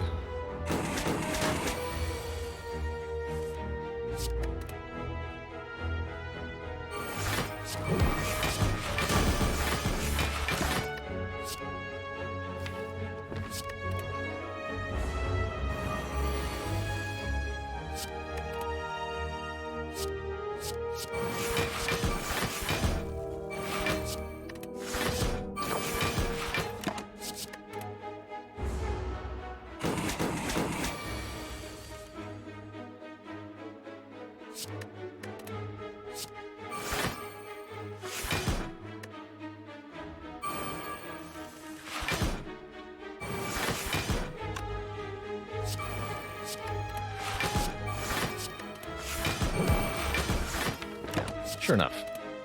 Good enough. Kunai really popping off, right? Not yet. It's not immediately the best thing in the world. But I think it will be pretty quickly. Tactician is here. Sneaky Strike is here. Wow.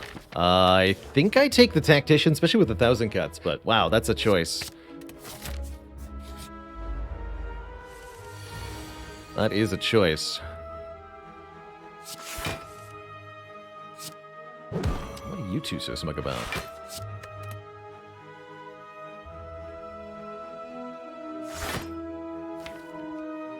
Very tempting to play the Eviscerate here. Skip the well-laid plans for the moment. We'll get a lot more control over the fight if I do that. So I think I should do that.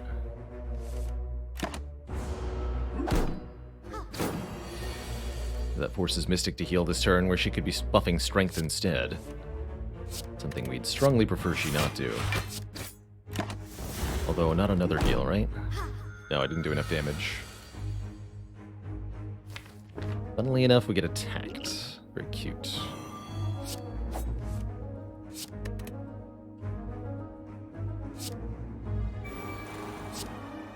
Might be worth taking 34. Probably is. Actually can't afford to mess around in this fight, because our damage isn't quite there. Not quite.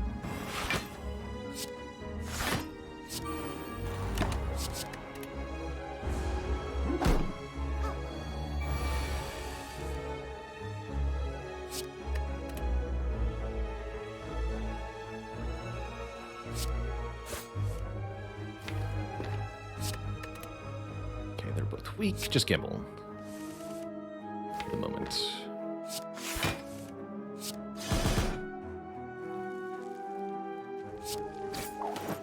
Behold, a point of dexterity.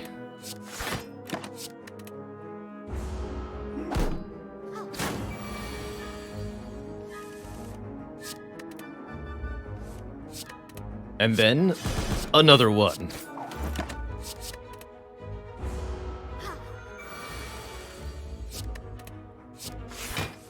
Is that 3 points of dexterity that I smell?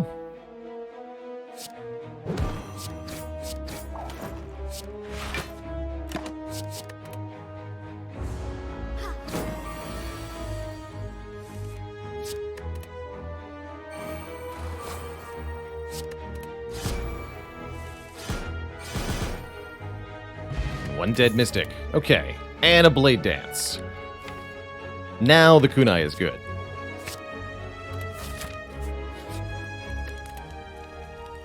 For reals. And the 1,000 Cuts is also good. Look at that. It ties the deck together. Amazing.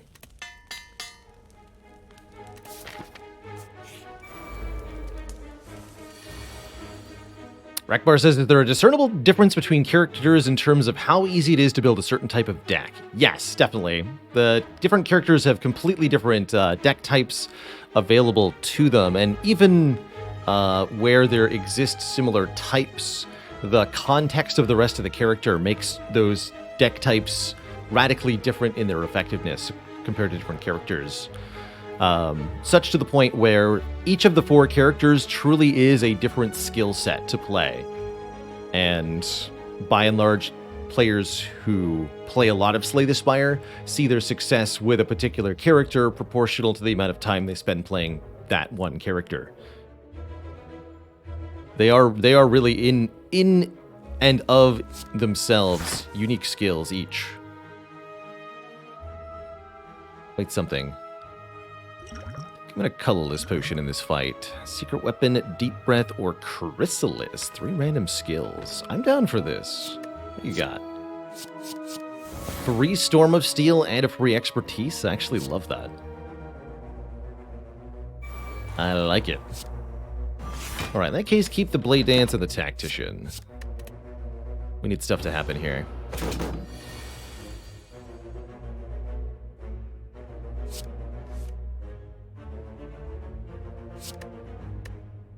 Can't actually use the energy from discarding the Tactician, so I'm going to retain it this turn. Make sure to play the Blade Dance before the defense. Discard this next turn.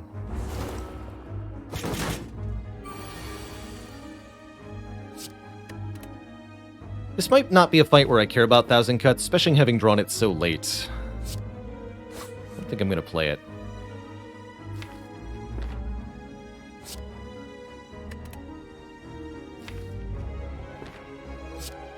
We want to draw that expertise, if possible. Did not.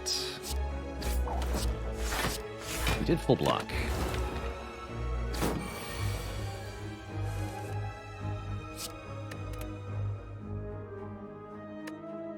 I don't know, maybe that 1,000 Cuts was correct to play after all.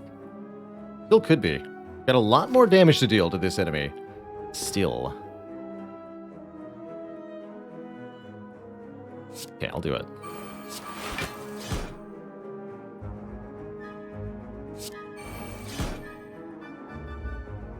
Storm of Steel will give me an extra energy, but what good is it?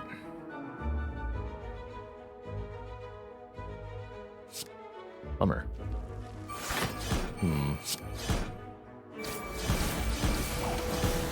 Keep this for next turn.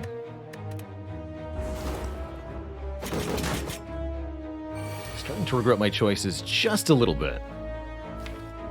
Well, actually a lot right now. This feels like I have to gamble and find some block cards or we're super dead. I don't... Wait, actually, is this a kill? Hold on. Do some math. Is this a kill? We have...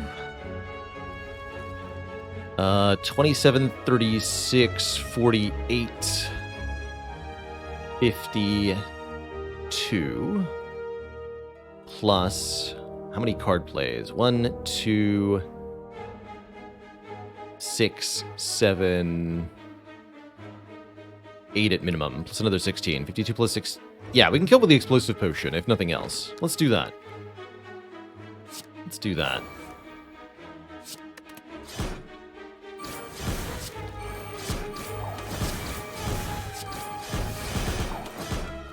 Calculated Gamble might even let us get a kill without using the potion. Alas, it doesn't.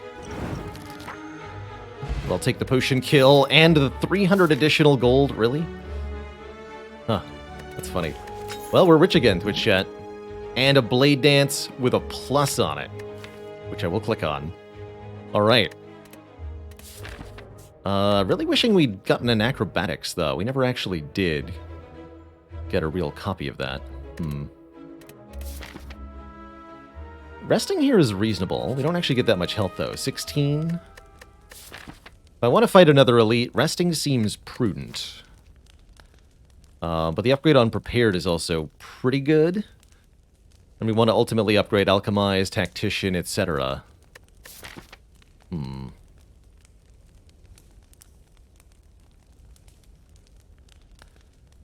Ornithopter does have our back. You know what? Let's just upgrade the Alchemize, then. Flexpot can also make the elite a lot more reasonable. It's guaranteed to... Ooh, guaranteed to not be... Gremlin Leader? Or, sorry, not guaranteed to not be Book of Stabbing. So it's either Gremlin Leader or Slavers. And that's a lot more manageable with a Flex Potion. And the extra draw turn 1. I'll believe. I'll believe.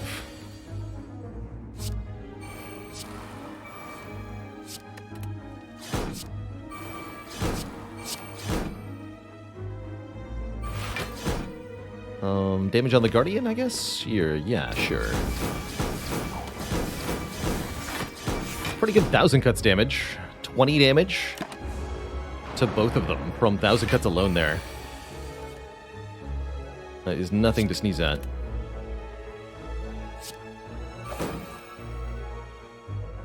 Okay, Leg Sweep Guaranteed lets us hang around here. Blessing of the Forge. Decent potion. Might be better to just rank that before the fight ends. But there's definitely some really good upgrades it can do. We'll keep it. We'll keep it. That means we have minimum 34 health going into the next fight, too.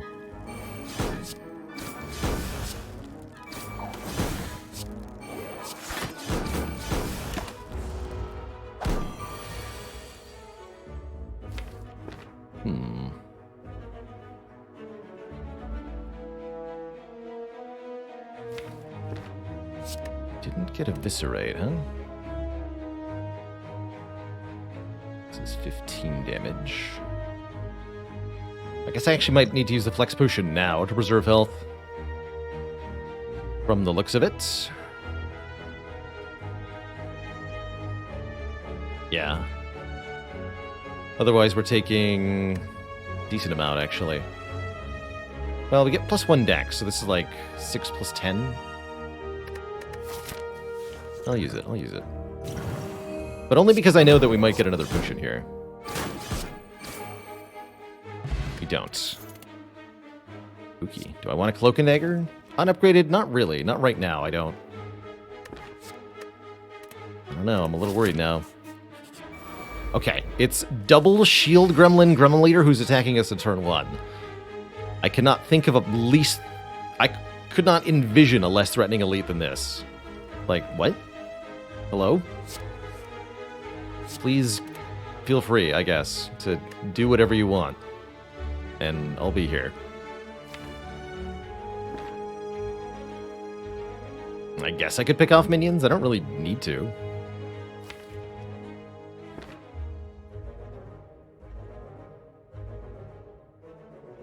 I can play every card in my hand, yeah? So we can do this.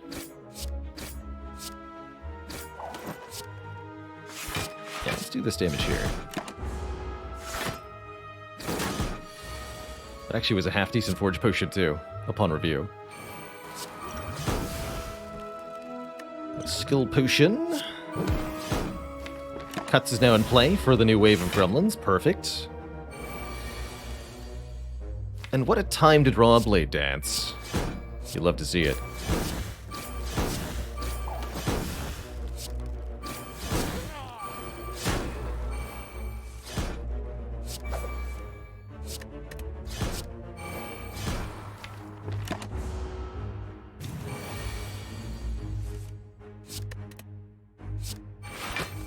You dare attack me again?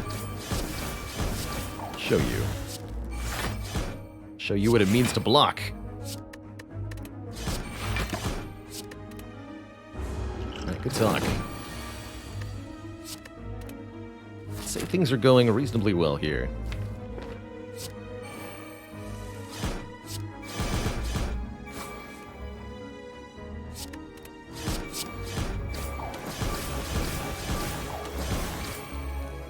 I was meant to use a potion there. We didn't actually find one though, so good.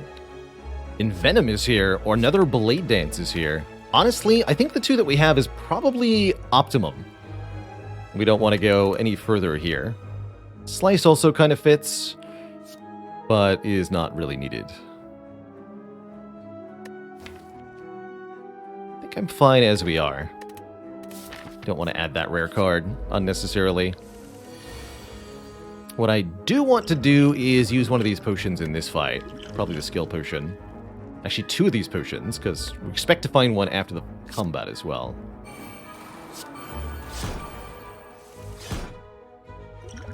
So I guess we use the skill potion now, which is an adrenaline.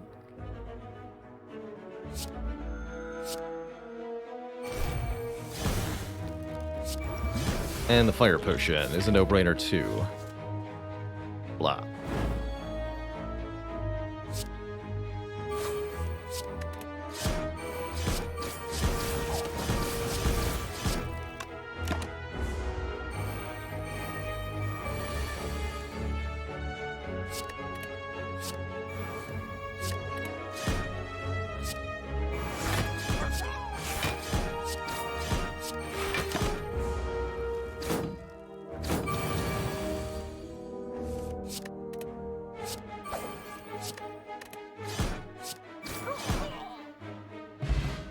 Get an Entropic Brew. That's many potions in one. Our health is trending upward. I love it. And there's Acrobatics at long last. Or we can take Caltrops or Concentrate. I think Acro is the no-brainer for sure, though. Get that Eviscerate back into our hand. Leverage better use of the Tactician. It's a great upgrade besides. Keep taking combats or take an event? I'll take one event here. Shop would be a welcome surprise, for example. Instead, we're offered a Curse of Writhe to gain a relic. I don't think this is the run for writhing. So I'll leave. And fight the snake plant instead. Still pretty likely to get potion from this, so I think I'll continue to drink potions. A lot.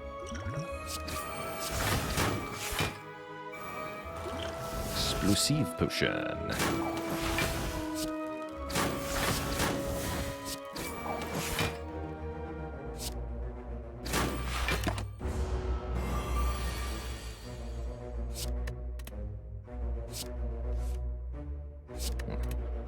Less than ideal, but here we are.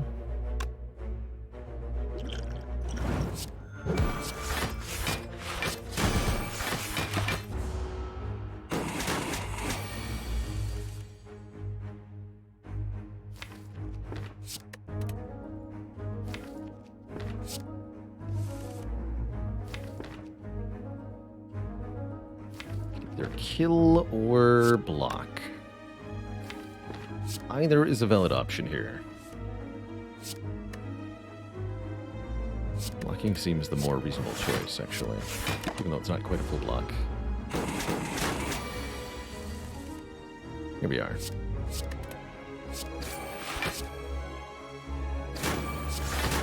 Good enough. Do get another potion, and I will take Endless Agony with the Kunai. As it's a nice, just use them one time and they're gone card. I think I prefer to upgrade the Acrobatics over upgrading the Tactician, although we definitely could start to see the use of more high-energy turns. Acrobatics will let us get those turns more frequently, which I really appreciate. Prepared would be a good upgrade as well. Although with the well-laid plans, I really do want the plus cards in hand that the Acrobatics upgrade provides. Okay, 2 decks turn 1 is pretty good.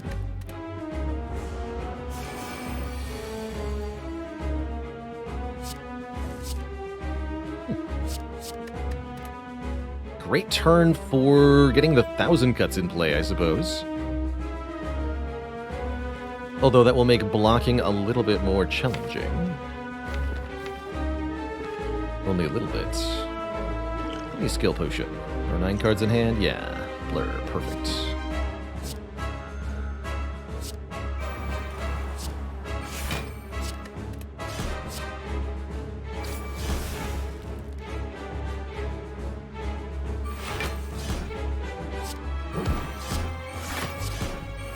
I'd actually be able to play that Eviscerate, but it didn't work out. Good turn, though.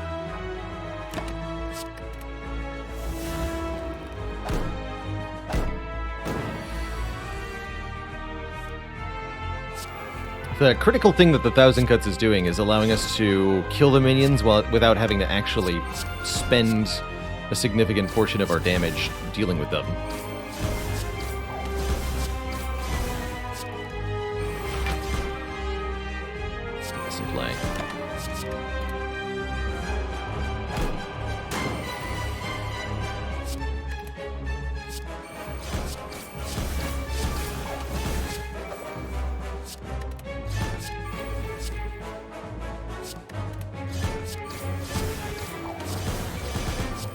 Whoops, that was not right.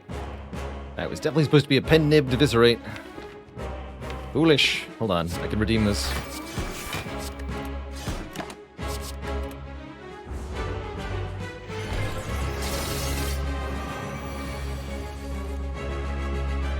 It'll be weakened now, but it's still pretty good.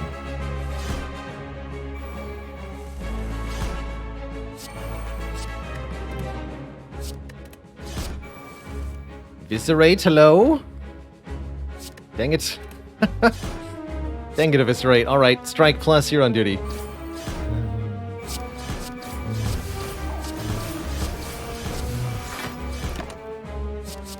Dang it, Eviscerate.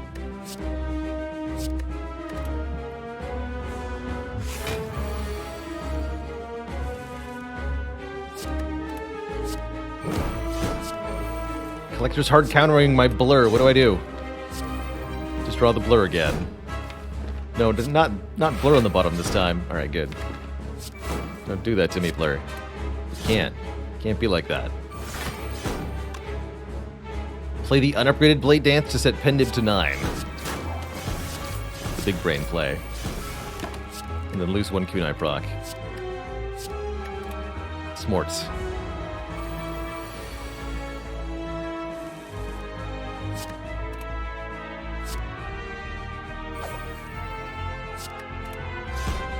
Still ignoring my blur. Well countered, Collector. Just don't attack me 4 turns in a row. Easy. That'll show me.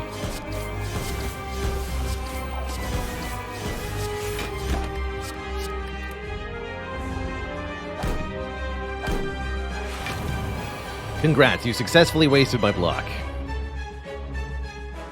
You happy?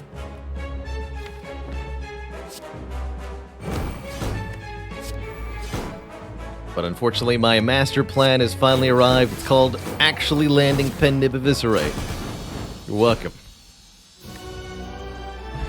GG. Somehow we're rich for the 3rd time this run. And being offered Wraith Form, Malaise, and Nightmare. Interesting. Malaise is very nice for countering bosses that are normally tough on power spammers, but Nightmare could be interesting here too. Allowing us to duplicate potions, for example, and get tons of healing off of it. That part's pretty ridiculous. Yeah, Nightmare Alchemize Plus is pretty ridiculous. And the kunai can make us do ridiculous things too. Okay, I'll take a Nightmare. What I won't take is a Velvet Choker, which means we're either going Pandora's Box, transforming 4 strikes and 4 defends, or we're taking a Tiny House and getting even richer.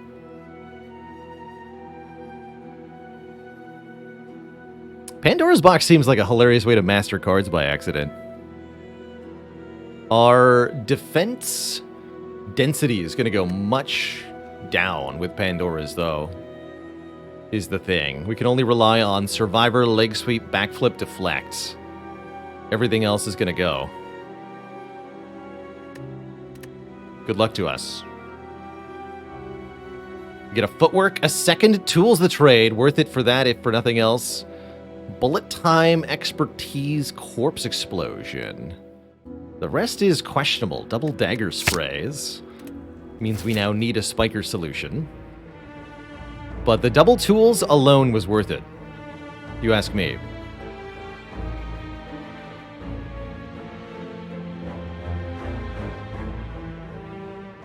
We'll have to add some new block cards to the deck. Having an actual copy of Footwork is going to help too. Although, are we... No, we don't lose to Awaken one. We have Kunai. Don't be ridiculous. Can never lose to Awaken one with Kunai. Not a thing. Definitely want to hit an early shop. I'd like to remove probably Choke. Actually, Choke's kind of good with the Plate Dances. Move the Dagger Spray, I suppose. One of the Dagger Sprays can go. Everything else is pretty good here. I'd actually be happy with a couple targeted upgrades. Yeah, come on, membership card. Although earlier in the run would have been the real time for that. I guess it's never too late, right? Have to play the Leg Sweep no matter what. So, heck the Eviscerate then, right? That's right.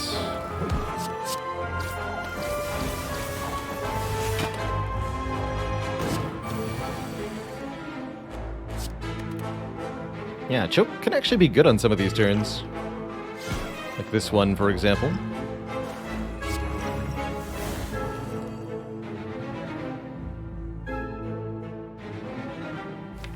Don't think well-laid plans matters for this fight.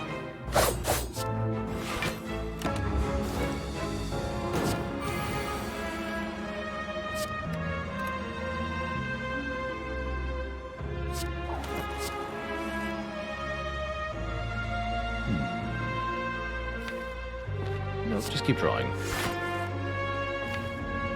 Better.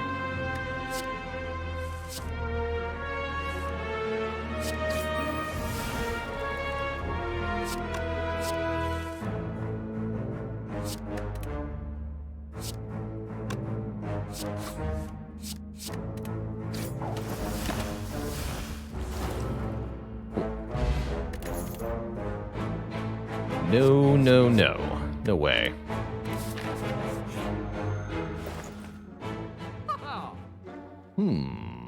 Ori. Ori is interesting. Second Deflect looks really, really good, actually, with what we got going on here. So does Cloak and Dagger, all things considered. But if I want to add more block cards, that's all the more reason to get Ori. We could even buy the question card first, and then get the Ori. Although I don't know if that's reasonable. That's a lot of money, when I could be buying, like, 2 card removes or something.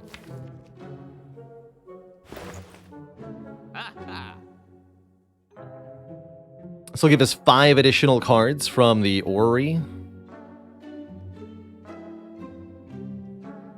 normally shows us 15 cards, so it's about 33% more orrery. For 275, that's a lot. But we are also getting bonus card reward on every combat through the rest of the run, which is, well, quite a few, actually. I think we're getting to look at 12 additional cards, at least.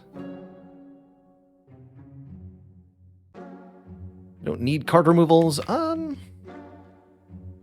Mostly true. I'd like at least one. It is kind of good, actually. Yeah, let's do it. Let's look at many cards. Blade Dance plus here. Calculated Gamble and Acrobatics both plus here is ridiculous. Dodge and Roll plus or Piercing Wail. Setup plus or Doppelganger or Sneaky Strike. Footwork plus. Wow. Some good cards. I like Doppelganger, actually. Definitely going to take Dodge and Roll plus. Especially if I'm getting that footwork. I actually...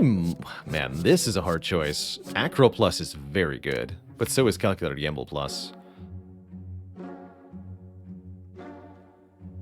I think with the bullet time, I want the Acrobatics over the Gamble. We haven't mastered Calc Gamble, though. So, good reason to go for that.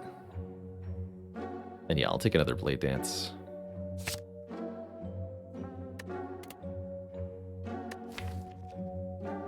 Alright, give me that. Give me that. Questionable. This is also questionable, the footwork. Definitely buying that deflect in the shop now.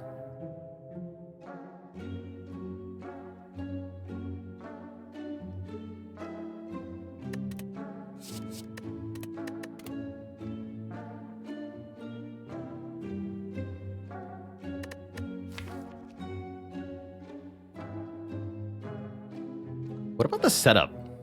Unironically.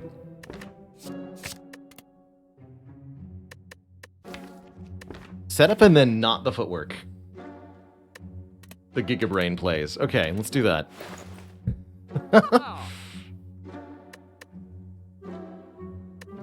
And definitely buy this. I don't think I buy this. But I do buy this. Which means no removal. Not here anyway. It's alright. So the main thing that setup lets us do is nightmare shenanigans. And that is a big deal here.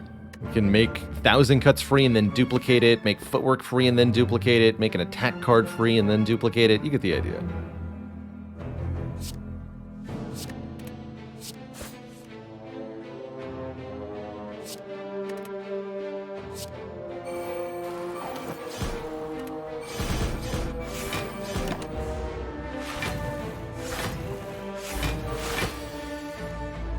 Helps us make more nightmares. Also, ouch. This is not part of the plan. We shan't.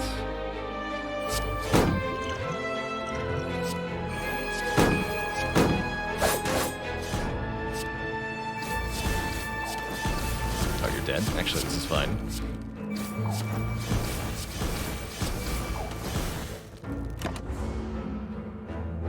Everything's fine. But what if everything being fine wasn't actually good enough? Simply killing is not as good as what we could be doing.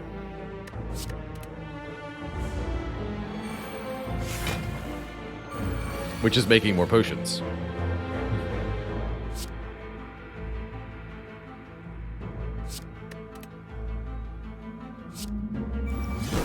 Good memories.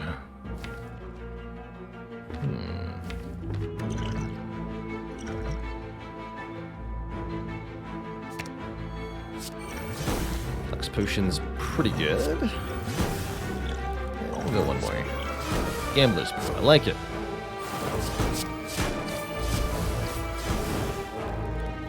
Beautiful.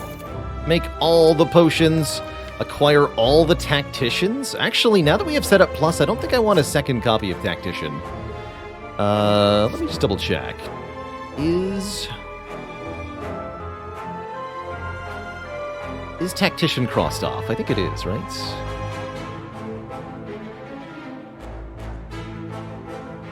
Yes. Yeah, we got tactician already. So, skip.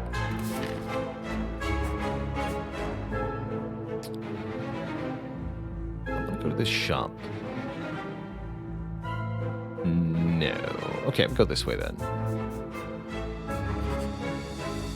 106 gold for the red mask. That's almost a good deal for red mask. Applying weak to all enemies on turn 1. I think I'd rather have the money in this case, but that's pretty close to being the equilibrium point.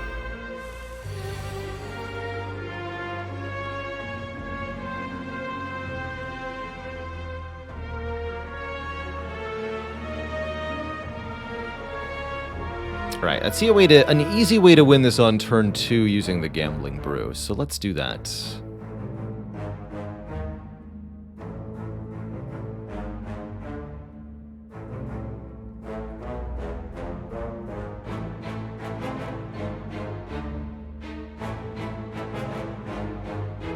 At least I think this is right. We set up Eviscerate.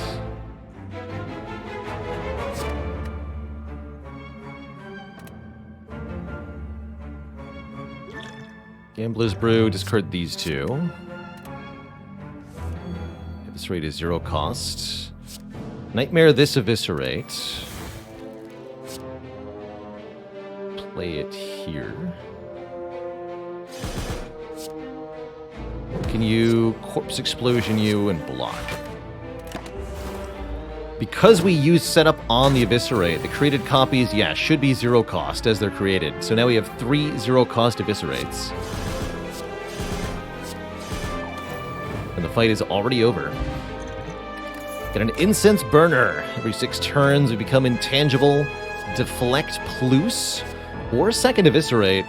Honestly, this deck wants the Deflect more than anything, so I'll take it. But second Eviscerate is worth considering.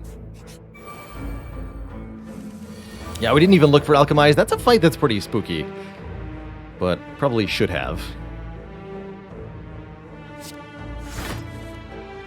Probably should have.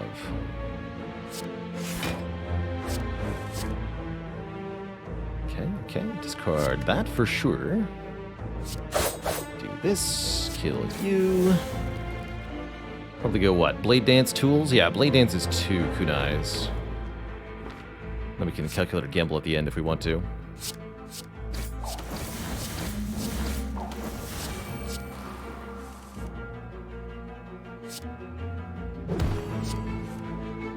Let's just let that go.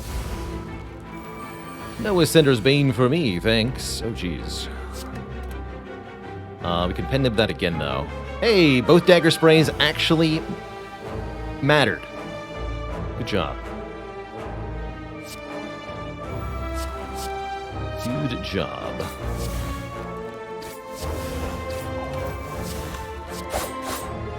It's only barely enough to kill the daggers, too.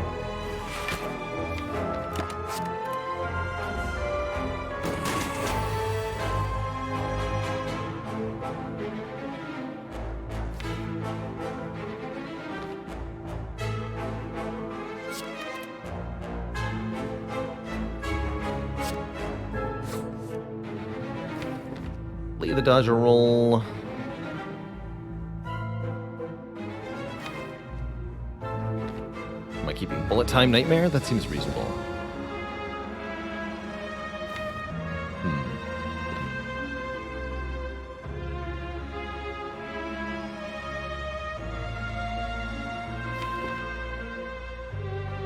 Let's card that then, I guess.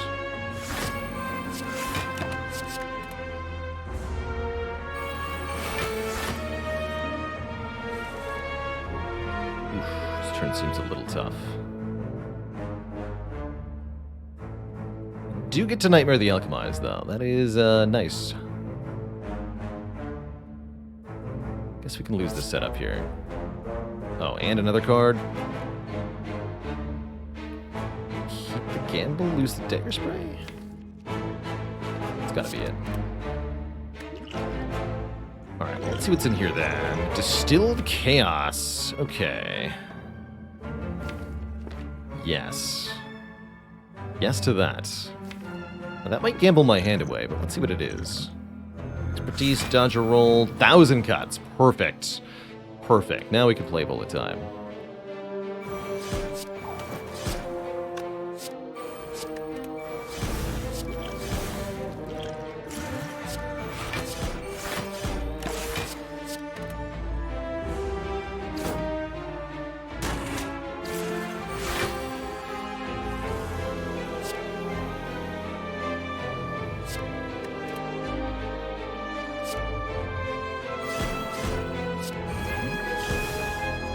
More shivs. More energy? Sure. This 5th potion. I like it.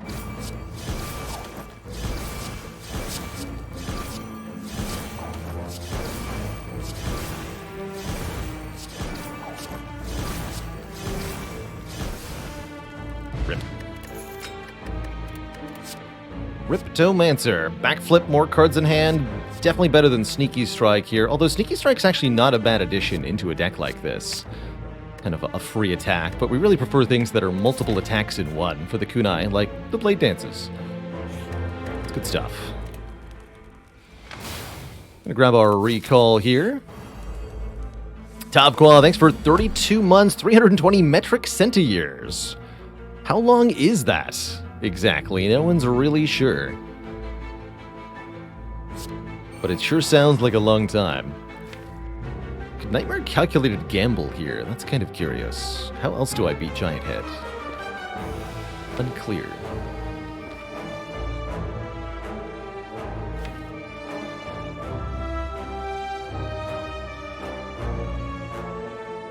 It's not like I have any reflexes, so just gamble this. Seek my powers.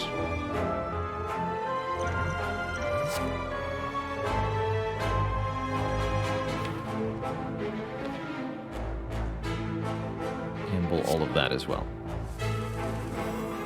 Here we are.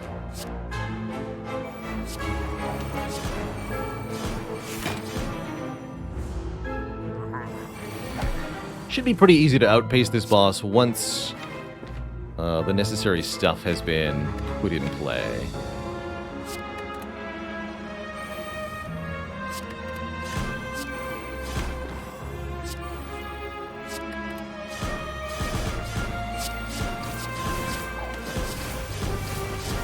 Draw 4.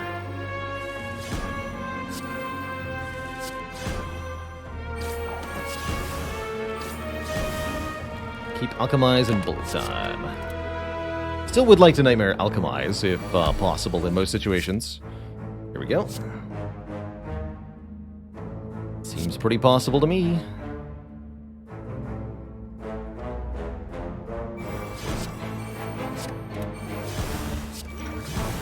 Carrying the bottle's good.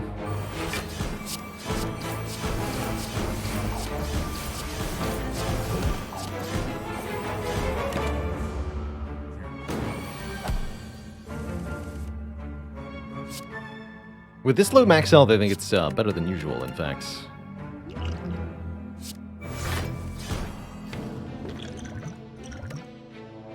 Go 1, 2, 3. I'll keep this.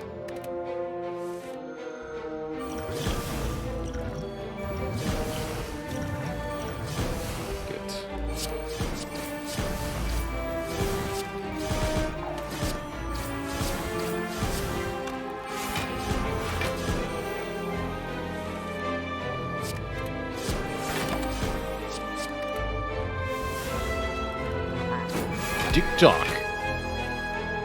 Time is running out for the Giant Head.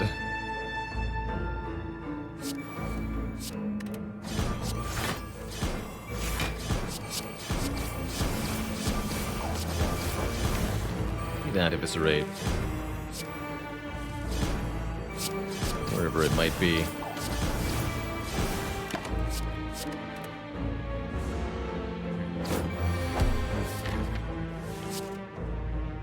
There it is.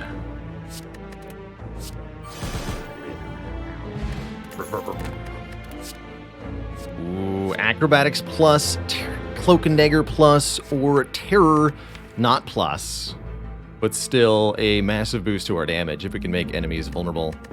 That's tough. That is a tough choice.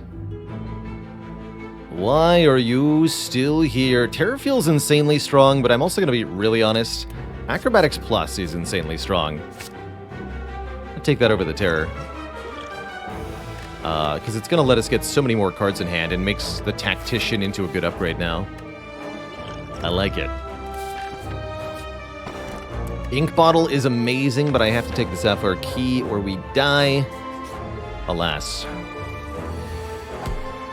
Terror doesn't even boost 1,000 cuts. Wise words. Good shot.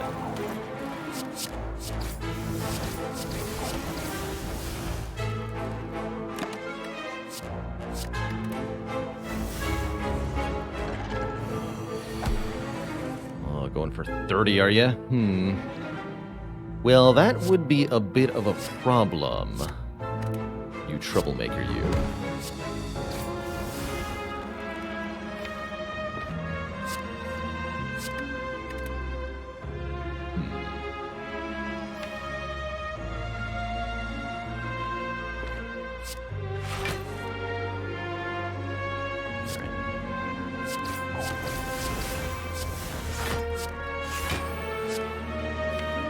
Taking one is fine.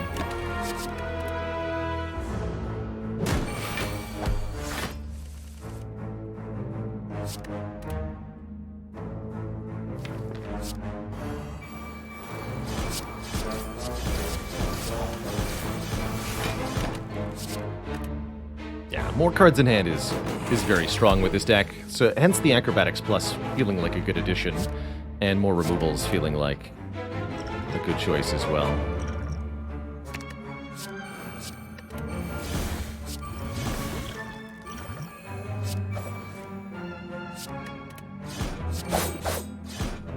Also set up cards to draw them again next turn. It's kind of like being able to retain 3. It's a little neat. Does deck want an After Image? I don't think it would matter much. We're able to... Our primary method of block generation wouldn't benefit tremendously from it, so I don't think we would want it, truly.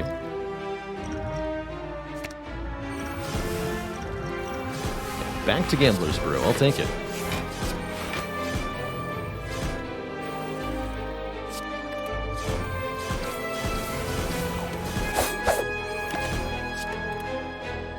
Definitely would like Terror, though. Looks like our damage is certainly lacking. Something fierce. She makes me want to upgrade Choke, maybe.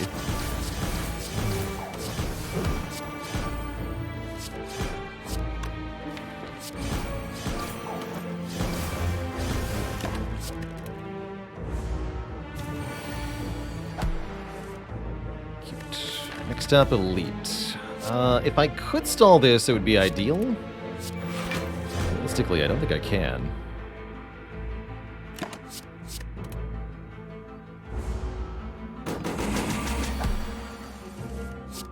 But we'll see what the attack patterns come out as.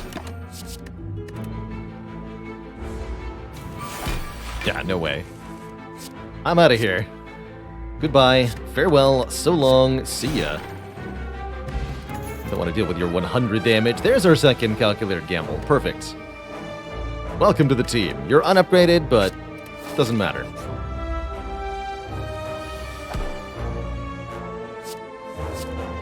Does not matter one bit.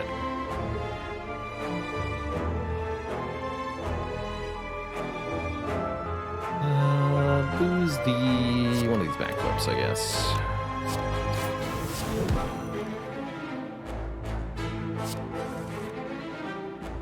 Perfection.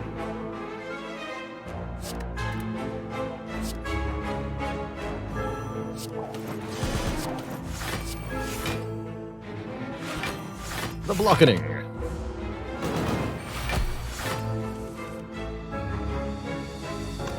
Expertise and setup are quite nice together too. We can do this, like set up the tools of the trade, draw a bunch off the expertise, play the card we just drew.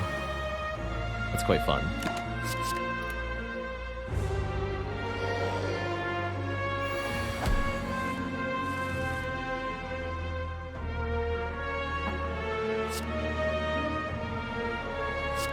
Well, hello there. Nightmare the Alchemize once more. Let's go.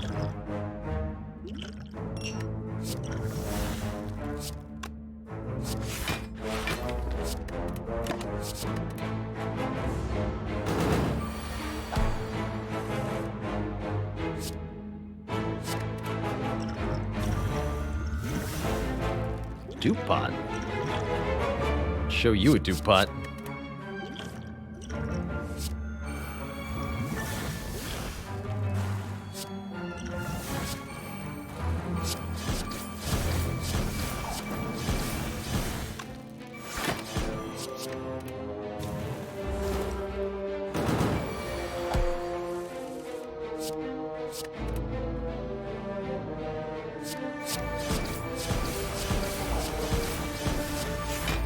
Think me weak to your attacks, she'll be sorely disappointed.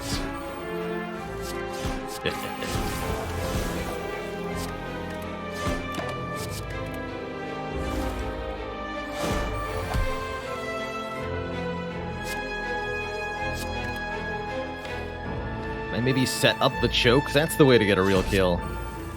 Yes, set up the choke. Unlock true power.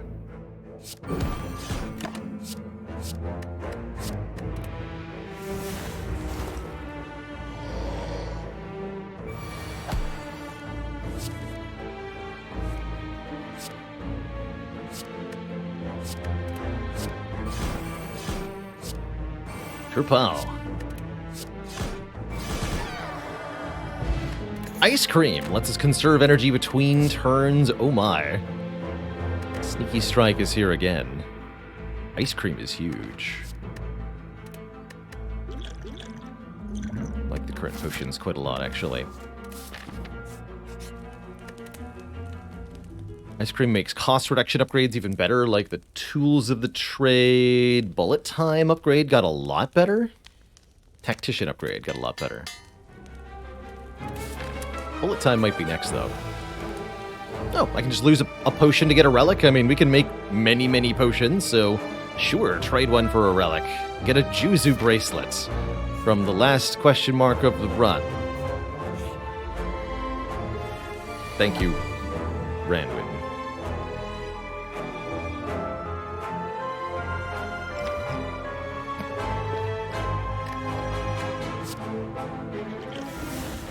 Well, okay then. I guess. I can just Nightmare Blade Dance? Or I can just bank all this energy. Kind of unclear. The right plays.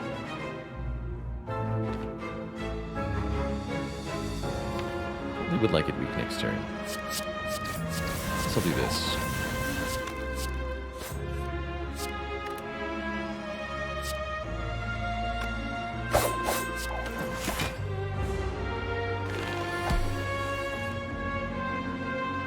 Makes sense. That's what we have the Gambler's Brews for.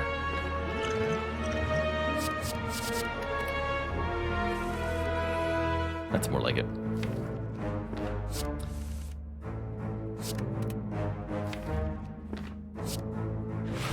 Block for 30 here. Easy. Easy peasy.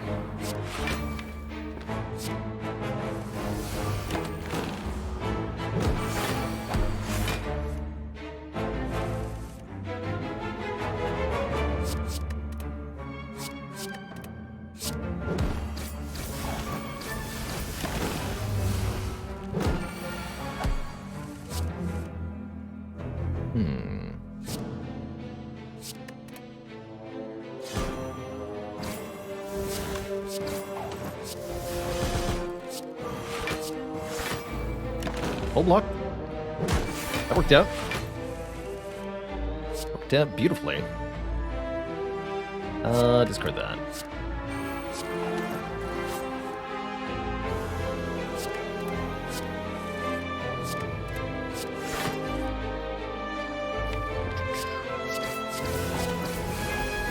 More cards, block. Draw more cards. Draw even more cards. Block some more. Alright, good talk.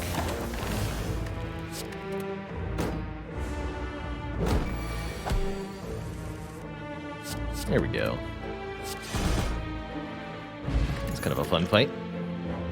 Another footwork is here. Double expertise is an interesting proposition. How often do I get the chance to master that card? Not often. Let's take it. And that definitely makes me want to upgrade bullet time.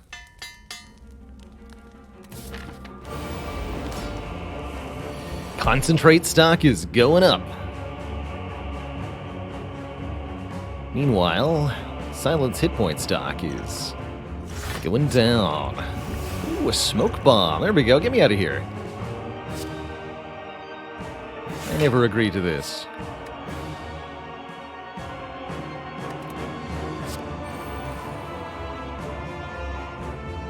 Just keep these.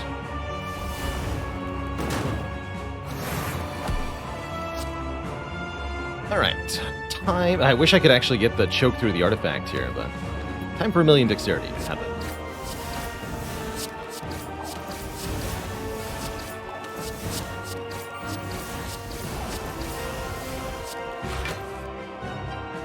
Good so far. Do we try to do the thing with this?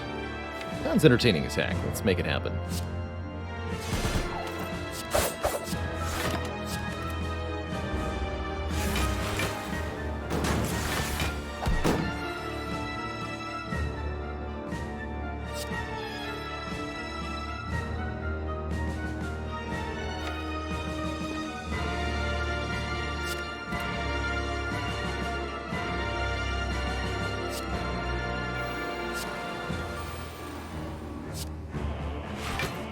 Energy. I don't know if this is gonna work.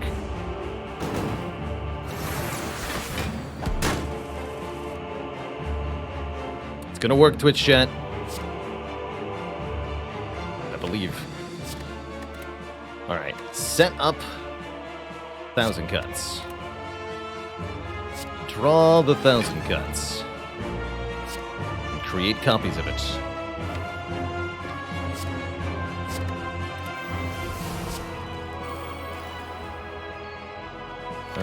We need to expertise, then calculator gamble here.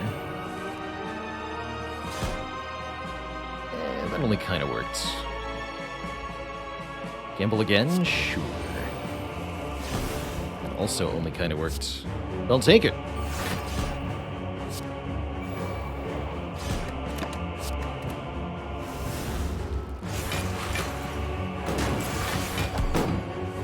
So they're all free thanks to the power of the setup, proliferating the discount.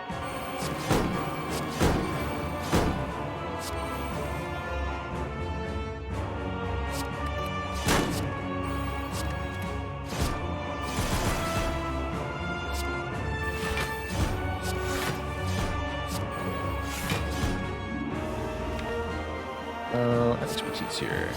Perfect, full block. See, now we do 8 damage per card play to both of them. It's pretty good. Pretty good.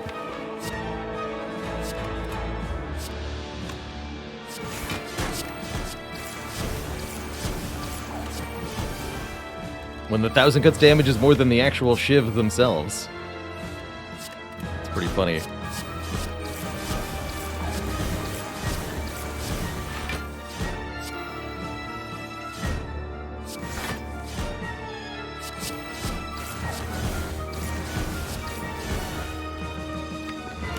The Incense Burner go forward one more turn here.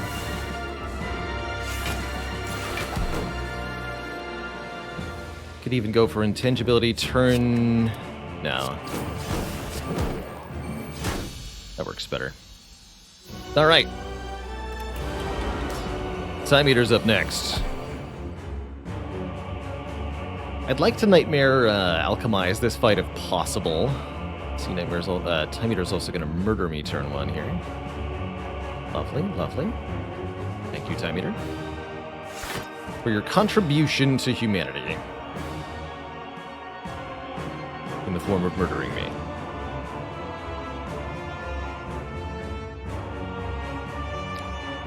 So what am I doing? Gambling here, or do I just try to put things in play? The thing is, we're actually dead on board without using a potion.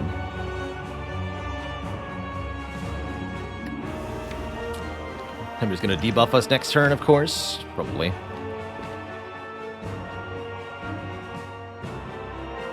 I think we gamble, keep bullet time, and Nightmare. That's what we do.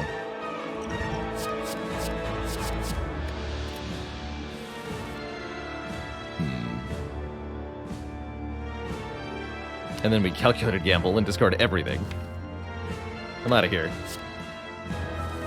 Alright, this looks pretty good. Set up leg sweep. Draw some cards. Here we go. Guess I don't need Blade Dance right now against this foe.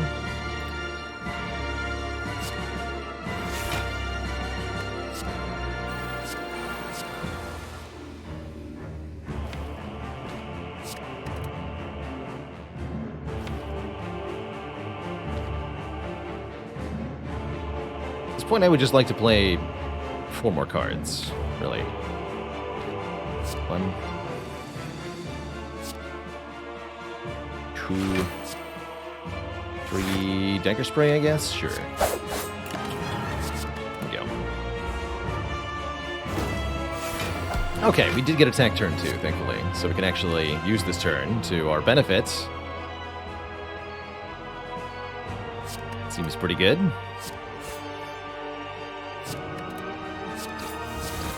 Draw those again.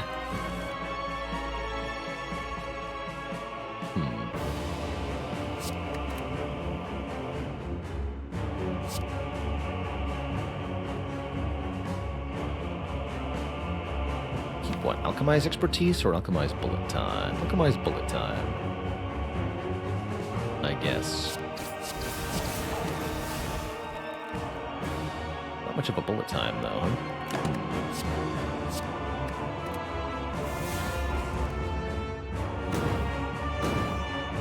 4 cards this turn. Oof. It's gonna hurt a bit. We've got footwork, dodge roll, neutralize tools. Not great.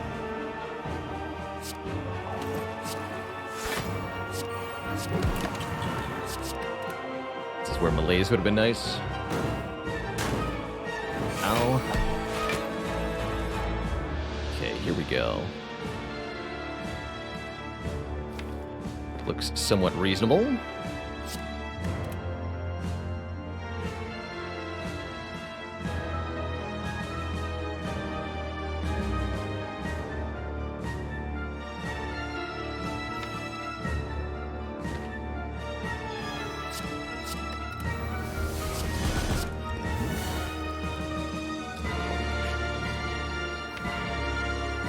We're gonna want Calculate, Gamble, Deflect.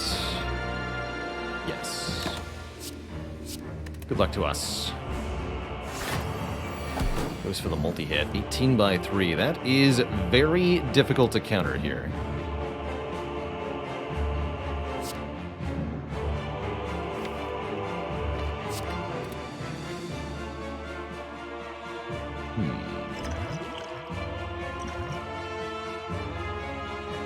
Two more dexterity does help.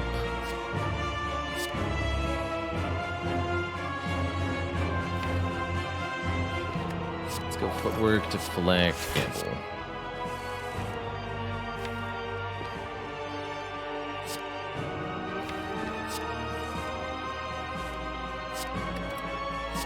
Give you draw, block. Guess we can get 1,000 cuts down. Take a little bit of damage here. Okay, that feels more reasonable.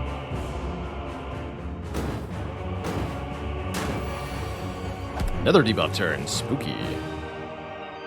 We gotta get some damage in here or else we will be in great peril. Pendanib Diviscerate is a good start.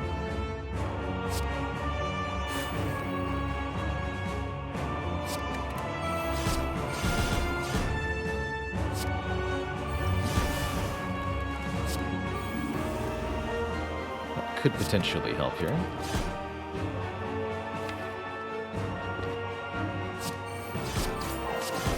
It's enough damage to force a phase transition, though. But it would let me get over the card counter this turn. Let's do that. Definitely gonna need dodge a roll this turn. Neutralize next turn. Keep deflect and gamble. This turn's gonna suck. 60. Okay, that's not too bad. It's actually only 45. Why, I'll take it.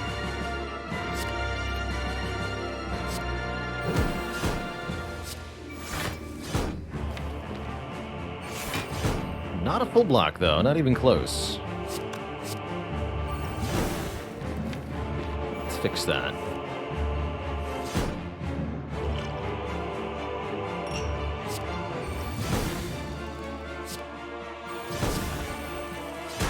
There we go.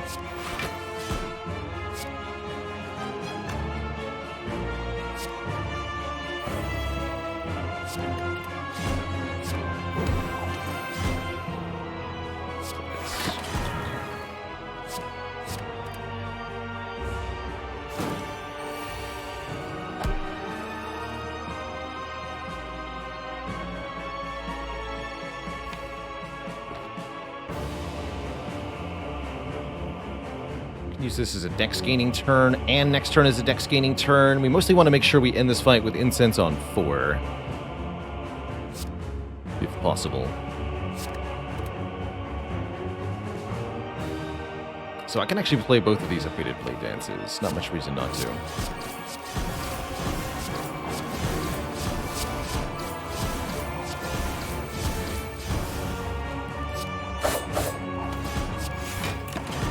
Great turn. That.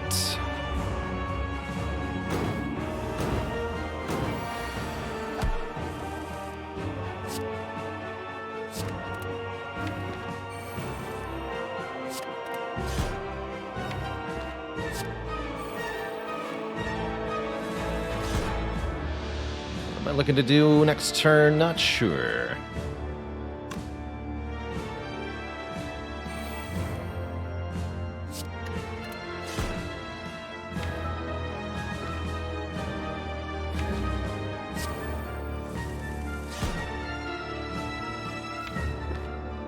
Choke this turn doesn't make any sense.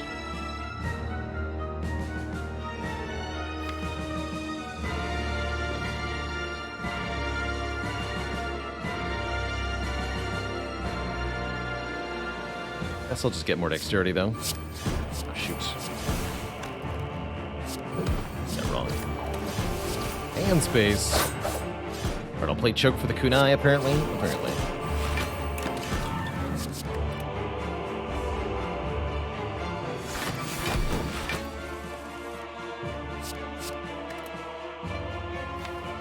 Why didn't I discard Tactician? Not sure. There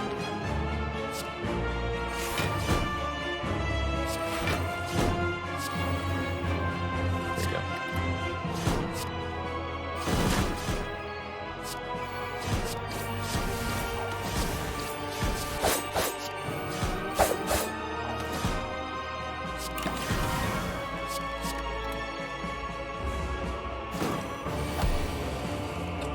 Four times 3. Whew.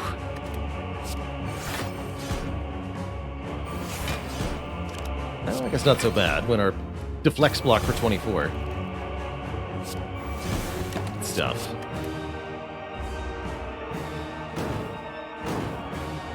So the idea here that we're just scaling Dex faster than the Slug scale Strength, basically.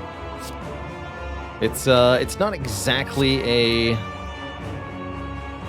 a huge margin. Mostly the fact that we have weak is the only thing that makes it work in the first place. If we weren't able to weaken the Slug, it just would fall apart entirely.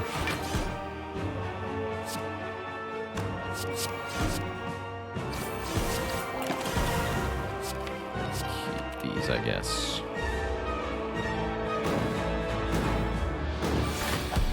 Often lacking the energy to play the choke when we see it.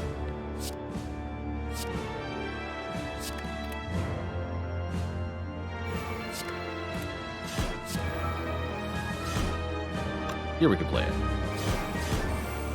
Although again, we got to keep in mind the... Oh, geez. I really buggered that, huh? Shoot. Can I kill you? I'll take a kill now.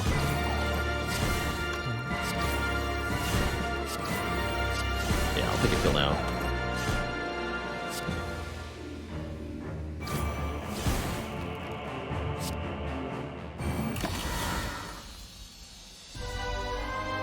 Cool. To thump, a deep pulsing red can be felt throughout the room. Is this the heart of the spire, the source of all these shivs? You deal 2072 damage. To proceed into Act 4, murdering the Time Eater with his own slime. How convenient. Nightmare upgrade seems reasonable. Any of these energy upgrades are good. Upgrading the other Calc Gamble is an option. Upgrading the Prepared is an option. I do like more draw. I think energy is more important. Let's actually make one of these cheaper.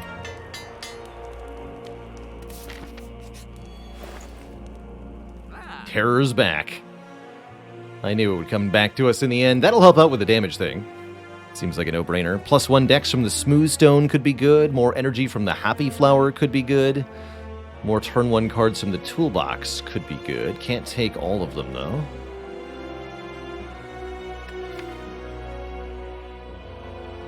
Terror does seem important. So I can take 1 relic.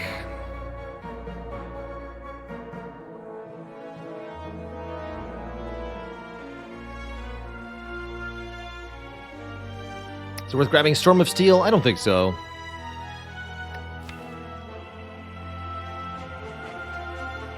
Yeah, I'll take the turn 1 draw. It's going to help with the elite fight. We could go double Well-Aid plans here. We need to master Well-Aid plans at some point, and the extra retain actually seems pretty decent for this deck. Let's do it. 40 cards total? That's a lot. Hopefully it's the right number. Apotheosis? Deal.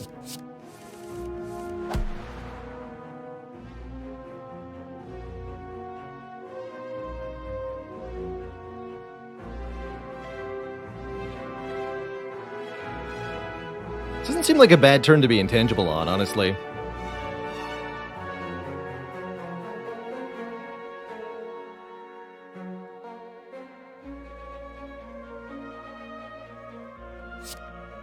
I'm gonna go tools, set up 1,000 cuts, Apo, put 4 shivs into my hand, and then discard them all to draw a bunch more stuff here.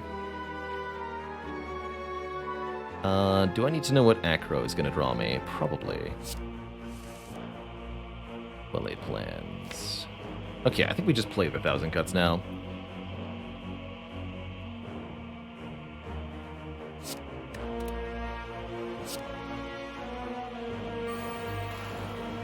Damage here.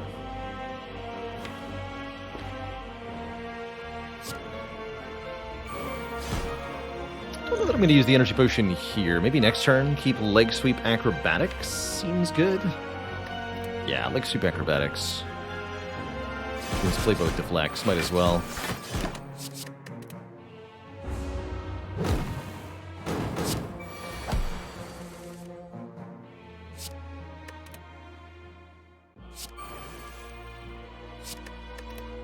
That's a pretty good bullet time. That is a pretty good bullet time. We get to retain expertise plus, dagger throw plus. Deal.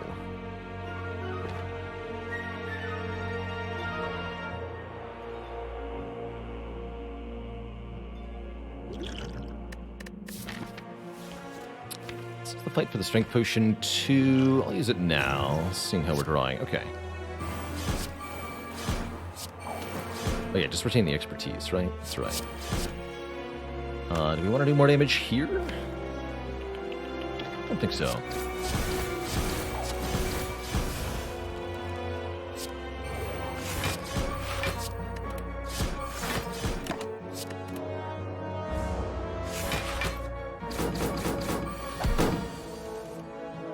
Good.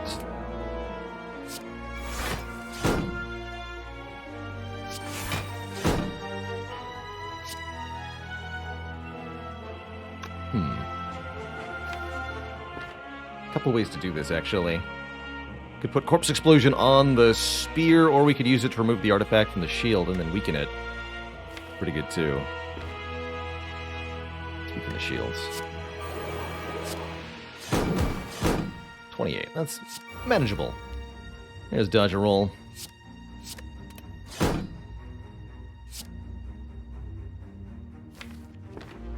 I guess Terra goes here, then. Just the way it is. Alright, I'm going to Nightmare Alchemize using the energy potion, since that opportunity has presented itself.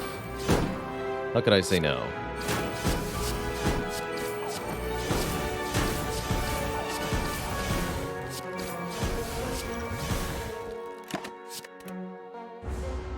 Enjoy your 99 luck. How dare you be alive?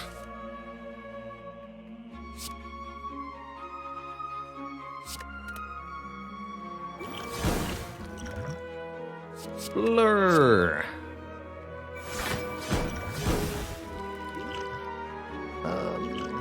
Yeah, I'll use this one. Poison pot. Not what I was looking for, but here we are. The fact that we simply have potions is going to be good enough for me.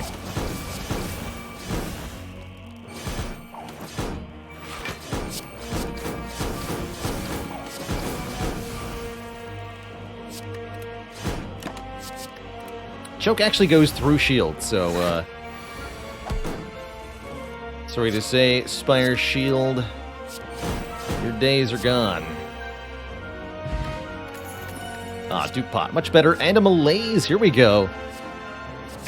One Malaise for the road. Duke Pot and a Malaise for heart, I would say gives us exceptional odds as we go into the final battle here. Bonus points with a Discovery turn 1, sure.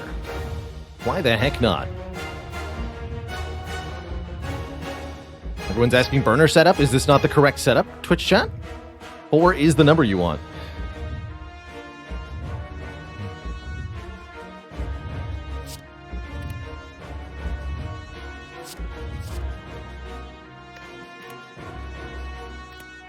Blur's good here.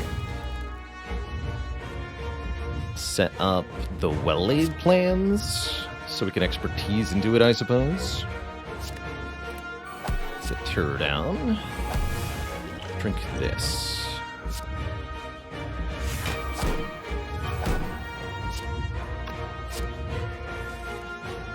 Okay, there's Malaise. Early Malaise is not a bad idea.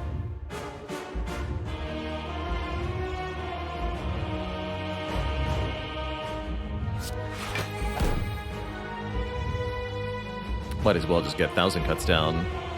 Dexterity on this turn would also be a good idea. Gonna be intangible next turn, so we may not need the Malaise. We certainly don't want to duplicate Malaise, since the heart purges negative strength pretty frequently.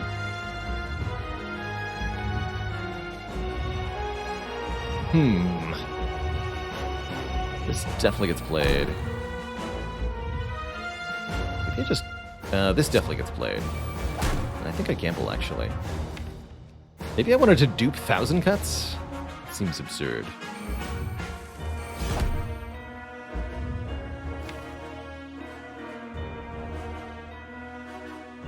Kind of basic, but I'm down to dupe this footwork, or maybe tools.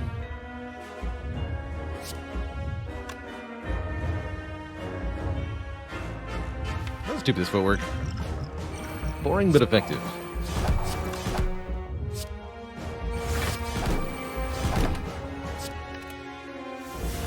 Alright, don't kill me. What's that? You can't? Oh yeah, it is the multi-attack.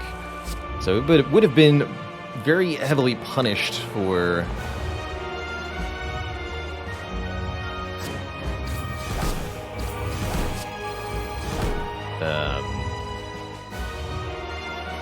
for playing the melees.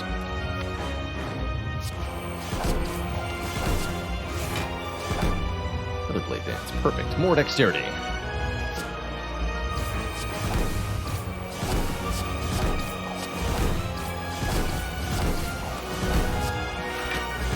Take a little bit this turn, hopefully not too much next turn. Heart won't be weak, and I have no reasonable way to weaken it. That is spooky as heck. We're gonna die. Help! That's a full 67 damage. What do you do? Drink potions is what you do. I only got 3 energy, too. Apotheosis is back. Alright.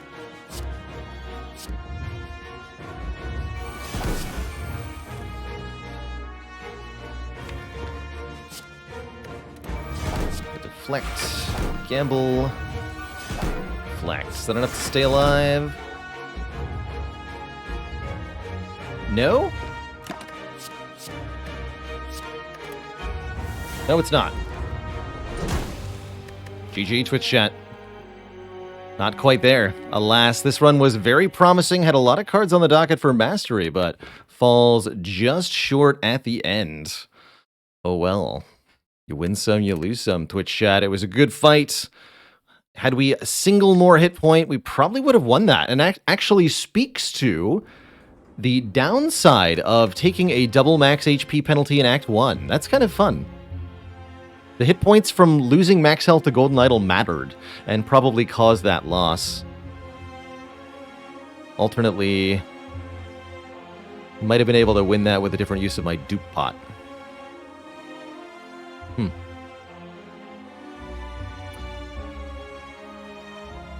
Interesting.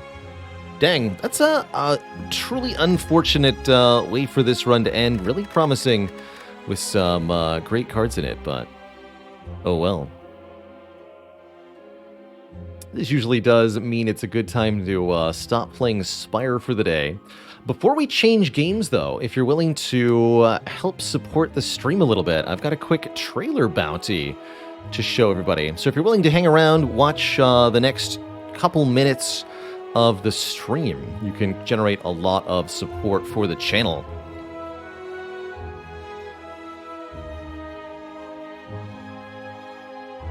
So it's going to be trailer time. Let me make sure this works right.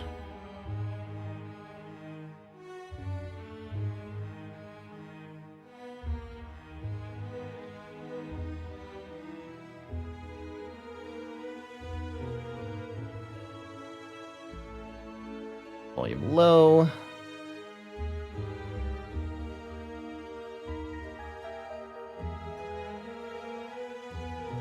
We'll full screen that before I do the thingy.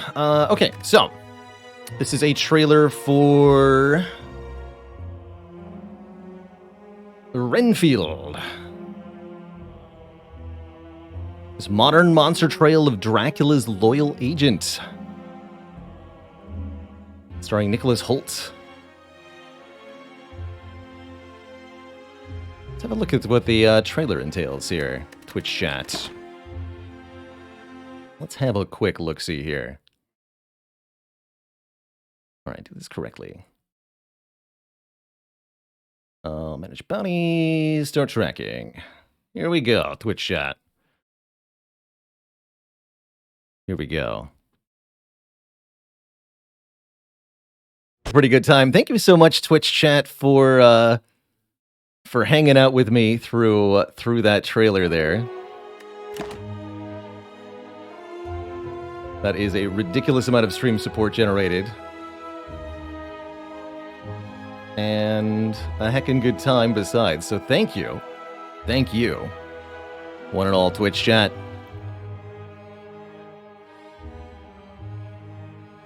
For that. Hope you enjoyed that little trailer. Sneak peek, so to speak. Really appreciate the Twitch bounty board. It's an automated system of connecting creators with content opportunities. So without actually having to talk to any other people at the movie company or Twitch, I'm able to get paid to show a trailer like that. It's cool.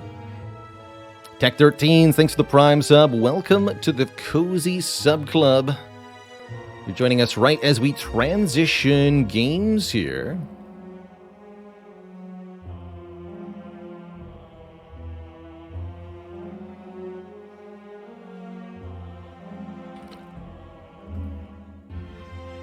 Playing some Monster Train in the second half of stream. Let's switch it over. Choo-choo, my Twitch chat. Choo-choo. This has been running parallel to our Spire Mastery Challenge in Monster Train.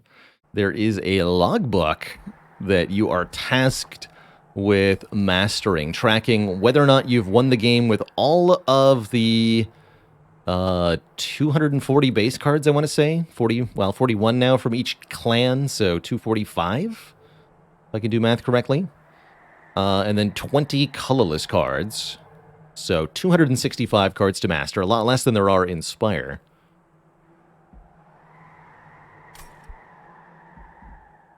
Let's start a run and show off some of the mechanics of Monster Train. We'll play another random run. We'll play a random clan out of the 5 that we currently have unlocked. We're now on Covenant 8. Let's do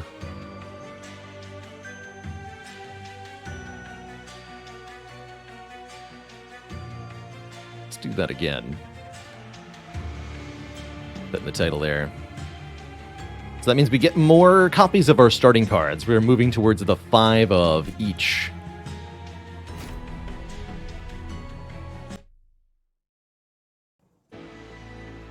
So we rolled Wormkin with Umbra Allied, and we got a very interesting set of starting cards.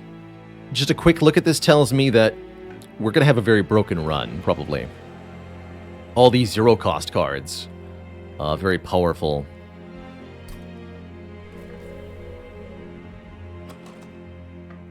So, from our primary clan, we get our hero card, Echo Rights, our champion, rather. And these Echo Break cards that deal damage based on the number of charged echoes. From our allied clan, we get Shade Splitters, allowing us to create morsels that we can feed to other units to boost their stats. One is still rocked. That's right, the Melting Remnant they're called. The waxy, self-killing creatures. I'm excited to show them off. So at the start of each run, you get to choose an upgrade path for your champion. Return a random consumed spell to our hand. We could return cards destroyed by ambient charge. We could also return Space Prisms. Returning Space Prism is very interesting. Different clans have different unlock conditions. For us, we have to unlock the Melting Remnant by killing more enemy units in combat.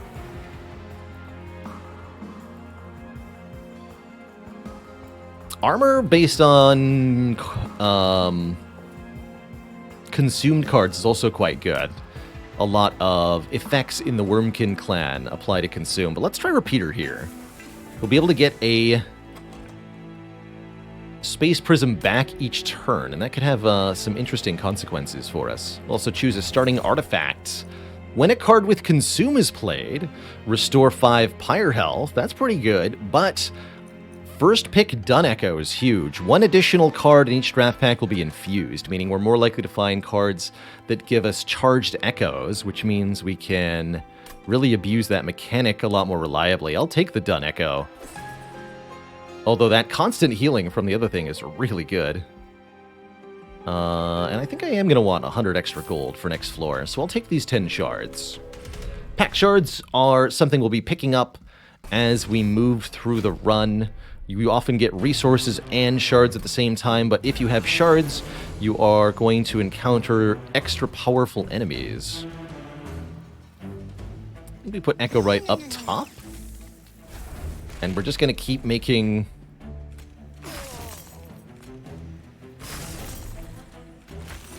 capacity up top, apparently.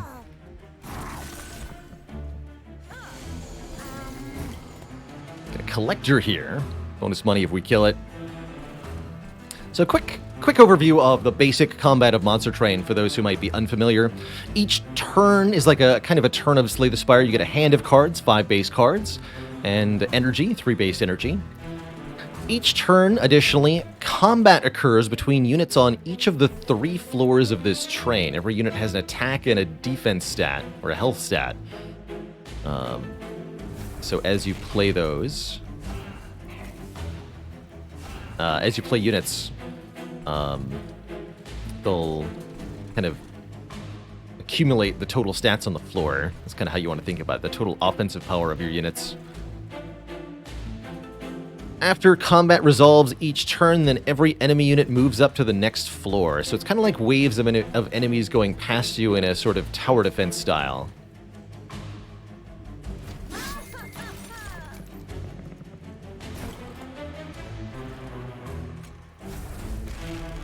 Choo-choo. That front Stewie some lifesteal, shall we? Look at them go. They're all ready to show up to work. Which side attacks first? Great question. The enemies do. Enemies go first, which means being able to deal with high damage enemies is crucial. Since, because they strike first, you have very limited ability to defend against them. There's a status effect called Quick that you can give to your units to make them faster than the enemies and strike first instead. And that can help a lot. So getting rid of these backliners with spells, rather than having your units kill them, is often the easier choice.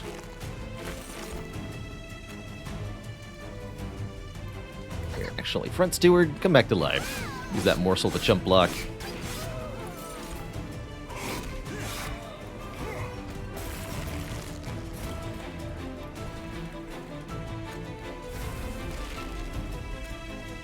So this Echo Transfer has the extract keyword. In order for us to play Echo Transfer, we have to pay a number of charged echoes equal to the extract cost.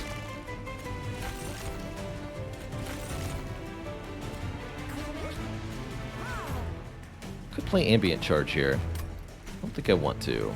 Although that would, we guaranteed get to snipe that enemy next turn.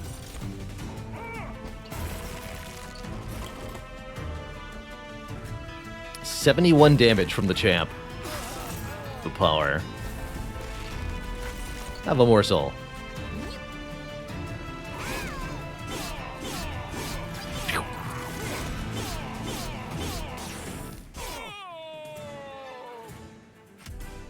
Got him.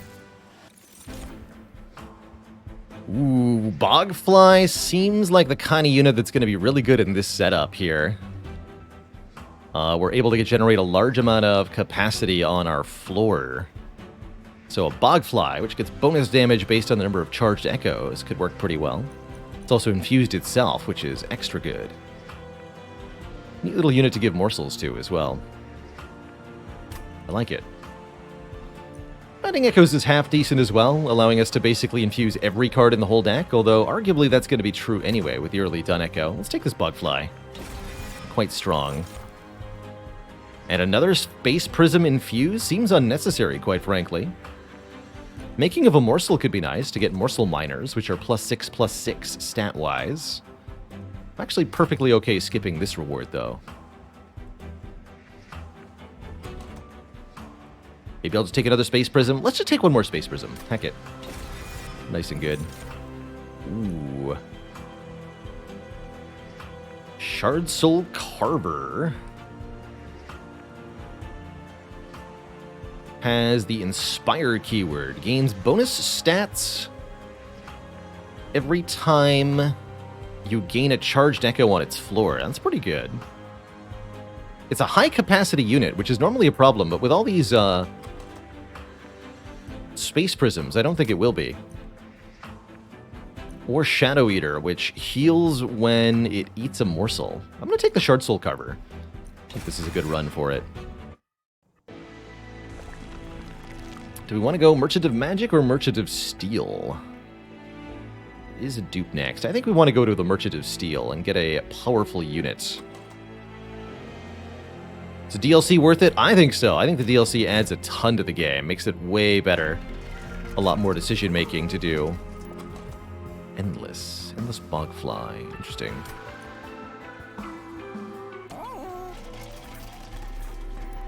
Here we have Spell Chain and Intrinsic. Oh, I was hoping we'd see Intrinsic. Kind of makes me want to go Intrinsic Spell Chain Space Prism.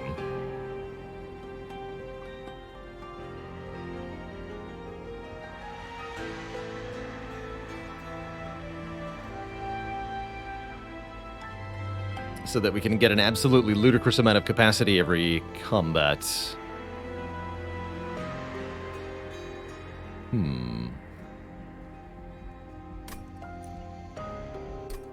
Also fuse 2 units together. Let's see what this is now. Second Shard Soul Carver. I can make a Super Shard Soul Carver. Or a Bog Chrysalis. Upon summon 2 Bogflies. Wait a minute.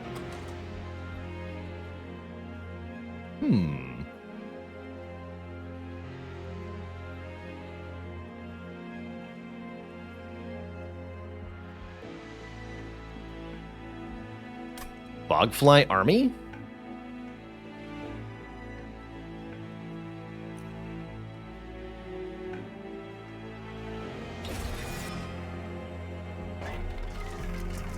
So here's what we do.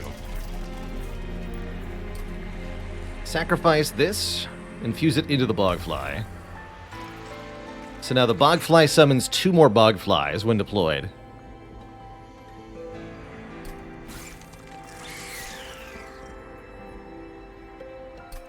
And then we make it endless. Although I think they go in front of it. It is not a priority unit. That's okay. Make it endless so that whenever it dies, it comes back to our hands. And we can keep summoning more Bogflies. That seems pretty good. No multi-strike, though.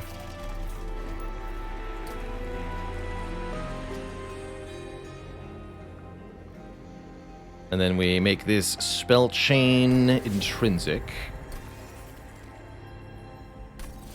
It's a lot of shards, but that's okay. Do I pay for a reroll? I don't think so. Tanky Shardstone Carver. Shard Soul Carver seems fine. You're just gonna stand in front. Have fun.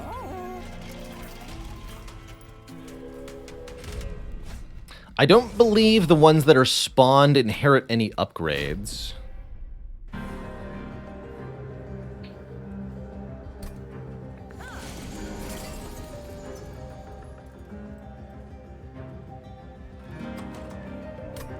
Two health. So what? I want to do Shard Soul on the bottom here? Question mark? Because these are enemies that add curses. Sure. Sweep seems bad, though.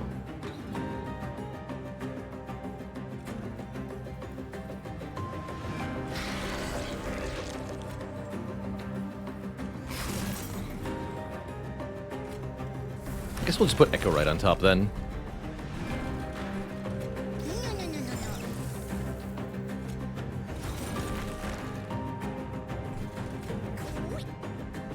And Echorite will recreate this Spell Chain Space Prism every turn if we don't play any other consuming cards. which allows me to do all sorts of hot nonsense.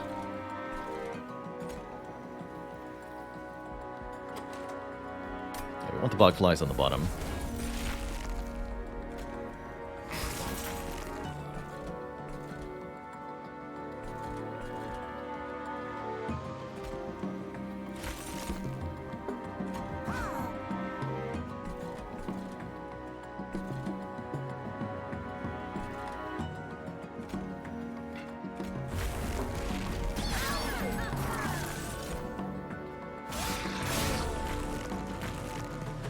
Things are pretty nasty too. These enemies are super powered because of the shards we've taken. But here's Endless Bogfly. Although Sweeper. It's only 4 damage, thankfully. Otherwise, this would be actually bad. And we can permanently boost the stats of the Endless Fly to make sure it's doing proper amounts of damage, too. Here, you deserve a boost as well. Actually, no. Where's the fly?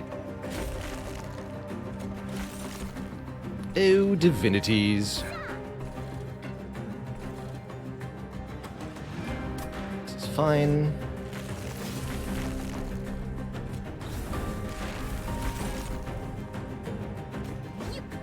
Go behind all that.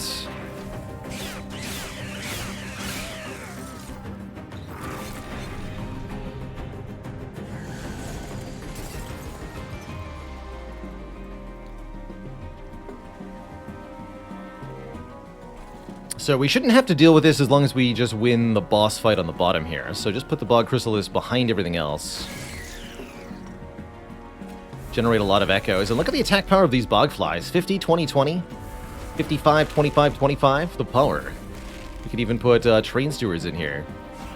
Why not? Look at them go.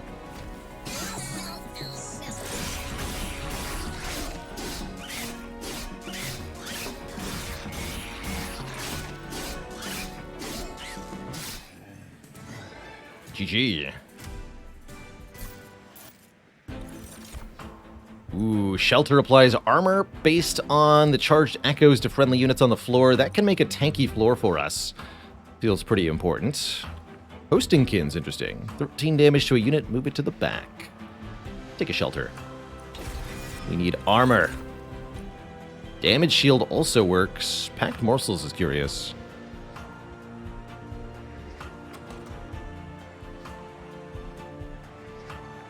I really like the AoE armor, though. These I'm going to skip.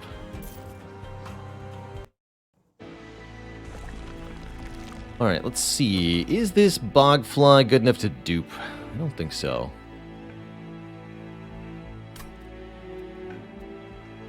When I could go Merchant of Steel and another Umbra banner. Well, actually. Heck it. Look at the caverns first, of course. Ooh, extra upgrade slot on spells. That can be very breakable. Sure.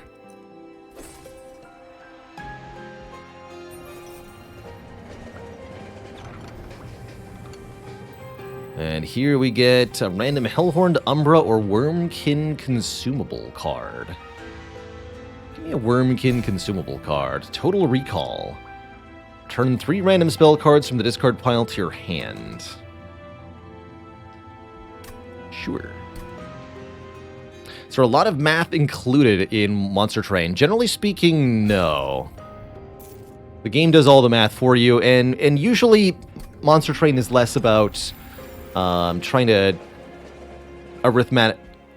use arithmetic to arrive at specific values, and more about understanding how to multiply values in the game using the mechanics and just making a very large number using that. So you don't need to calculate if you have lethal because you do 10 times more damage than the enemy's health. And that's good. Alright, we'll dupe this. Make a number, go big. That's right.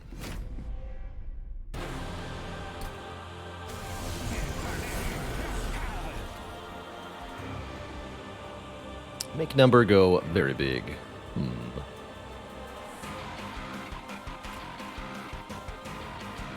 Sure, I'll deploy up top.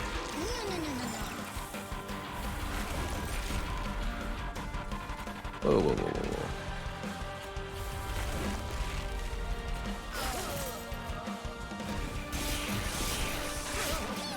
So Daedalus here, our first major boss, summons bombs every turn, but unlike other bosses, can be attacked during the earlier parts of the fight because he's constantly harassing.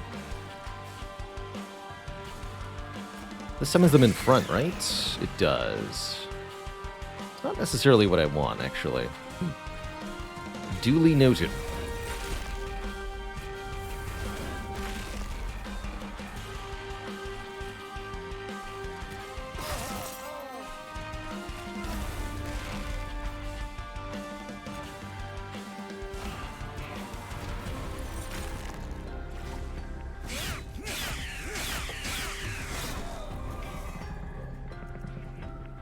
Didn't seem very effective. Problem is the bug flies actually can't do much of anything unless you are actually able to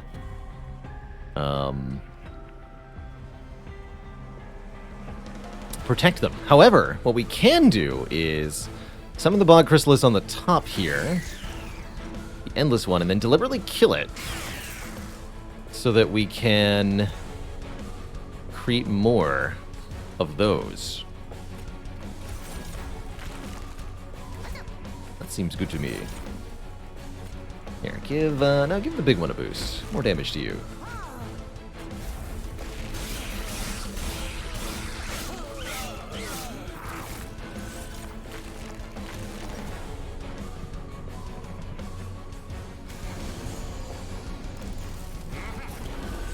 Please stop using bombs.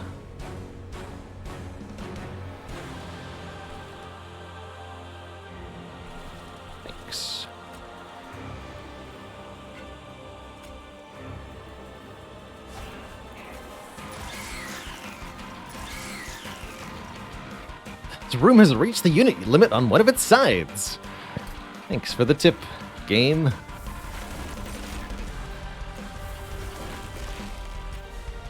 Here, take some hits from me, train steward.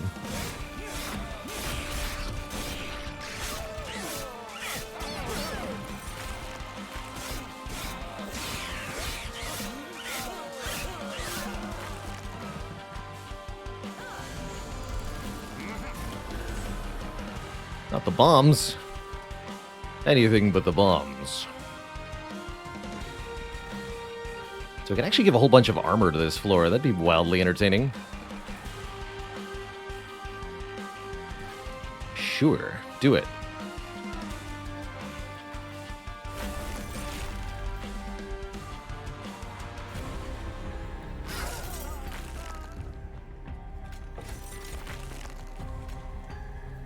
Oh, super kills the Rebel Morsel. Not if I give the Rebel Morsel armor, though.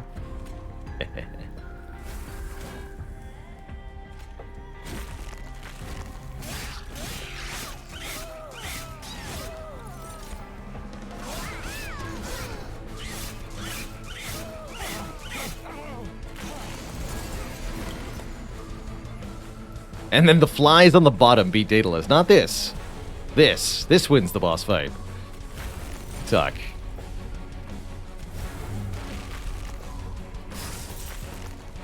The power.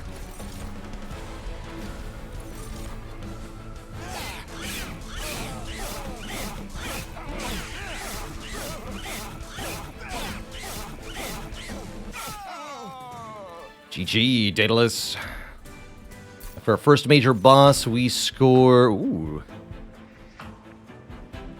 Some interesting card options here. Kindle is particularly appealing. Although I'm actually not sure what I use that energy on. Trample doesn't seem like it does much here. Echoes of the Past could be quite a damage boost to one creature. But I'm not sure it's actually that good with bog flies. I'll take a Kindle. I want an Alloyed Construct or Crucible Warden. Not really. No, not really. I do want more card draw per turn, though, especially with our large amount of zero-cost cards. And I definitely want to get rid of some Train Stewards. Sorry, Train Stewards. Also want to use the Merchant of Magic to make some of the cards that we already have even cheaper or zero cost. Let's see. -2 cost. Fun options there. Ooh, I think we want to cross path into the Shellsmith here. Shellsmith says, Etch apply armor to friendly units. All friendly units on the floor get armor whenever we play a consuming card on Echo Right's floor. And I think that's the key. Then we have Shard Soul Carver, Echo Right, and a whole bunch of Bogflies. And they're getting a ton of armor to keep them alive. That's huge. That's huge. Could go double down on the Shard Soul Carver. Make it super powerful. Doesn't need to be.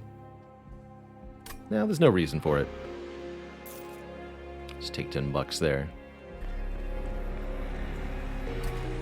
Is there anything I want to make -2 cost? We could do it on Kindle, but does that actually help me? Not really.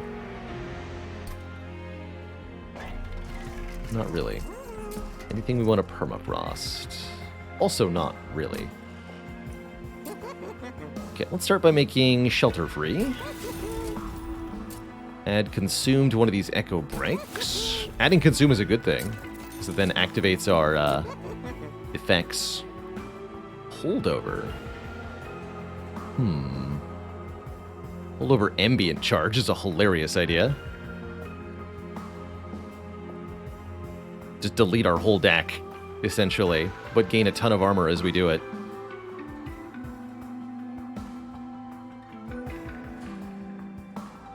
How does the reduced cost work with X cost cards? Essentially, -1 cost on X card. X cost card means it becomes X plus 1. That's how it works. Turns it into X plus 1.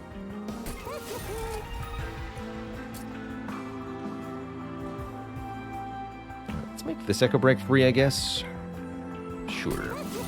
I'm not going to hold over. Doesn't feel worth it to me. Pay 10 shards to purchase Shade Splitter, though. That'll do. Removes are pretty good.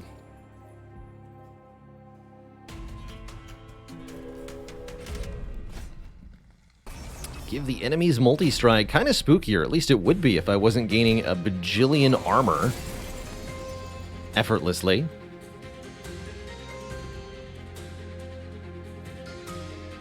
Oof. Guess we'll deploy up higher up. I'm weird about it, though.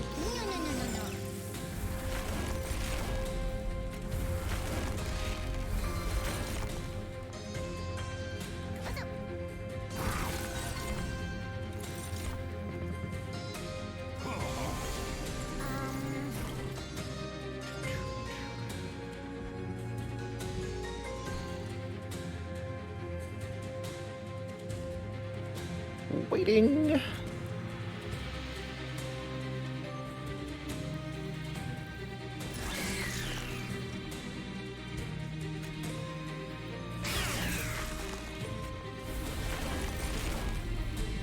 You die to this.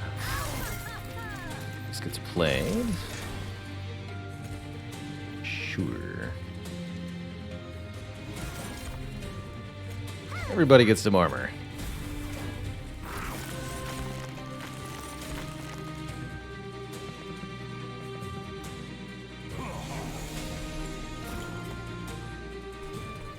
Gotta deal with some nasty curses as these absolvers climb the floors, but it's really not that bad.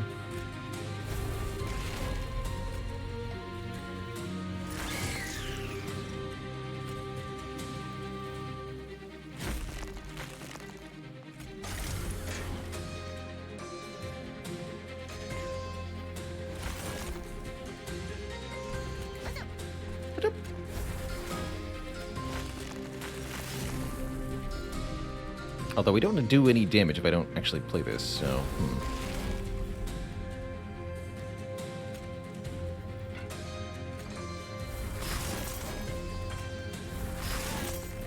at all that armor. 24 armor per fly. Now that's a strategy I can get behind.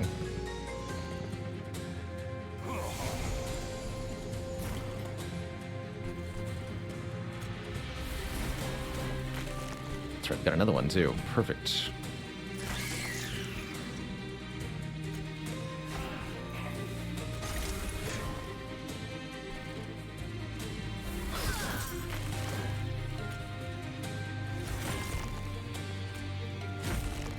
The power.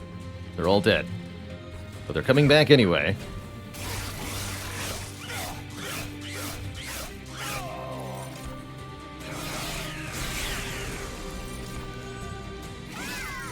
Right, the fact that I gave them all multi-strike is kind of scary here. But only kind of. Oof, we're getting to the...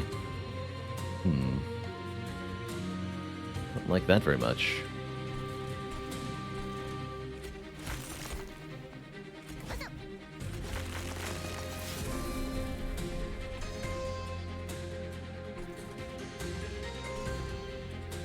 Take some pyre damage, not that much though. Here, go on the bottom, I guess.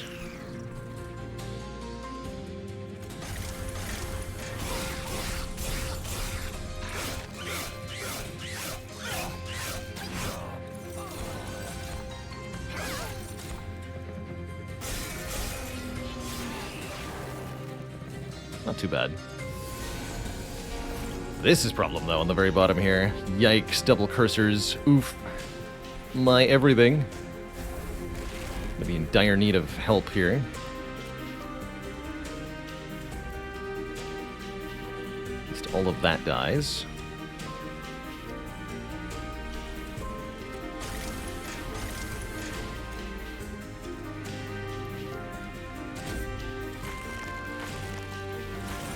Yeah, this boss is definitely a pain sometimes.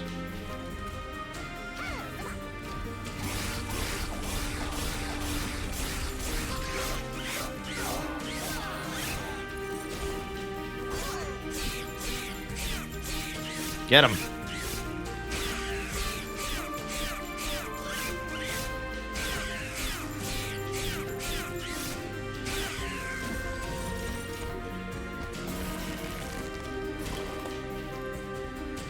Again! Show them our power. If I go Prism, Echo Break, still won't be enough, huh? No.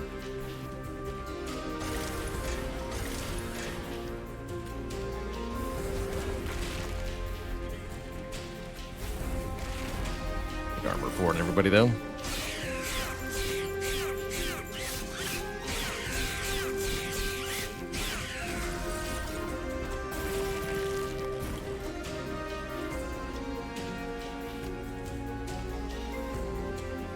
Good enough, though. GG. Only thing we don't want to do here is use the Echo Transfers to remove our charged Echoes, as that would reduce the attack value of the Bogflies.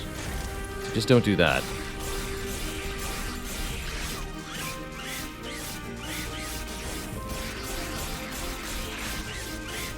GG.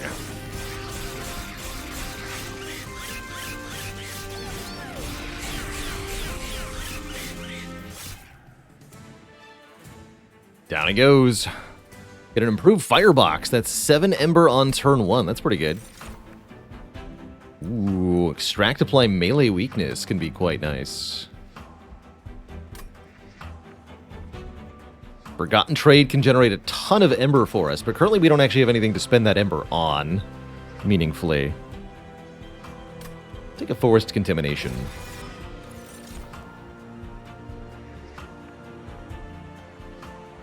Not mastered Prism Retrieval yet. It's a fun one. These don't feel that good. I guess Prism Retrieval is good for maybe the Bugflies, perhaps. Food for thought. Today's not the day you get mastered, Train Stewards. I'm sorry, but I'm also not sorry. Spell Chain. Spell Chain Kindle is just free.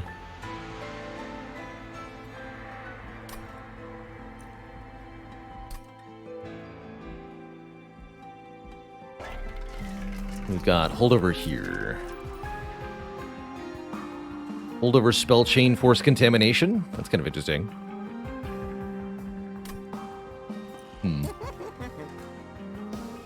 Not sure. Let's see what's in the event.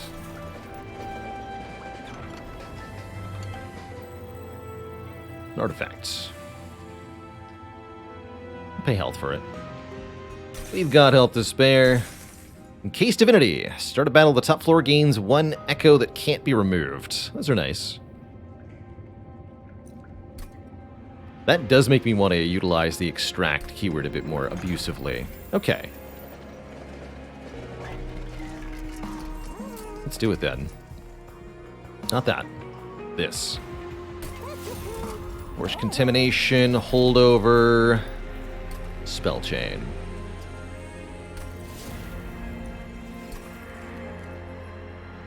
And I don't know, just purge these Shade Splitters. Heck, I don't even want both of these Space Prisms. Let's snip another card.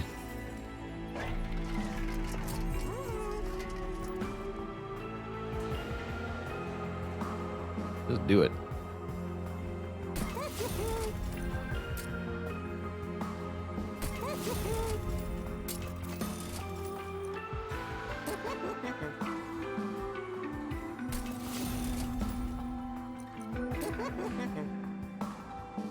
At least these Echo Breaks are decent.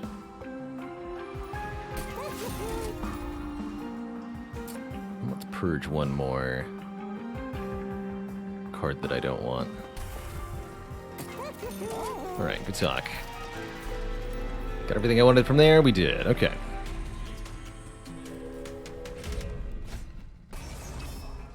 Extra enemies to deal with? No problem.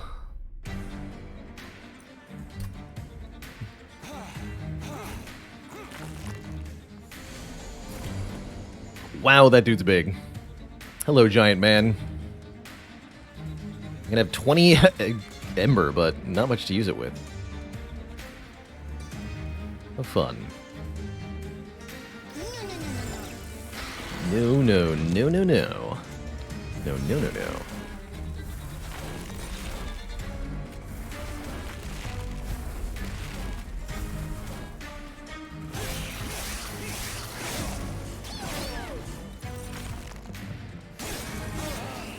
Rude.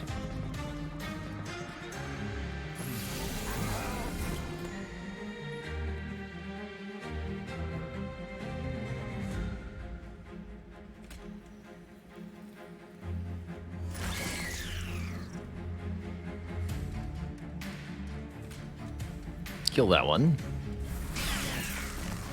Summon it again. Well, summon the other one, rather. That's full up.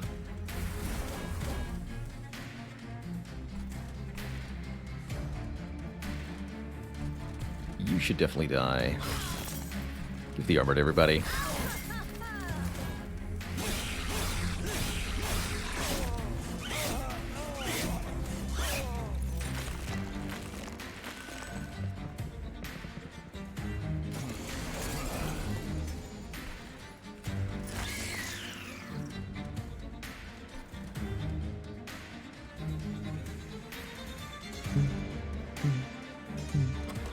Don't want to destroy that Force Contamination, so I'm not going to play the Ambient Charge.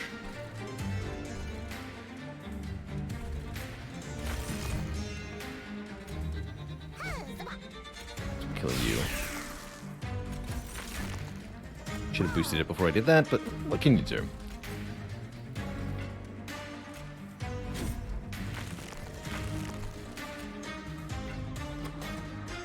Should be fine.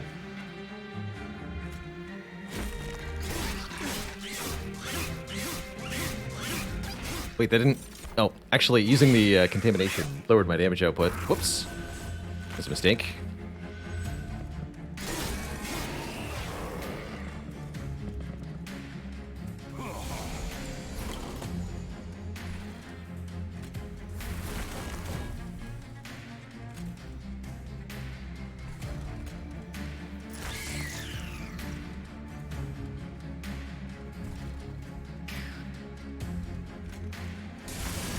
am allowed to do that. Good. And then I get another copier, which is even juicier.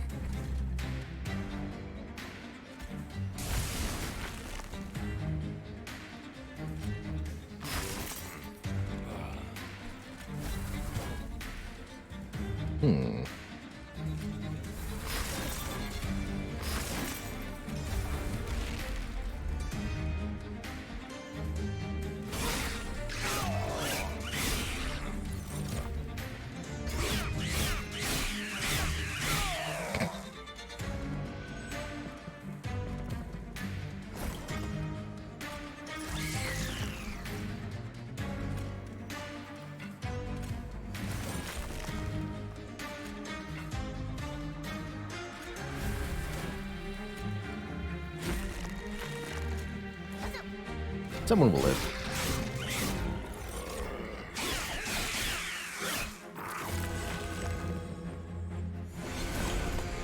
Alright, here's our boss. Have some melee weakness, boss. Eventually. Guess I can't play it here, huh?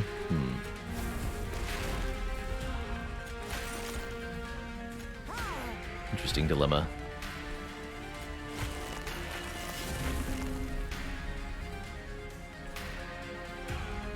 Here we go.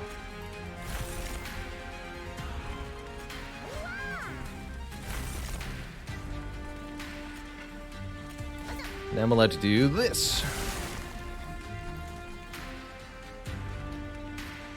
You're actually not dying. Incredible.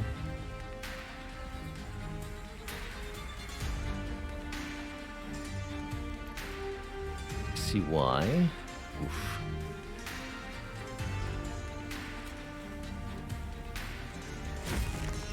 Help. Got it. Bummer. Oh, yeah. Yeah, it doesn't work though, because then we take... Ouch.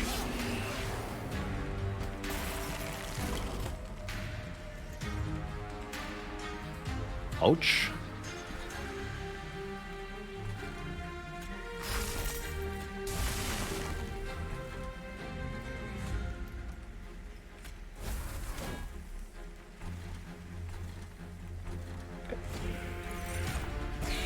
Oh, but the melee weakness. Oh, freaking. All of that for nothing? Oh no, I've made a terrible mistake.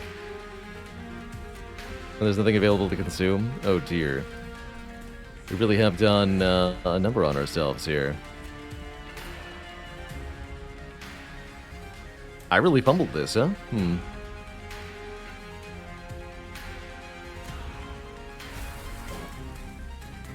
We actually lose because of that, looks like. Although, no. I think our fire beats the boss.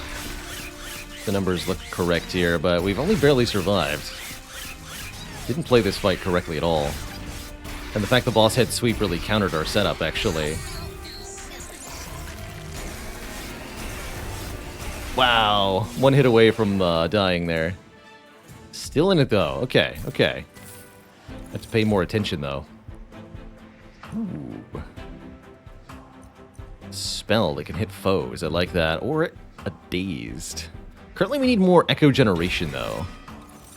Let's take Ancient Remnant stuff. Infused Ember Cache. Interesting. Creates more consume stuff. Like front load bad stuff, though.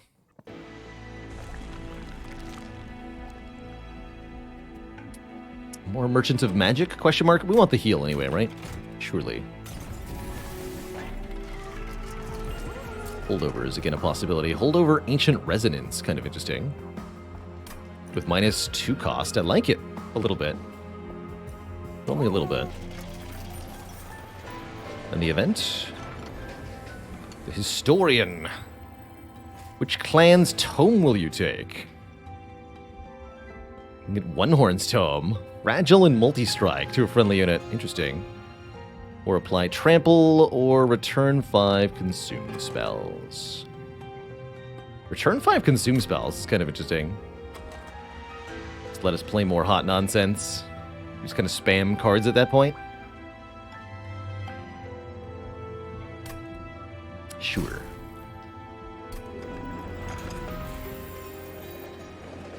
Yeah, with the etch armor, it seems like it's got to be pretty good on some level. I think I do want holdover, zero cost, ancient resonance. That's got to be pretty good. Or I could maybe give it a bit of boost to magic power. Be willing to pay the one price every turn? What else am I even spending energy on? There's really not that much, so sure. Double stack, here we go. Or we could make this melee weakness 6. Have to really be able to pay for it, though. I don't think so.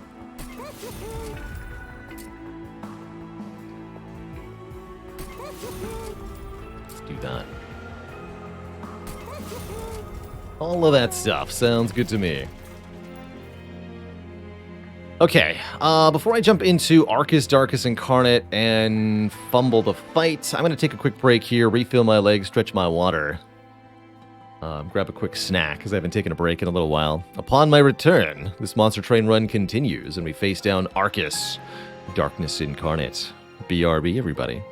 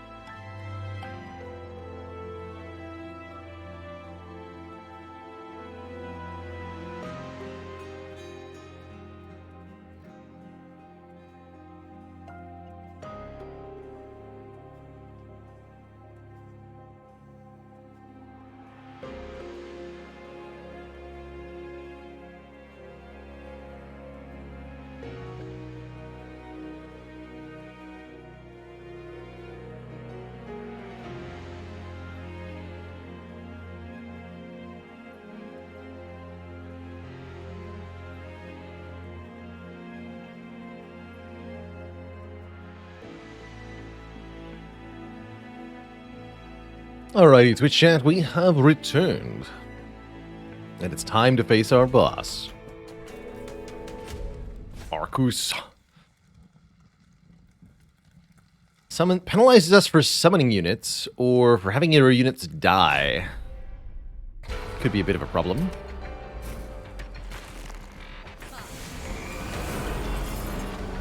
Oh, that's right. This is also the Arcus combination that creates tons of Absolver units. I think for that reason we probably want to set up on the bottom here, so that we can kill these before the curses pile up too much.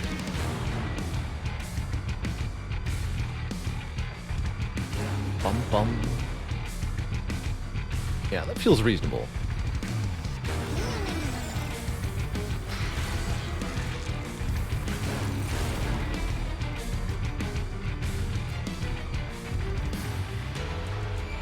Do the thing where I intentionally kill my own unit. I'm not gonna do that yet, though.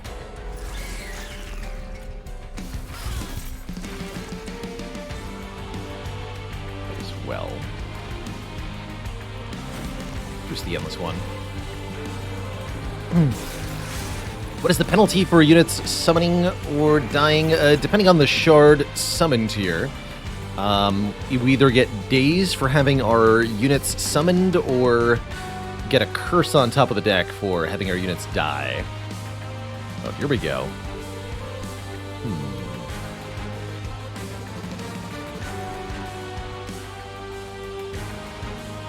And yeah, you definitely want to set up on bottom here. Wave of 2 of these Absolver units, that's nasty. That shouldn't be allowed. But what will be allowed is stacking Force Contamination on Arcus here.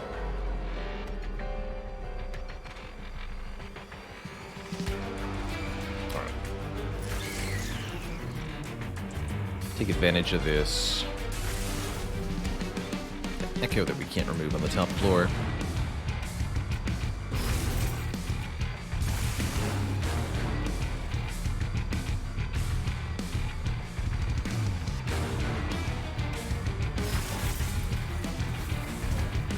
Armor. Arcus has the stealth trait, so these flies won't waste their melee weakness on him.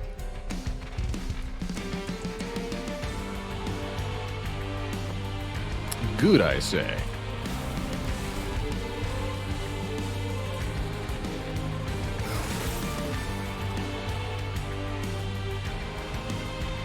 Let's do this. Gain a ton of armor. More melee weakness. More melee weakness. Make one of these. Sure.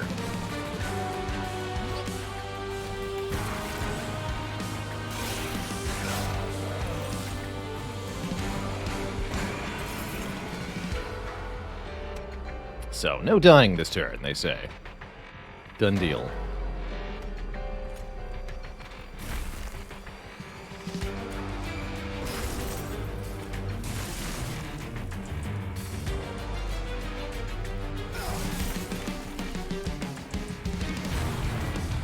$76 armor per unit.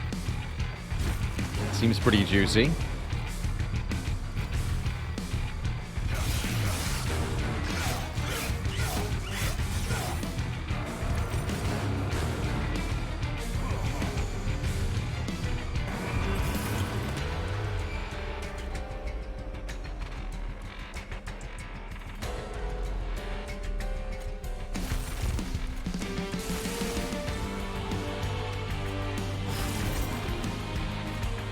Oops, that's not the right card. There we go. Do I need any help down here? We'd like some. We'd like some. Stuff is getting through. We can't allow that.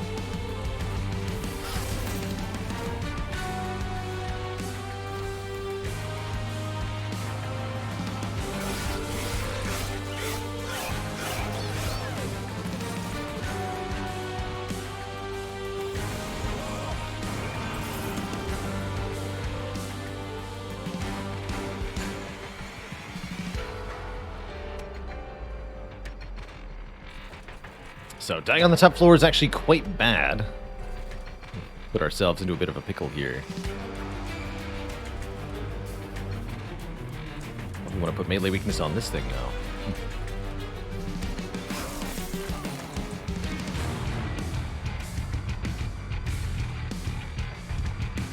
Any units. So even if morsels are killed, I think that still counts against us here. We'll see. We shall see.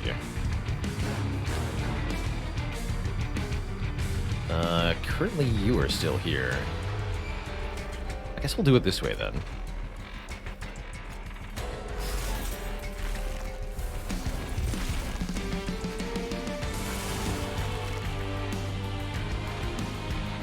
Don't want to sack all that though. Noted. Okay, that'll work. Yes, we still get a curse for a morsel dying. I was wondering.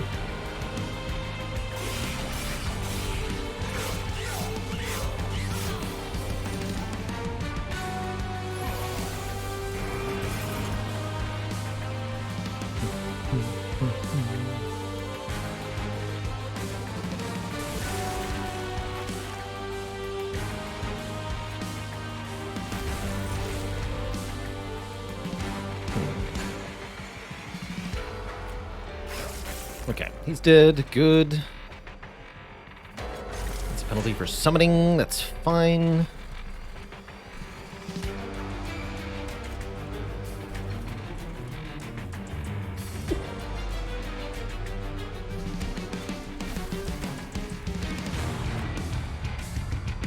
Hold over consume. That's fine too.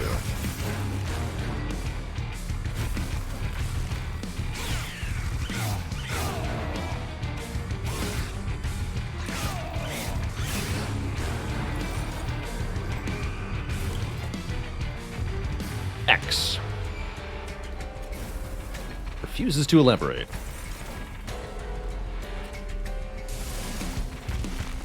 Seems like it's good, though.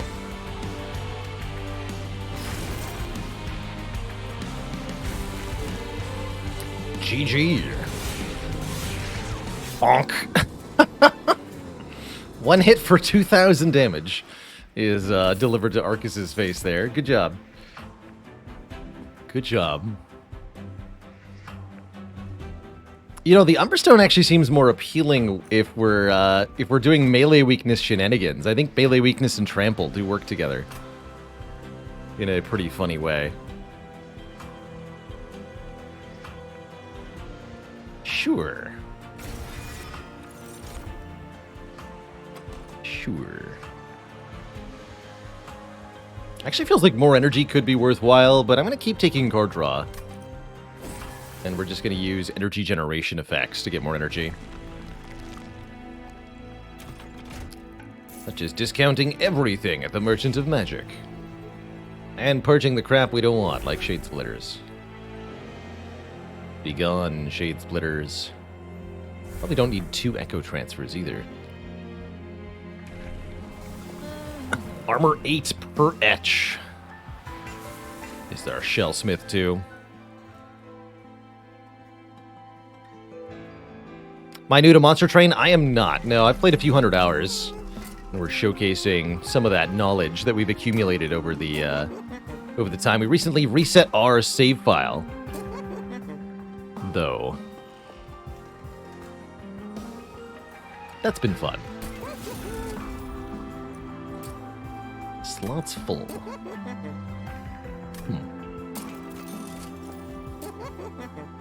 Am I sure I don't want this? Because it's pretty tempting. It's just so expensive.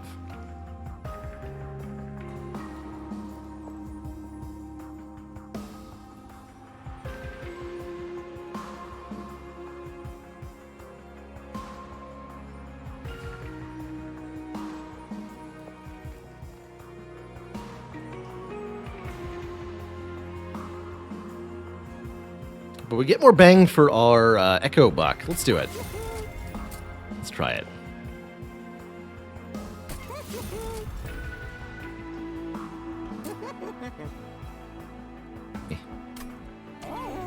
Rather just purge a card, quite frankly.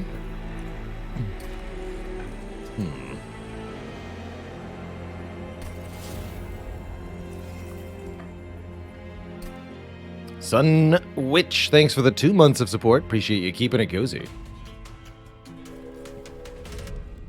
But which witch is which?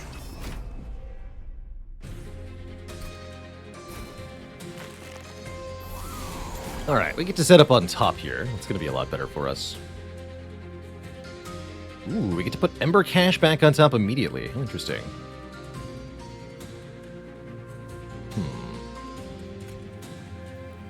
Interesting.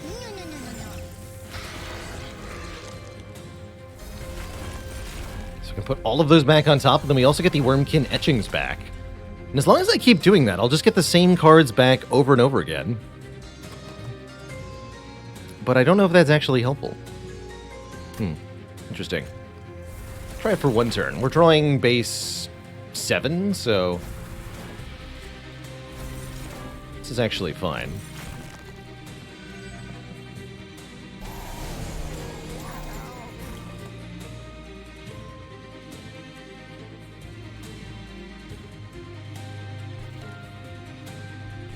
Probably want to start doing Ancient Resonance down here, though. You don't even need that much armor, right? Echo Transfer is good.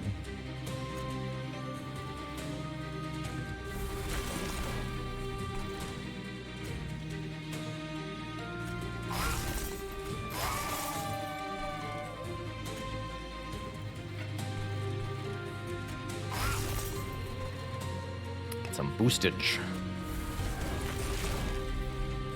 So 4 available. To get all of this back. I think we need the bog flies, though. So I'm not going to play the Wormkin etchings this time.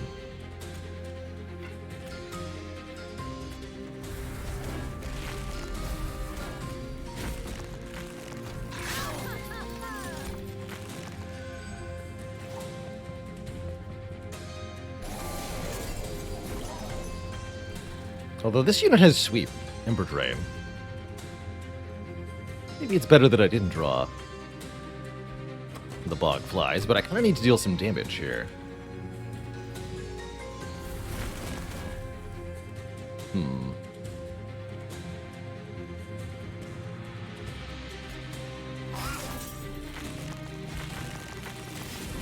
There we go.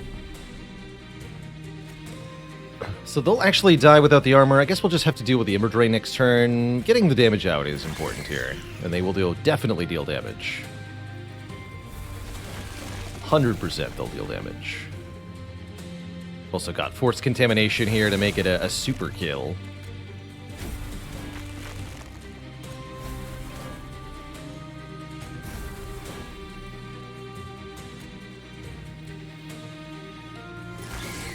Just do that, I guess.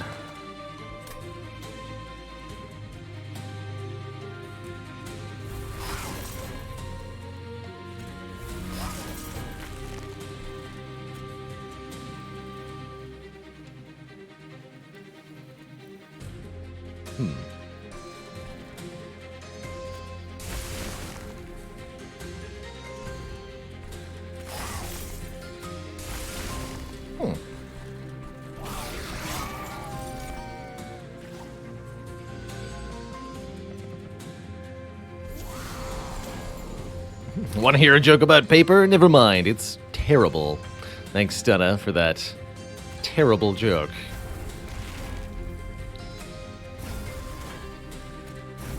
So now each of these excavated embers is just armor for everybody, and we've got a ton of them. And now there's more of them. The armor. The almighty armor.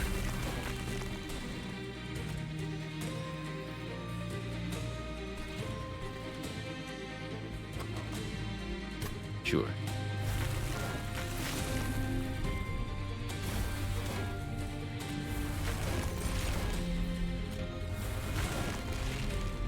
Be careful here.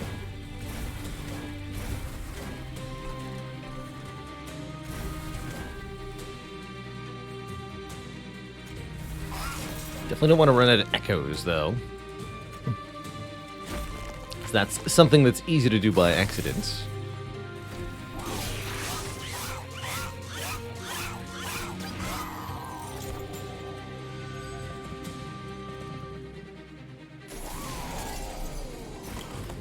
Only heaven can exist in the end.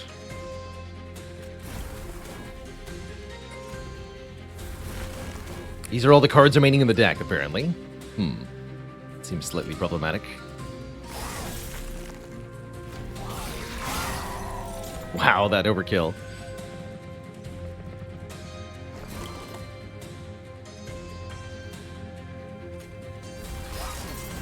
Minus 98. Oof.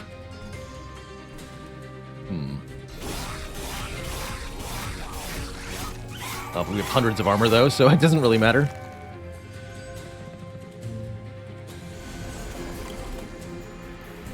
Doesn't really matter.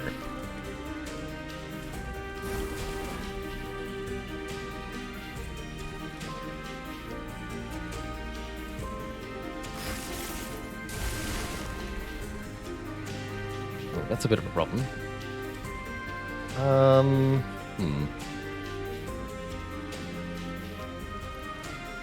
I think the way the trample works, this is a good idea, right? Yeah, perfect.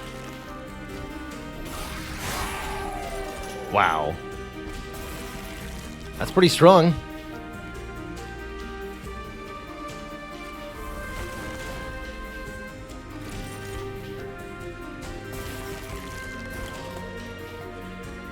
X.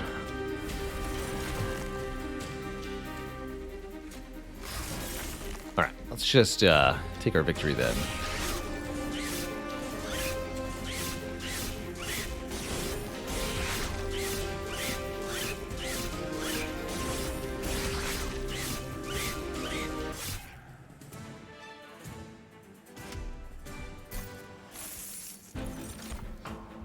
Interesting how the flies have almost become an irrelevant accessory to the Shard Soul Carver. Soul Siphon could be good with these. Force Contaminations. Let's take one. Yeah, thank goodness the game calculates the math for you, otherwise it'd be impossible, right? How do you heck do you know what's going on? You don't, is the short answer. One more Merchant of Magic, or one more Duplication? One more Merchant of Magic. And one more Remove 2. Get rid of one of these. Basically, the whole deck consumes now.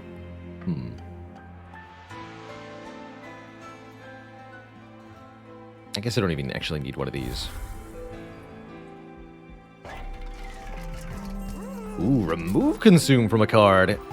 Removing Consume from Ember Cache seems particularly breakable. Removing it from Wormkin Etchings can also be kind of nonsensical.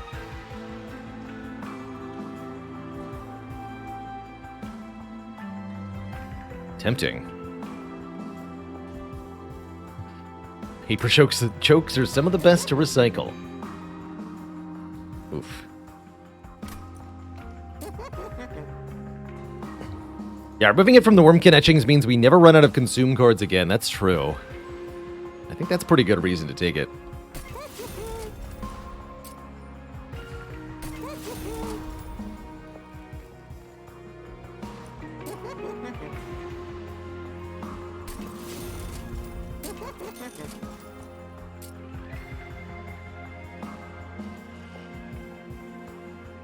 I don't need permafrost on anything. Doesn't feel like it matters much.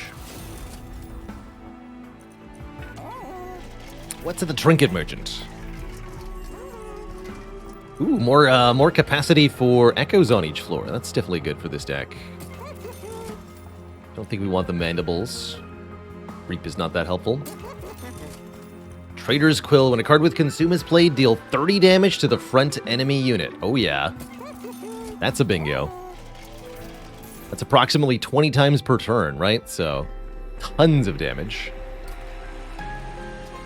Also make this spell chain. Interesting.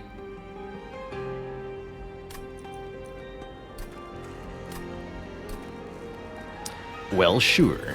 Why not? Make some ridiculous stuff happen. I love it.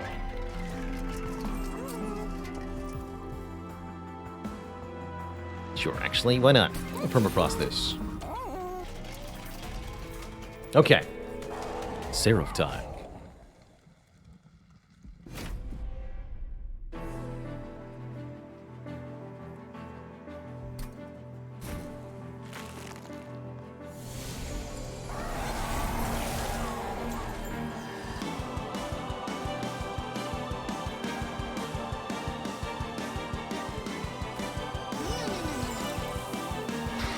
Yes, yes, yes, yes, yes.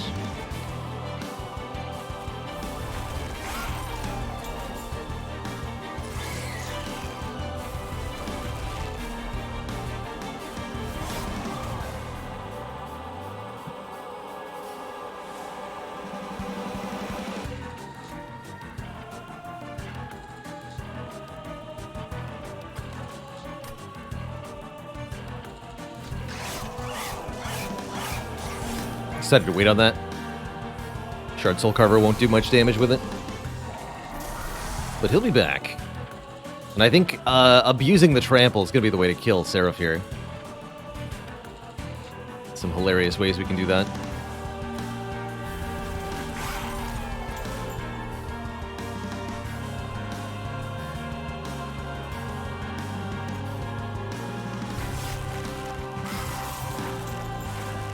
Dead.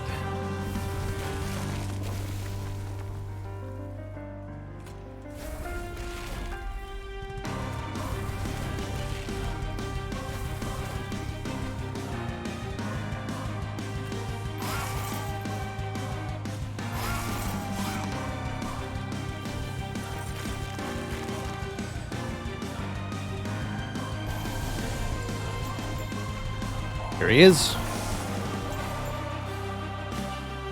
I don't have melee weakness this turn, or do I?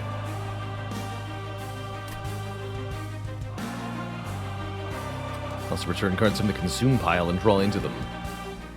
But that does not seem as helpful here.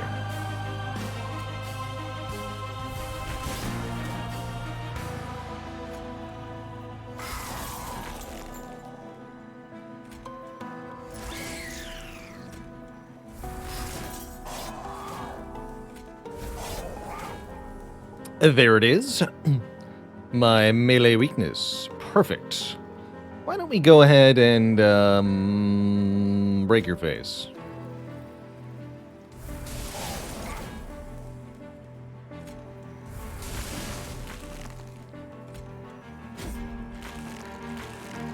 How about that?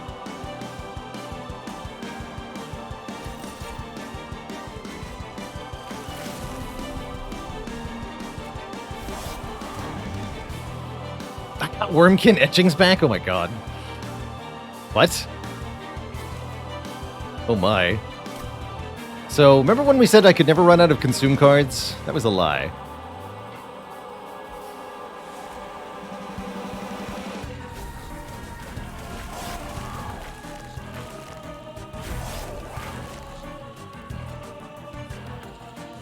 That was a dirty, dirty lie. Oh, we got it back. Force contamination. Let's go. Soul Siphon again. It's 1 Inspire per echo you gain. The damage. The damage. X marks the spot for 1 dead Seraph. GG. Bonk.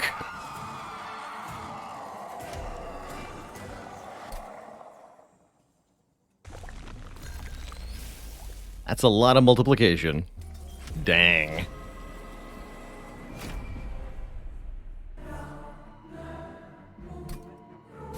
So, Last Divinity exists on all 3 floors simultaneously. In theory, this might make it more challenging.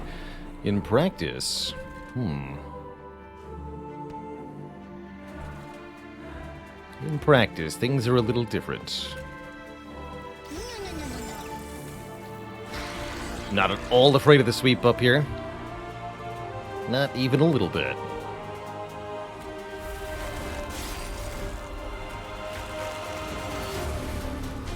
Got force contamination, huh? And do I want to use that now?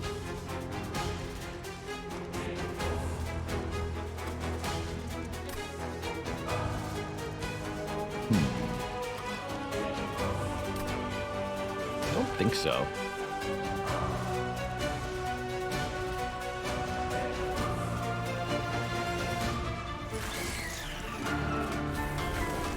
Have some armor, everybody.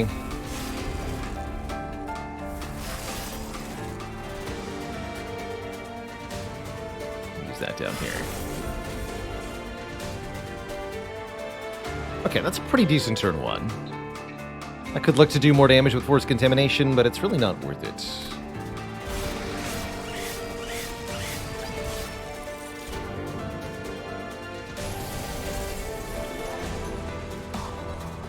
Alright, there's Bug Fly number 2. Do I need extra energy this turn? Don't think so.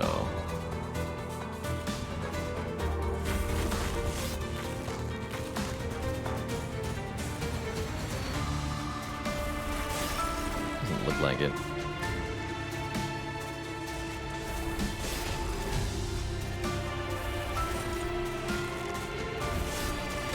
Oh my. Okay, sweet. Got the excavated embers directly out of the discard pile. It's kind of cool, actually.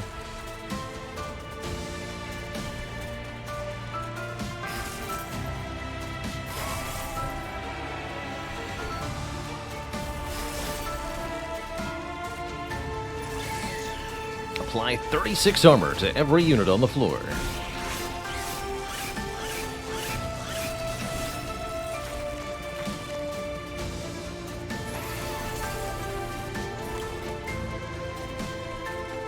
Alright, here we go. Now it's time to really utilize the Force Contamination. We have Trample now. It is time.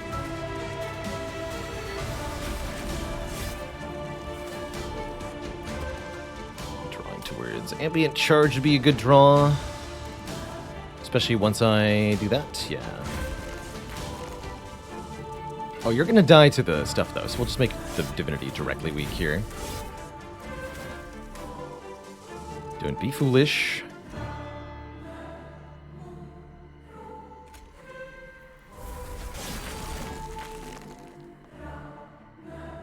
Then I'm allowed to do this again.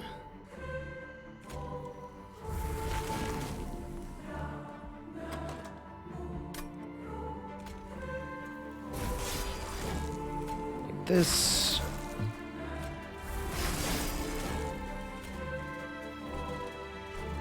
Turn the cards. Draw the cards.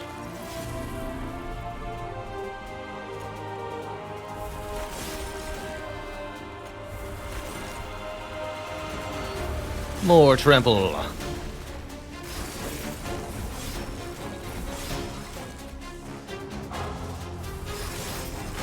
Well, there you go. We do 1,000 plus damage this turn. Everybody has over 100 armor. Seems pretty good.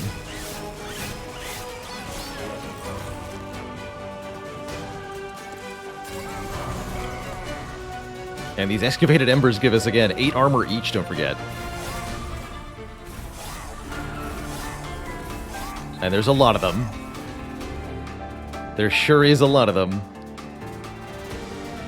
21 consume cards available. Give me 3 of them. It's actually super rare to have good draw effects in monster terrain, so it's kind of absurd to see us doing what we're doing here.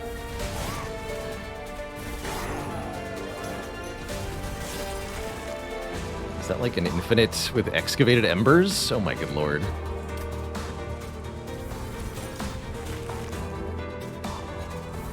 I'm not sure what's happening, but I like it.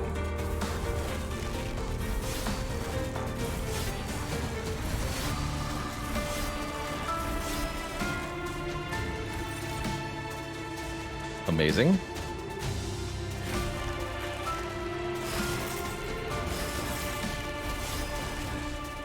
Alright, everybody has 300 armor now.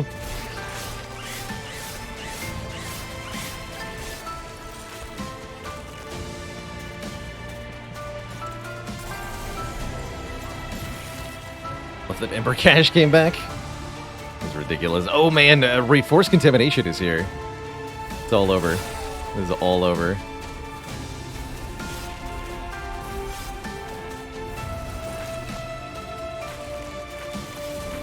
Apply Consume to them.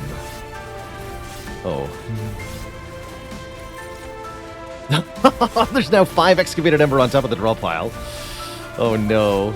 Oh no. Oh no. The power.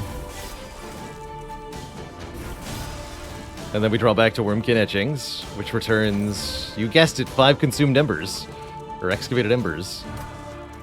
Because what else would it do?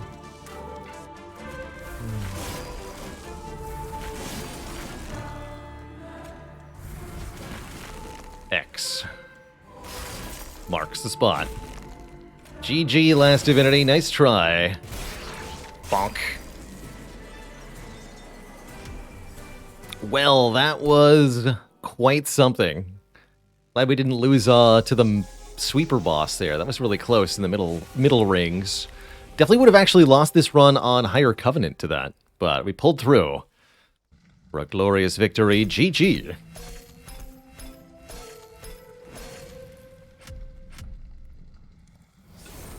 GG, hell yeah. 8 more Divine Mastered cards, hell yeah. Did we get, Remnant unlocked? Ooh, Echo Seedling's one of the better artifacts. First time that you play a Consume card, get 2 copies. Keeper of Echoes is here.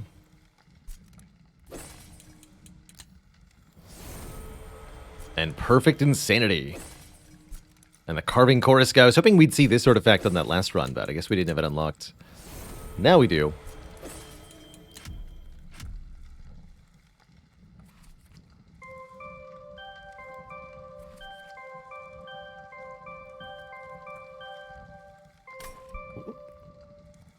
And looks like one more run for Remnant unlock. Let's do it. Let's do one, try to make it quick here.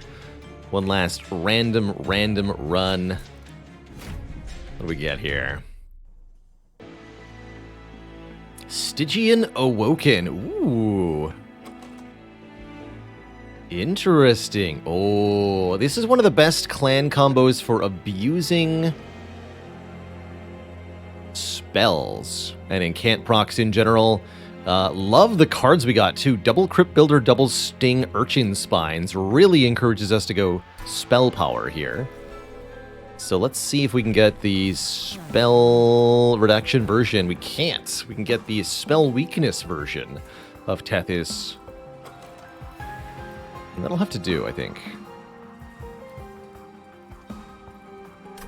Sweep is also quite good with the root seeds. Sure, we'll go handheld totem. Ooh, cheaper merchants. First relic guild marker is huge. Huge. What are you? Ooh, apply rooted to enemy units that get to the top. That would really encourage us to set up top floor Tethys. And then we have 2 turns to kill enemy units. And take advantage of that spell weakness that Tethys applies. Doesn't work on bosses, but that's fine. Jack Strips is also pretty good, but I don't think we're going to need it here. We'll take the Root Split Mask and see just what our spells can do.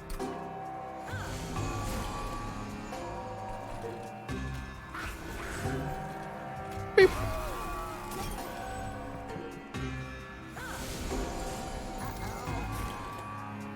Oh. 2 Stewards in the middle takes care of that. Let's do Root Seeds on Tethys and Sting this enemy.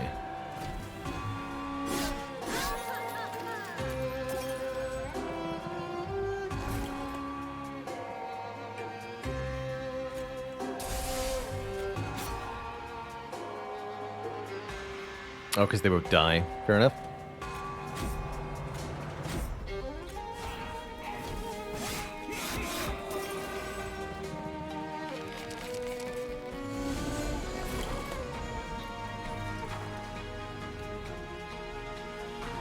Double Crypt Builder turn. Shame. Truly a shame. I'd like to be able to use the Crypt Builder on the boss here, but it's not how it works out. Sounds like we'd better play 2 more Root Seeds then.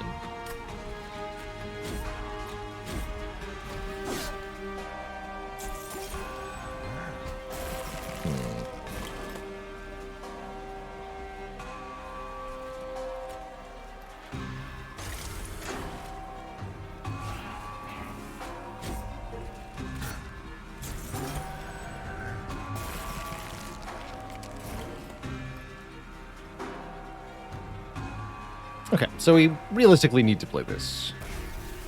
Take 3. Win the fight, that's good.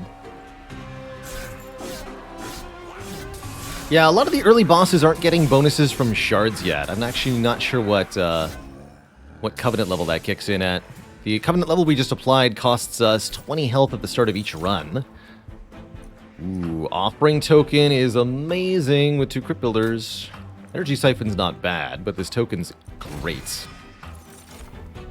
And Glimmer is also pretty sweet. Does damage to enemies, heals friendlies, and scales immensely with our spell power. I'll take it. Icy Silophytes is more spell weakness if we wanted to have that as our gimmick again. Not gonna work on bosses, though. Well, I guess it'll work on the major bosses, the flying bosses. Yes, it will, actually. Okay. Let's do it. Let's have 2 sweepers on the top floor that apply spell weakness. Other pretty reasonable choice here is the Awoken Hollow, although I'm not planning on getting a lot of heal power.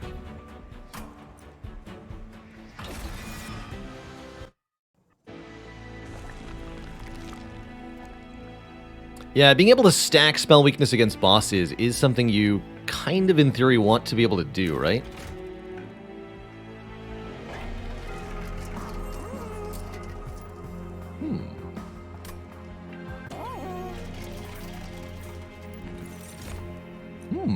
Oh, that's a great essence for the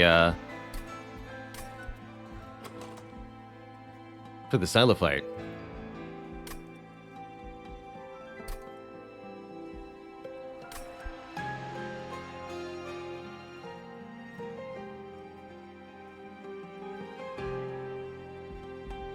We're gonna need stats to survive, right? Unless I'm planning on getting another thingy.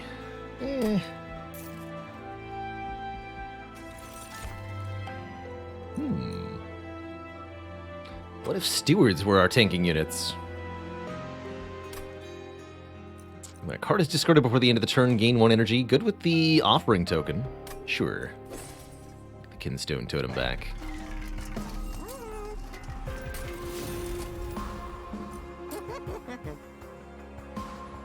You want spell power first and foremost.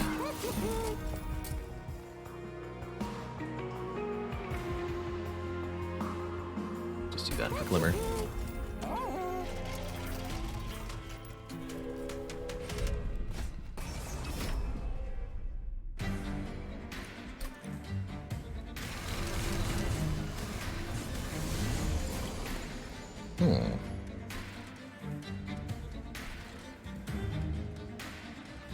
It's a little spooky. Keeping our units alive might be a real challenge. Really hope we draw Glimmer next turn, otherwise we're kind of hosed here.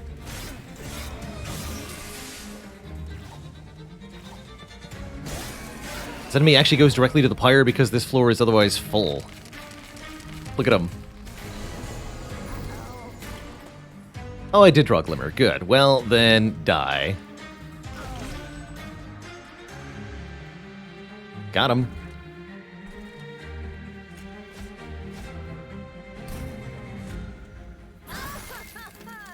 Don't need to use our spell weakness here. That's just a waste.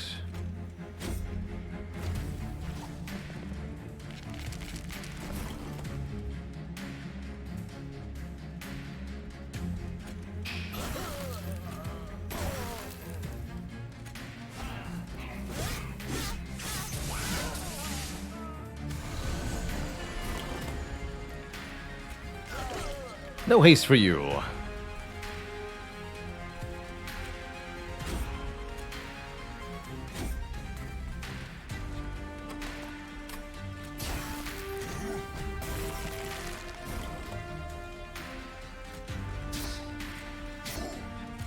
bonk.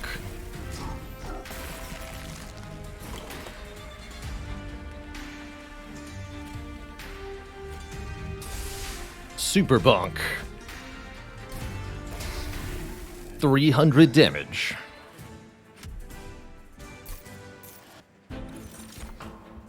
Ah, there's Mollusk Mage. I knew if I waited, I'd see it.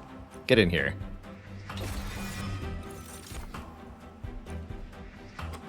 Love Mollusk Mage. Applies a spell power bonus on the floor it's in. We're going to merge the Mollusk Mage into the Icy Sacrifice. Bwang! Bwang is the term.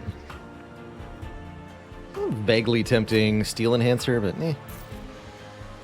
Feels like we need a tank. Yes. Yes-ish.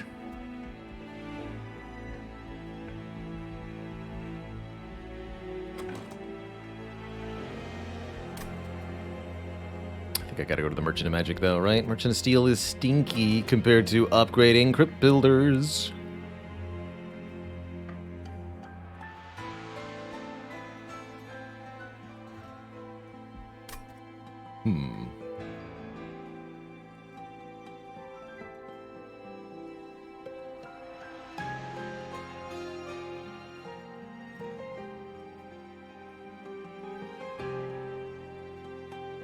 Merchant of Steel lets us make our tanky unit tankier.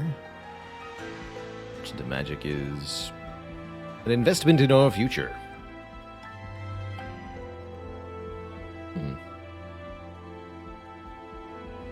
Oh, I see. Okay. Yeah, I'll probably go to most of these Merchant of Magics. Alright, we'll go to one Merchant of Steel here. Endless. Ooh, and can't gain armor and plus health. That's probably just what I want, is some durability for the front unit here. No need to make it endless. We could go with a Thorned Hollow if we want a tank. Gains spikes when healed. Kind of interesting with the one thing we do have, but I don't think we need any of this.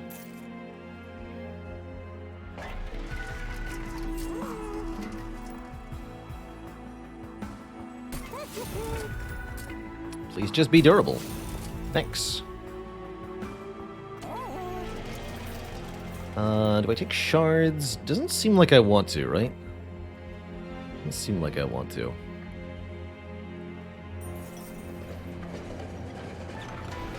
Build a card. Ooh, sure. Frostbite, Sap, or Rage?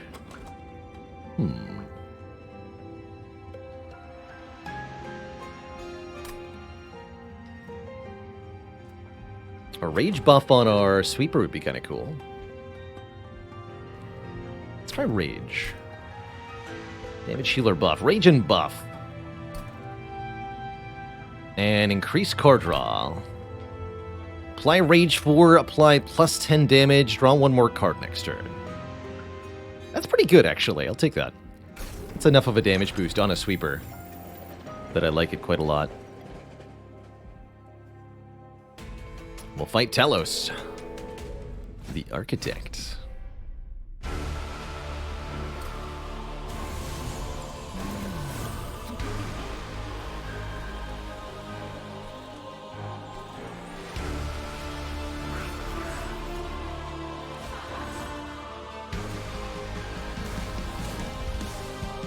Quite cool.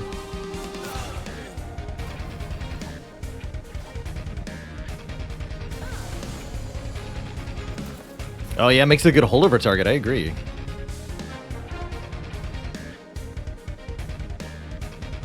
definitely need to get deployed. Make our spell power more spell powerful. We'll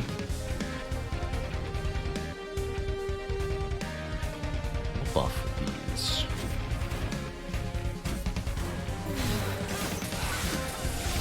So Talos got 2 spell weakness from that.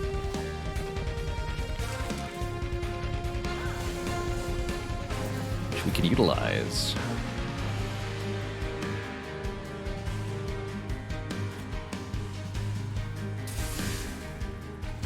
And some more.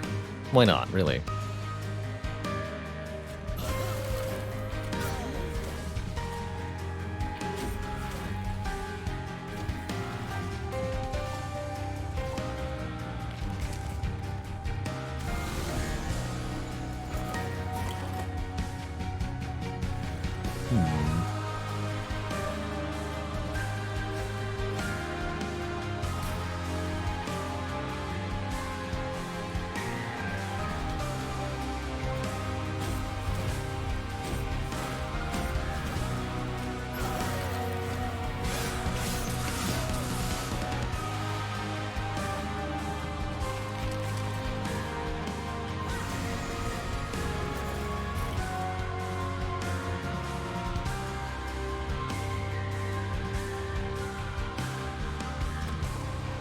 Not quite able to actually get a spell to hit Telos, though.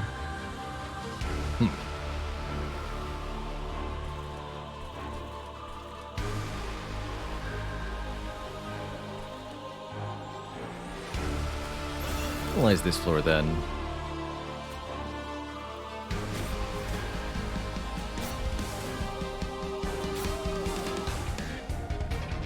You actually get through? I can't allow that. 2 more spell weakness for the boss, though. So, times 9 damage on the next spell.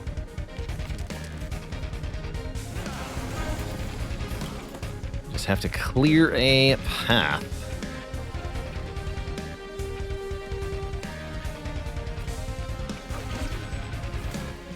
Legion of Wax is the GOAT. Nice to itch. Really enjoy a good Legion of Wax run. Heck yeah. And Pink DB, thanks for the tier 1 sub. Welcome to the Cozy Sub Club. Appreciate ya.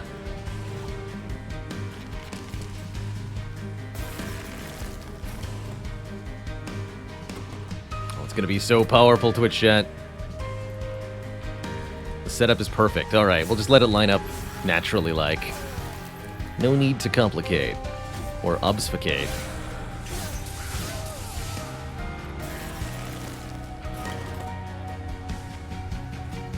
Bonk. 990 damage to the boss's face. GG.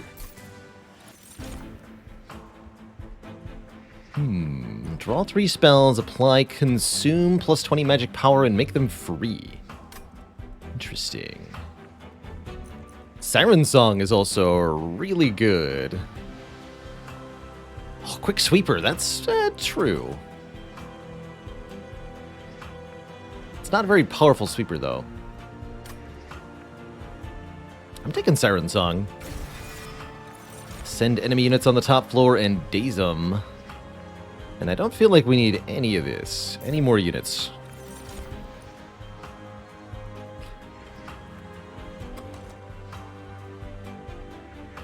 Oh yeah, with the Rooted, they actually won't go to the top, will they? But they'll still get dazed. That's interesting. Huh.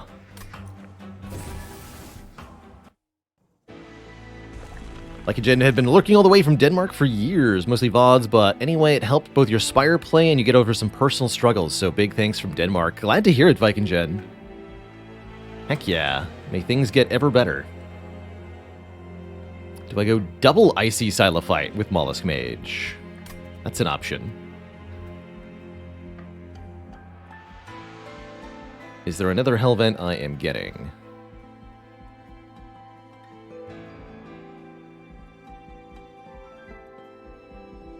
Not until the very end. So an artifact to remove 2 aura on 75 gold and another Icy Silophyte Mollusk Mage. I think I'd love doubling down on that. It's going to stack more spell weakness against Divinity too. That seems huge. What is this? Offering Monument. This unit pays health to draw us cards when we play cards. That's quite something.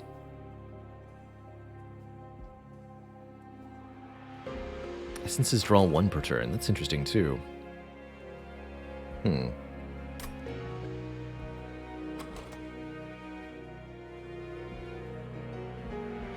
have mixed feelings about this thing. I don't think this is the run for it.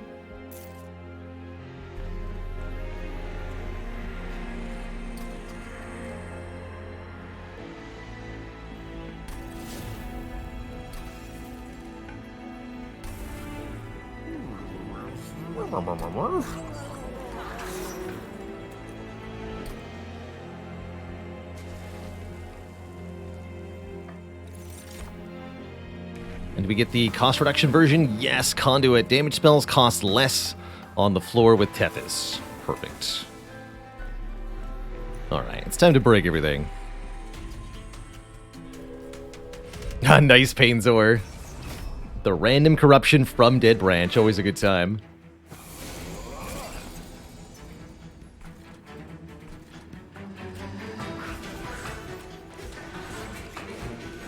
Hee hee hee hee hee. Draw this again. We gotta lose a steward soon.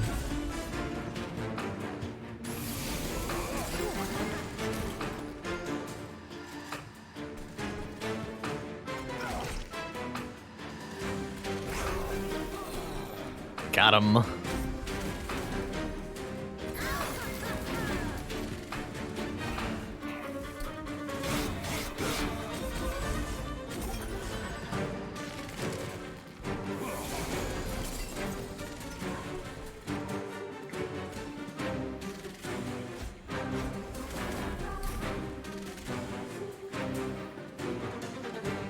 Oh, you're dying to the spikes, Tethys? Oh no.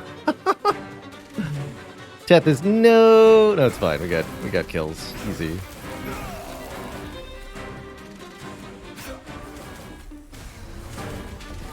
Yeah, just dazes them. That's kind of cool, actually.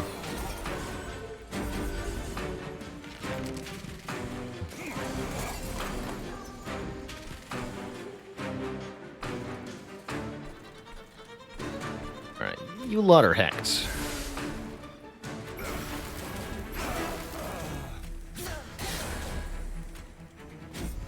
Spells do so much damage. Should have played that sting, though.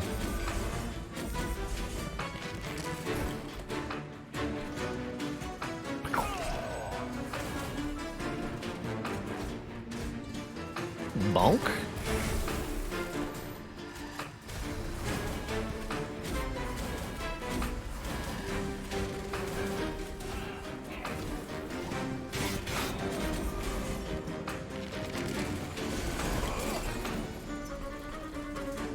Bonk.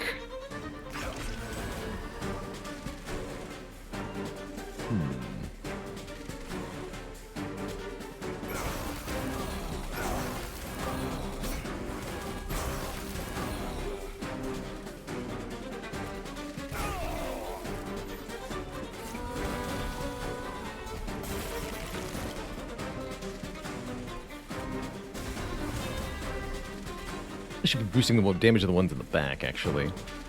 But here we are.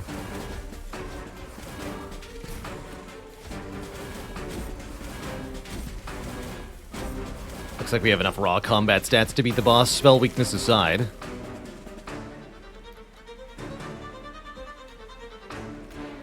But then we can also play our Crypt Builder for enormous damage.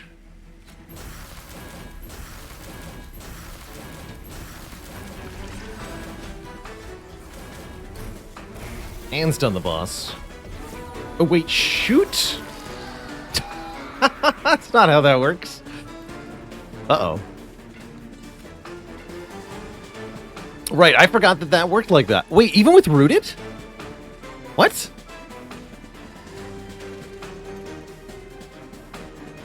With Rooted? Oh, bosses can't be rooted. Oh, I didn't notice that. Immune to Rooted. I saw the animation play. Interesting. Alright, that's worth a save and quit then. What is it? Back to main menu? Yeah, I'll save and quit that. I had no idea. The bosses were immune to Rooted. Let's try that again. I'm way more willing to save and quit in Monster Train. I'm not sure why. Just am.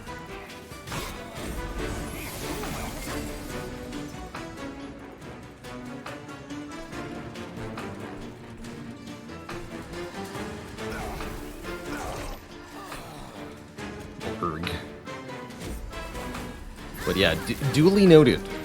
Once more with feeling, that's right. Weird.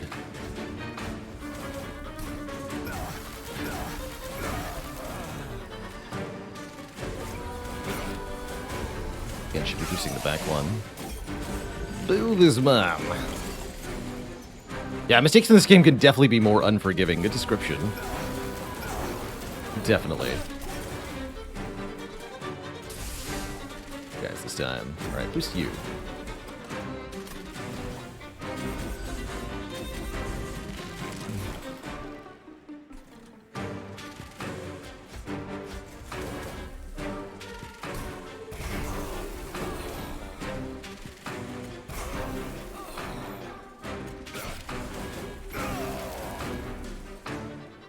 And you'll be here next wave, so it doesn't really matter.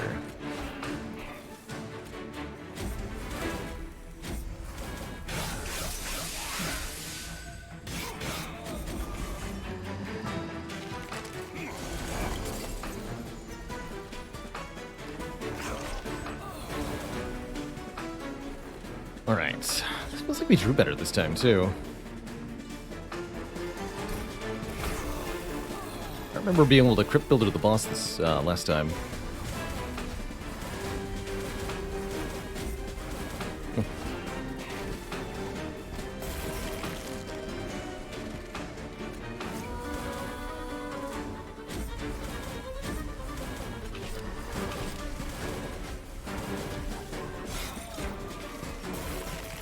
Alright, don't play Siren Song if I draw it. I didn't even draw it this time.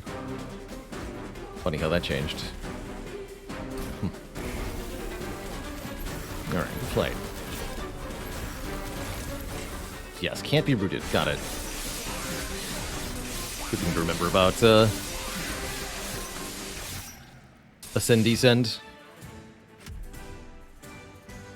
Rationing scales. We just find them. Before each battle, set our pyre health to 50.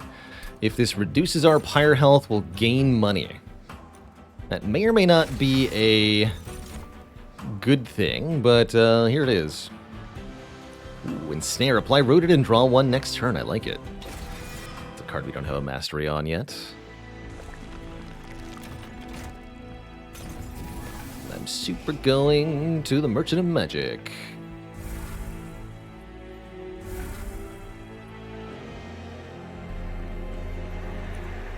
Heck yeah, 30 magic power.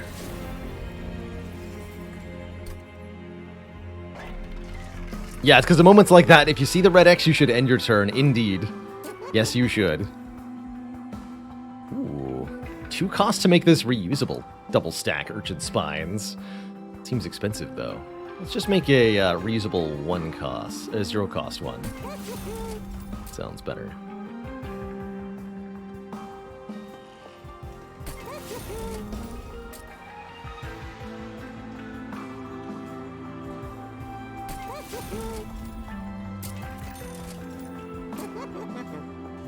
Holdover and Snare is kind of fun. Oh, there's the Holdover Old Magic. Let's do that.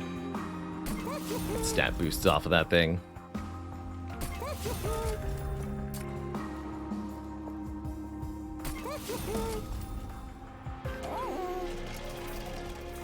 We already looked at this. Am I willing to pay for a couple purges right now? Survey says yes.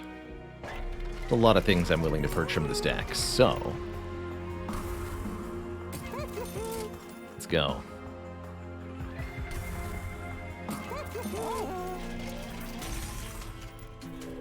$350.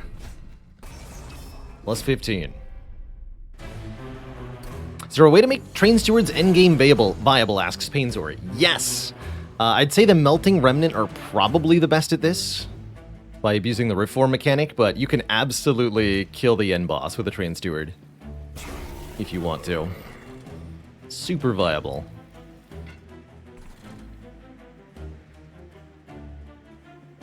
Let's try setting up on the bottom this time. Let's see if we can utilize the spell weakness against the boss here.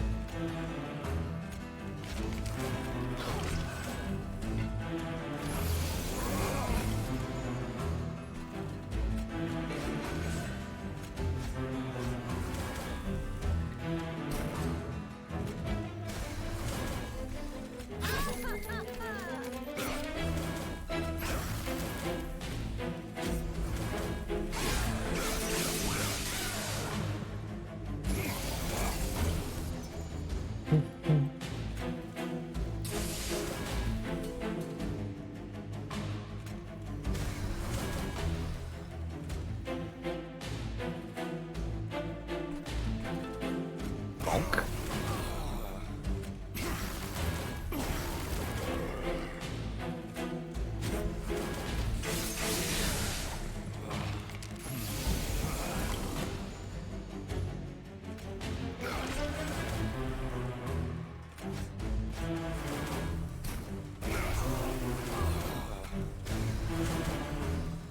Holdover on the offering token might have been a good idea too, actually.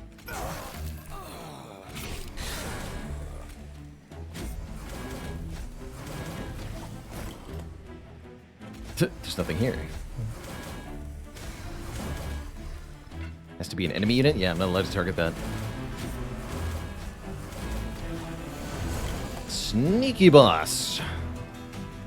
I see you. What if I do this, though? Alley-oop. Bonk. Alright, well, once again, the spell weakness from being on the bottom didn't matter. Ice Storm, that's a good spell with our big boost to spell power. Sure. Let's add a late copy of Ice Storm. None of these, please. More removals.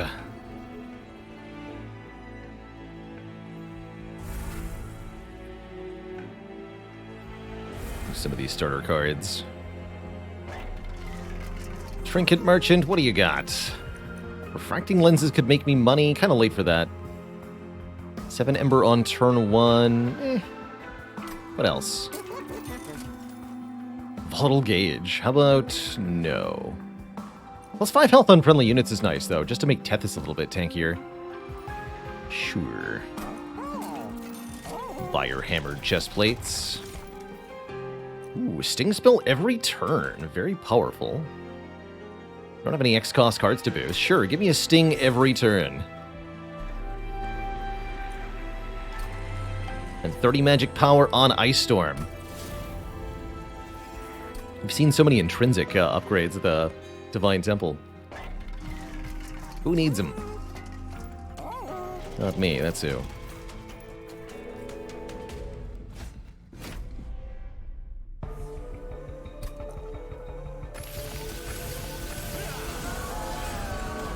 Oh! You go nowhere. Good setup on the bottom here. Seems absurd. Mostly that's just to get the turn 1 spell weaknesses down, but I need to kill the statues anyway.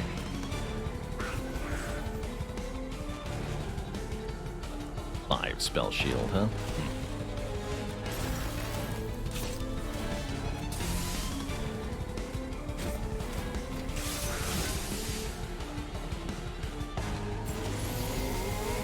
That's right, come up here.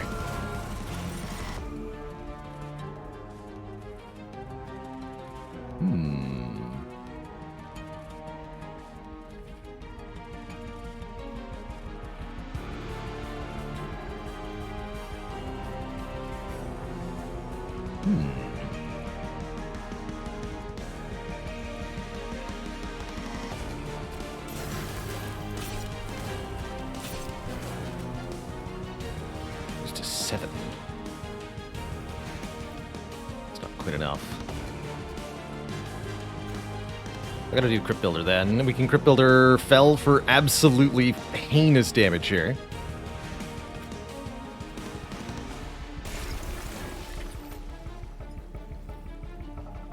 Oh wait, she has Spell Shield. Spell Shield 1. Hold on. Sting. Then Crypt Builder. Bonk. 1,300 damage to Fell.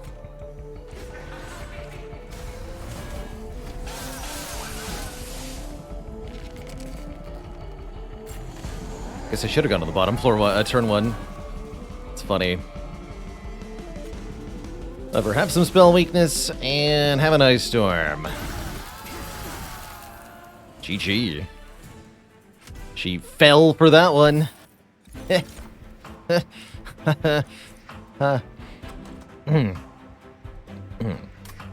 I'll take Gifts for Regard.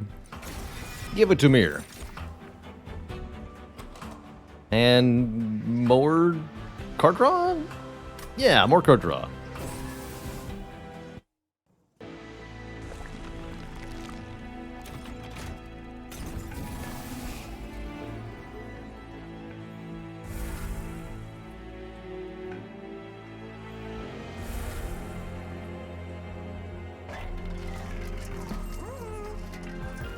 There's Holdover. Okay, Holdover Offering Token seems important.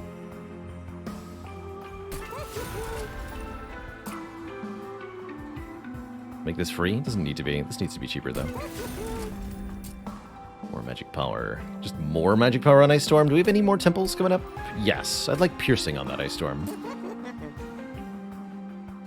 Buff this, I guess. Completely fine. Double Stack is back. Dazed 6, Siren Song. Or Rooted 2 Ensnare. Honestly, I doubt it's gonna matter. How I'm currently feeling.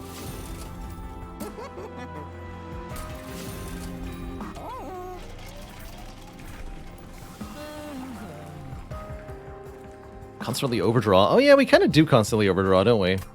How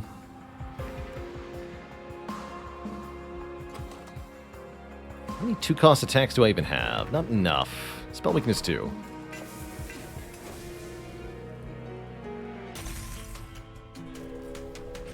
Ow, my health.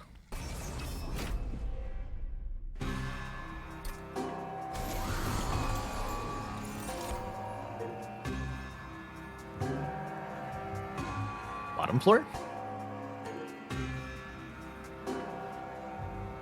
Seems questionable. Let's do it. Bonk.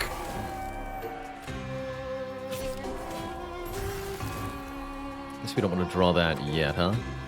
Well, I could play it, but not actually play this cards.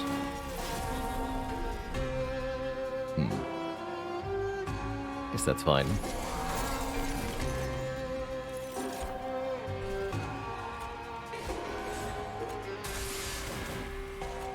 Boop.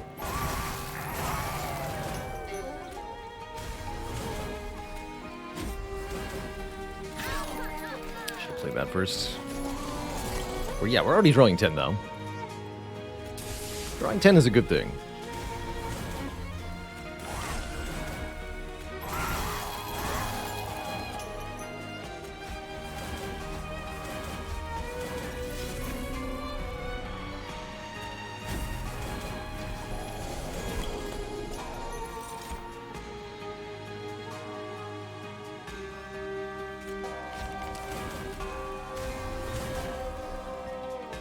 Power.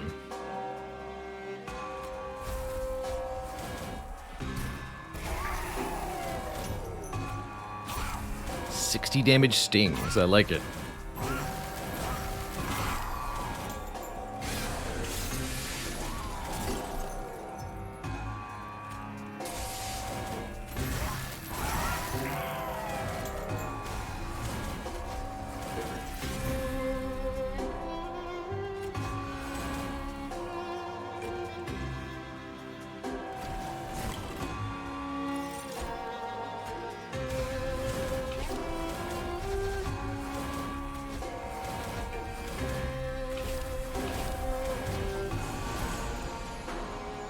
Greetings, boss.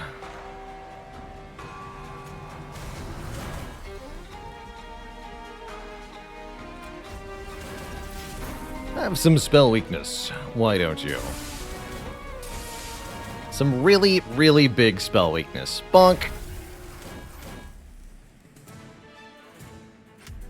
Once again, we've got all this on-hit spell weakness that we can't even use. Almost kind of sad, really.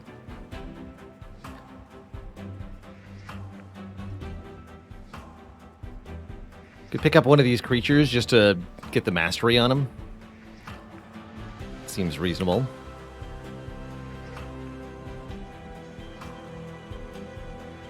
Sure, let's take Cuddle Hex.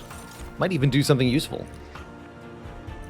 Do I do the same for Wildwood Custodian? No.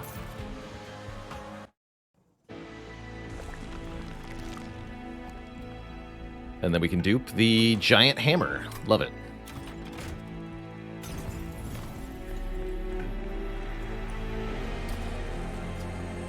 Duping the Giant Hammer seems good.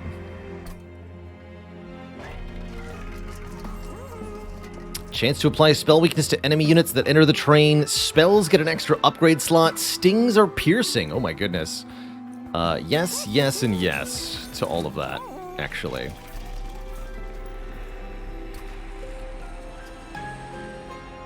Seems really good. Slap -2 cost on this, actually. Actually, wait. Is there a thingy in the shop? Double stack again. So we can double stack this? Heck yeah.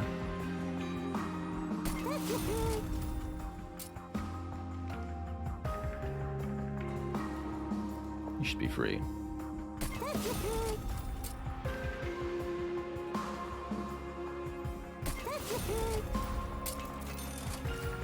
Bummer.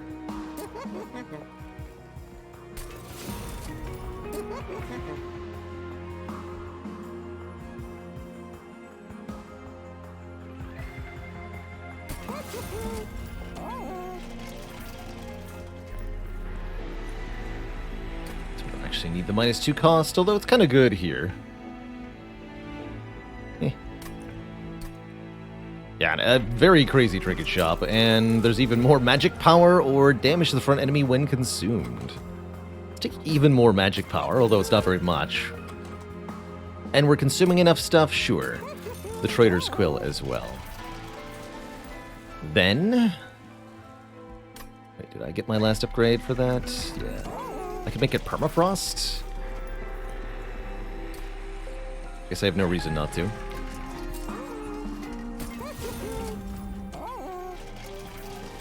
Do that.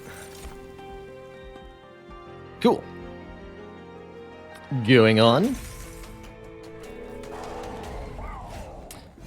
Had any good Hollowed Halls runs? Not yet, because we haven't unlocked the Melting Remnant on this save file.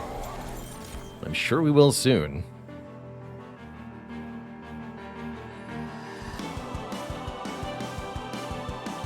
Alright, I think for best odds, we just want to deploy down here.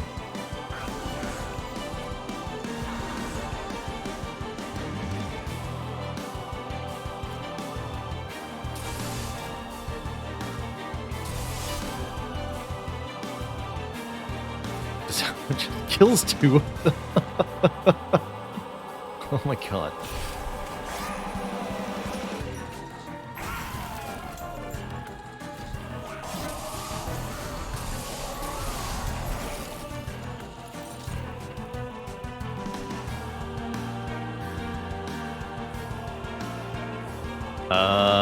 So you're telling me that I'm allowed to do this?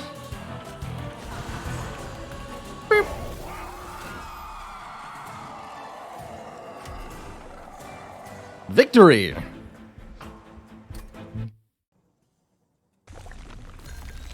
$3,000 damage is what happens. How quick can we kill the last divinity? Is this finally the turn 1 kill? Probably a turn 2 kill is my guess. That'd be my guess. Turn 2. We set up on top? Or what? Wait a minute, that's illegal! It sure is, kid. Sure is. Tethys gets killed pretty quickly up top.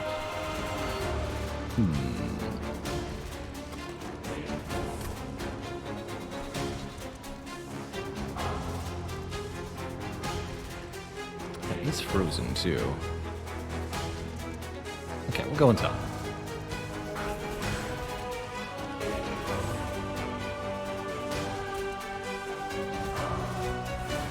Nice. Bonk.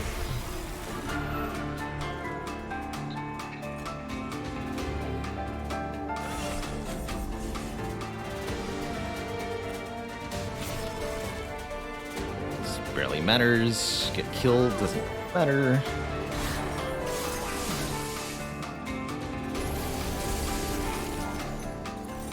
Here we go.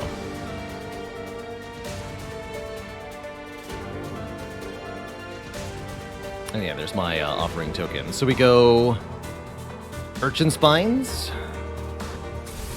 Divinity now has 7 spell weakness. Do I want a Gifts for a Guard now? Icy Silent Fight, then Gifts for a Guard. Didn't get Urchin Spines. This is going to be the most damage. So it's offering token, discard Crypt Builder. It deals 2,600 damage. And then we go boop, boop, boop, boop, boop. Whoops. Boop. And turn 2. The divinity is dead. GG. Talk about damage output. 8-turn boss rush on the last divinity. Crushed him. Once again, the secret power of the Mollusk Mage really carrying this run.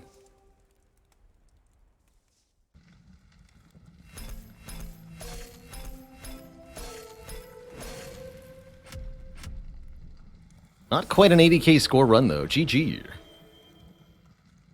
Now we get Covenant 10.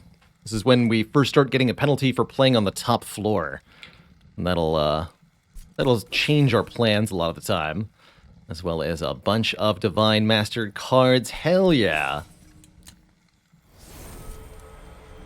Stygian Guard, rank up. Awoken, rank up. You'd love to see it. Hell yeah.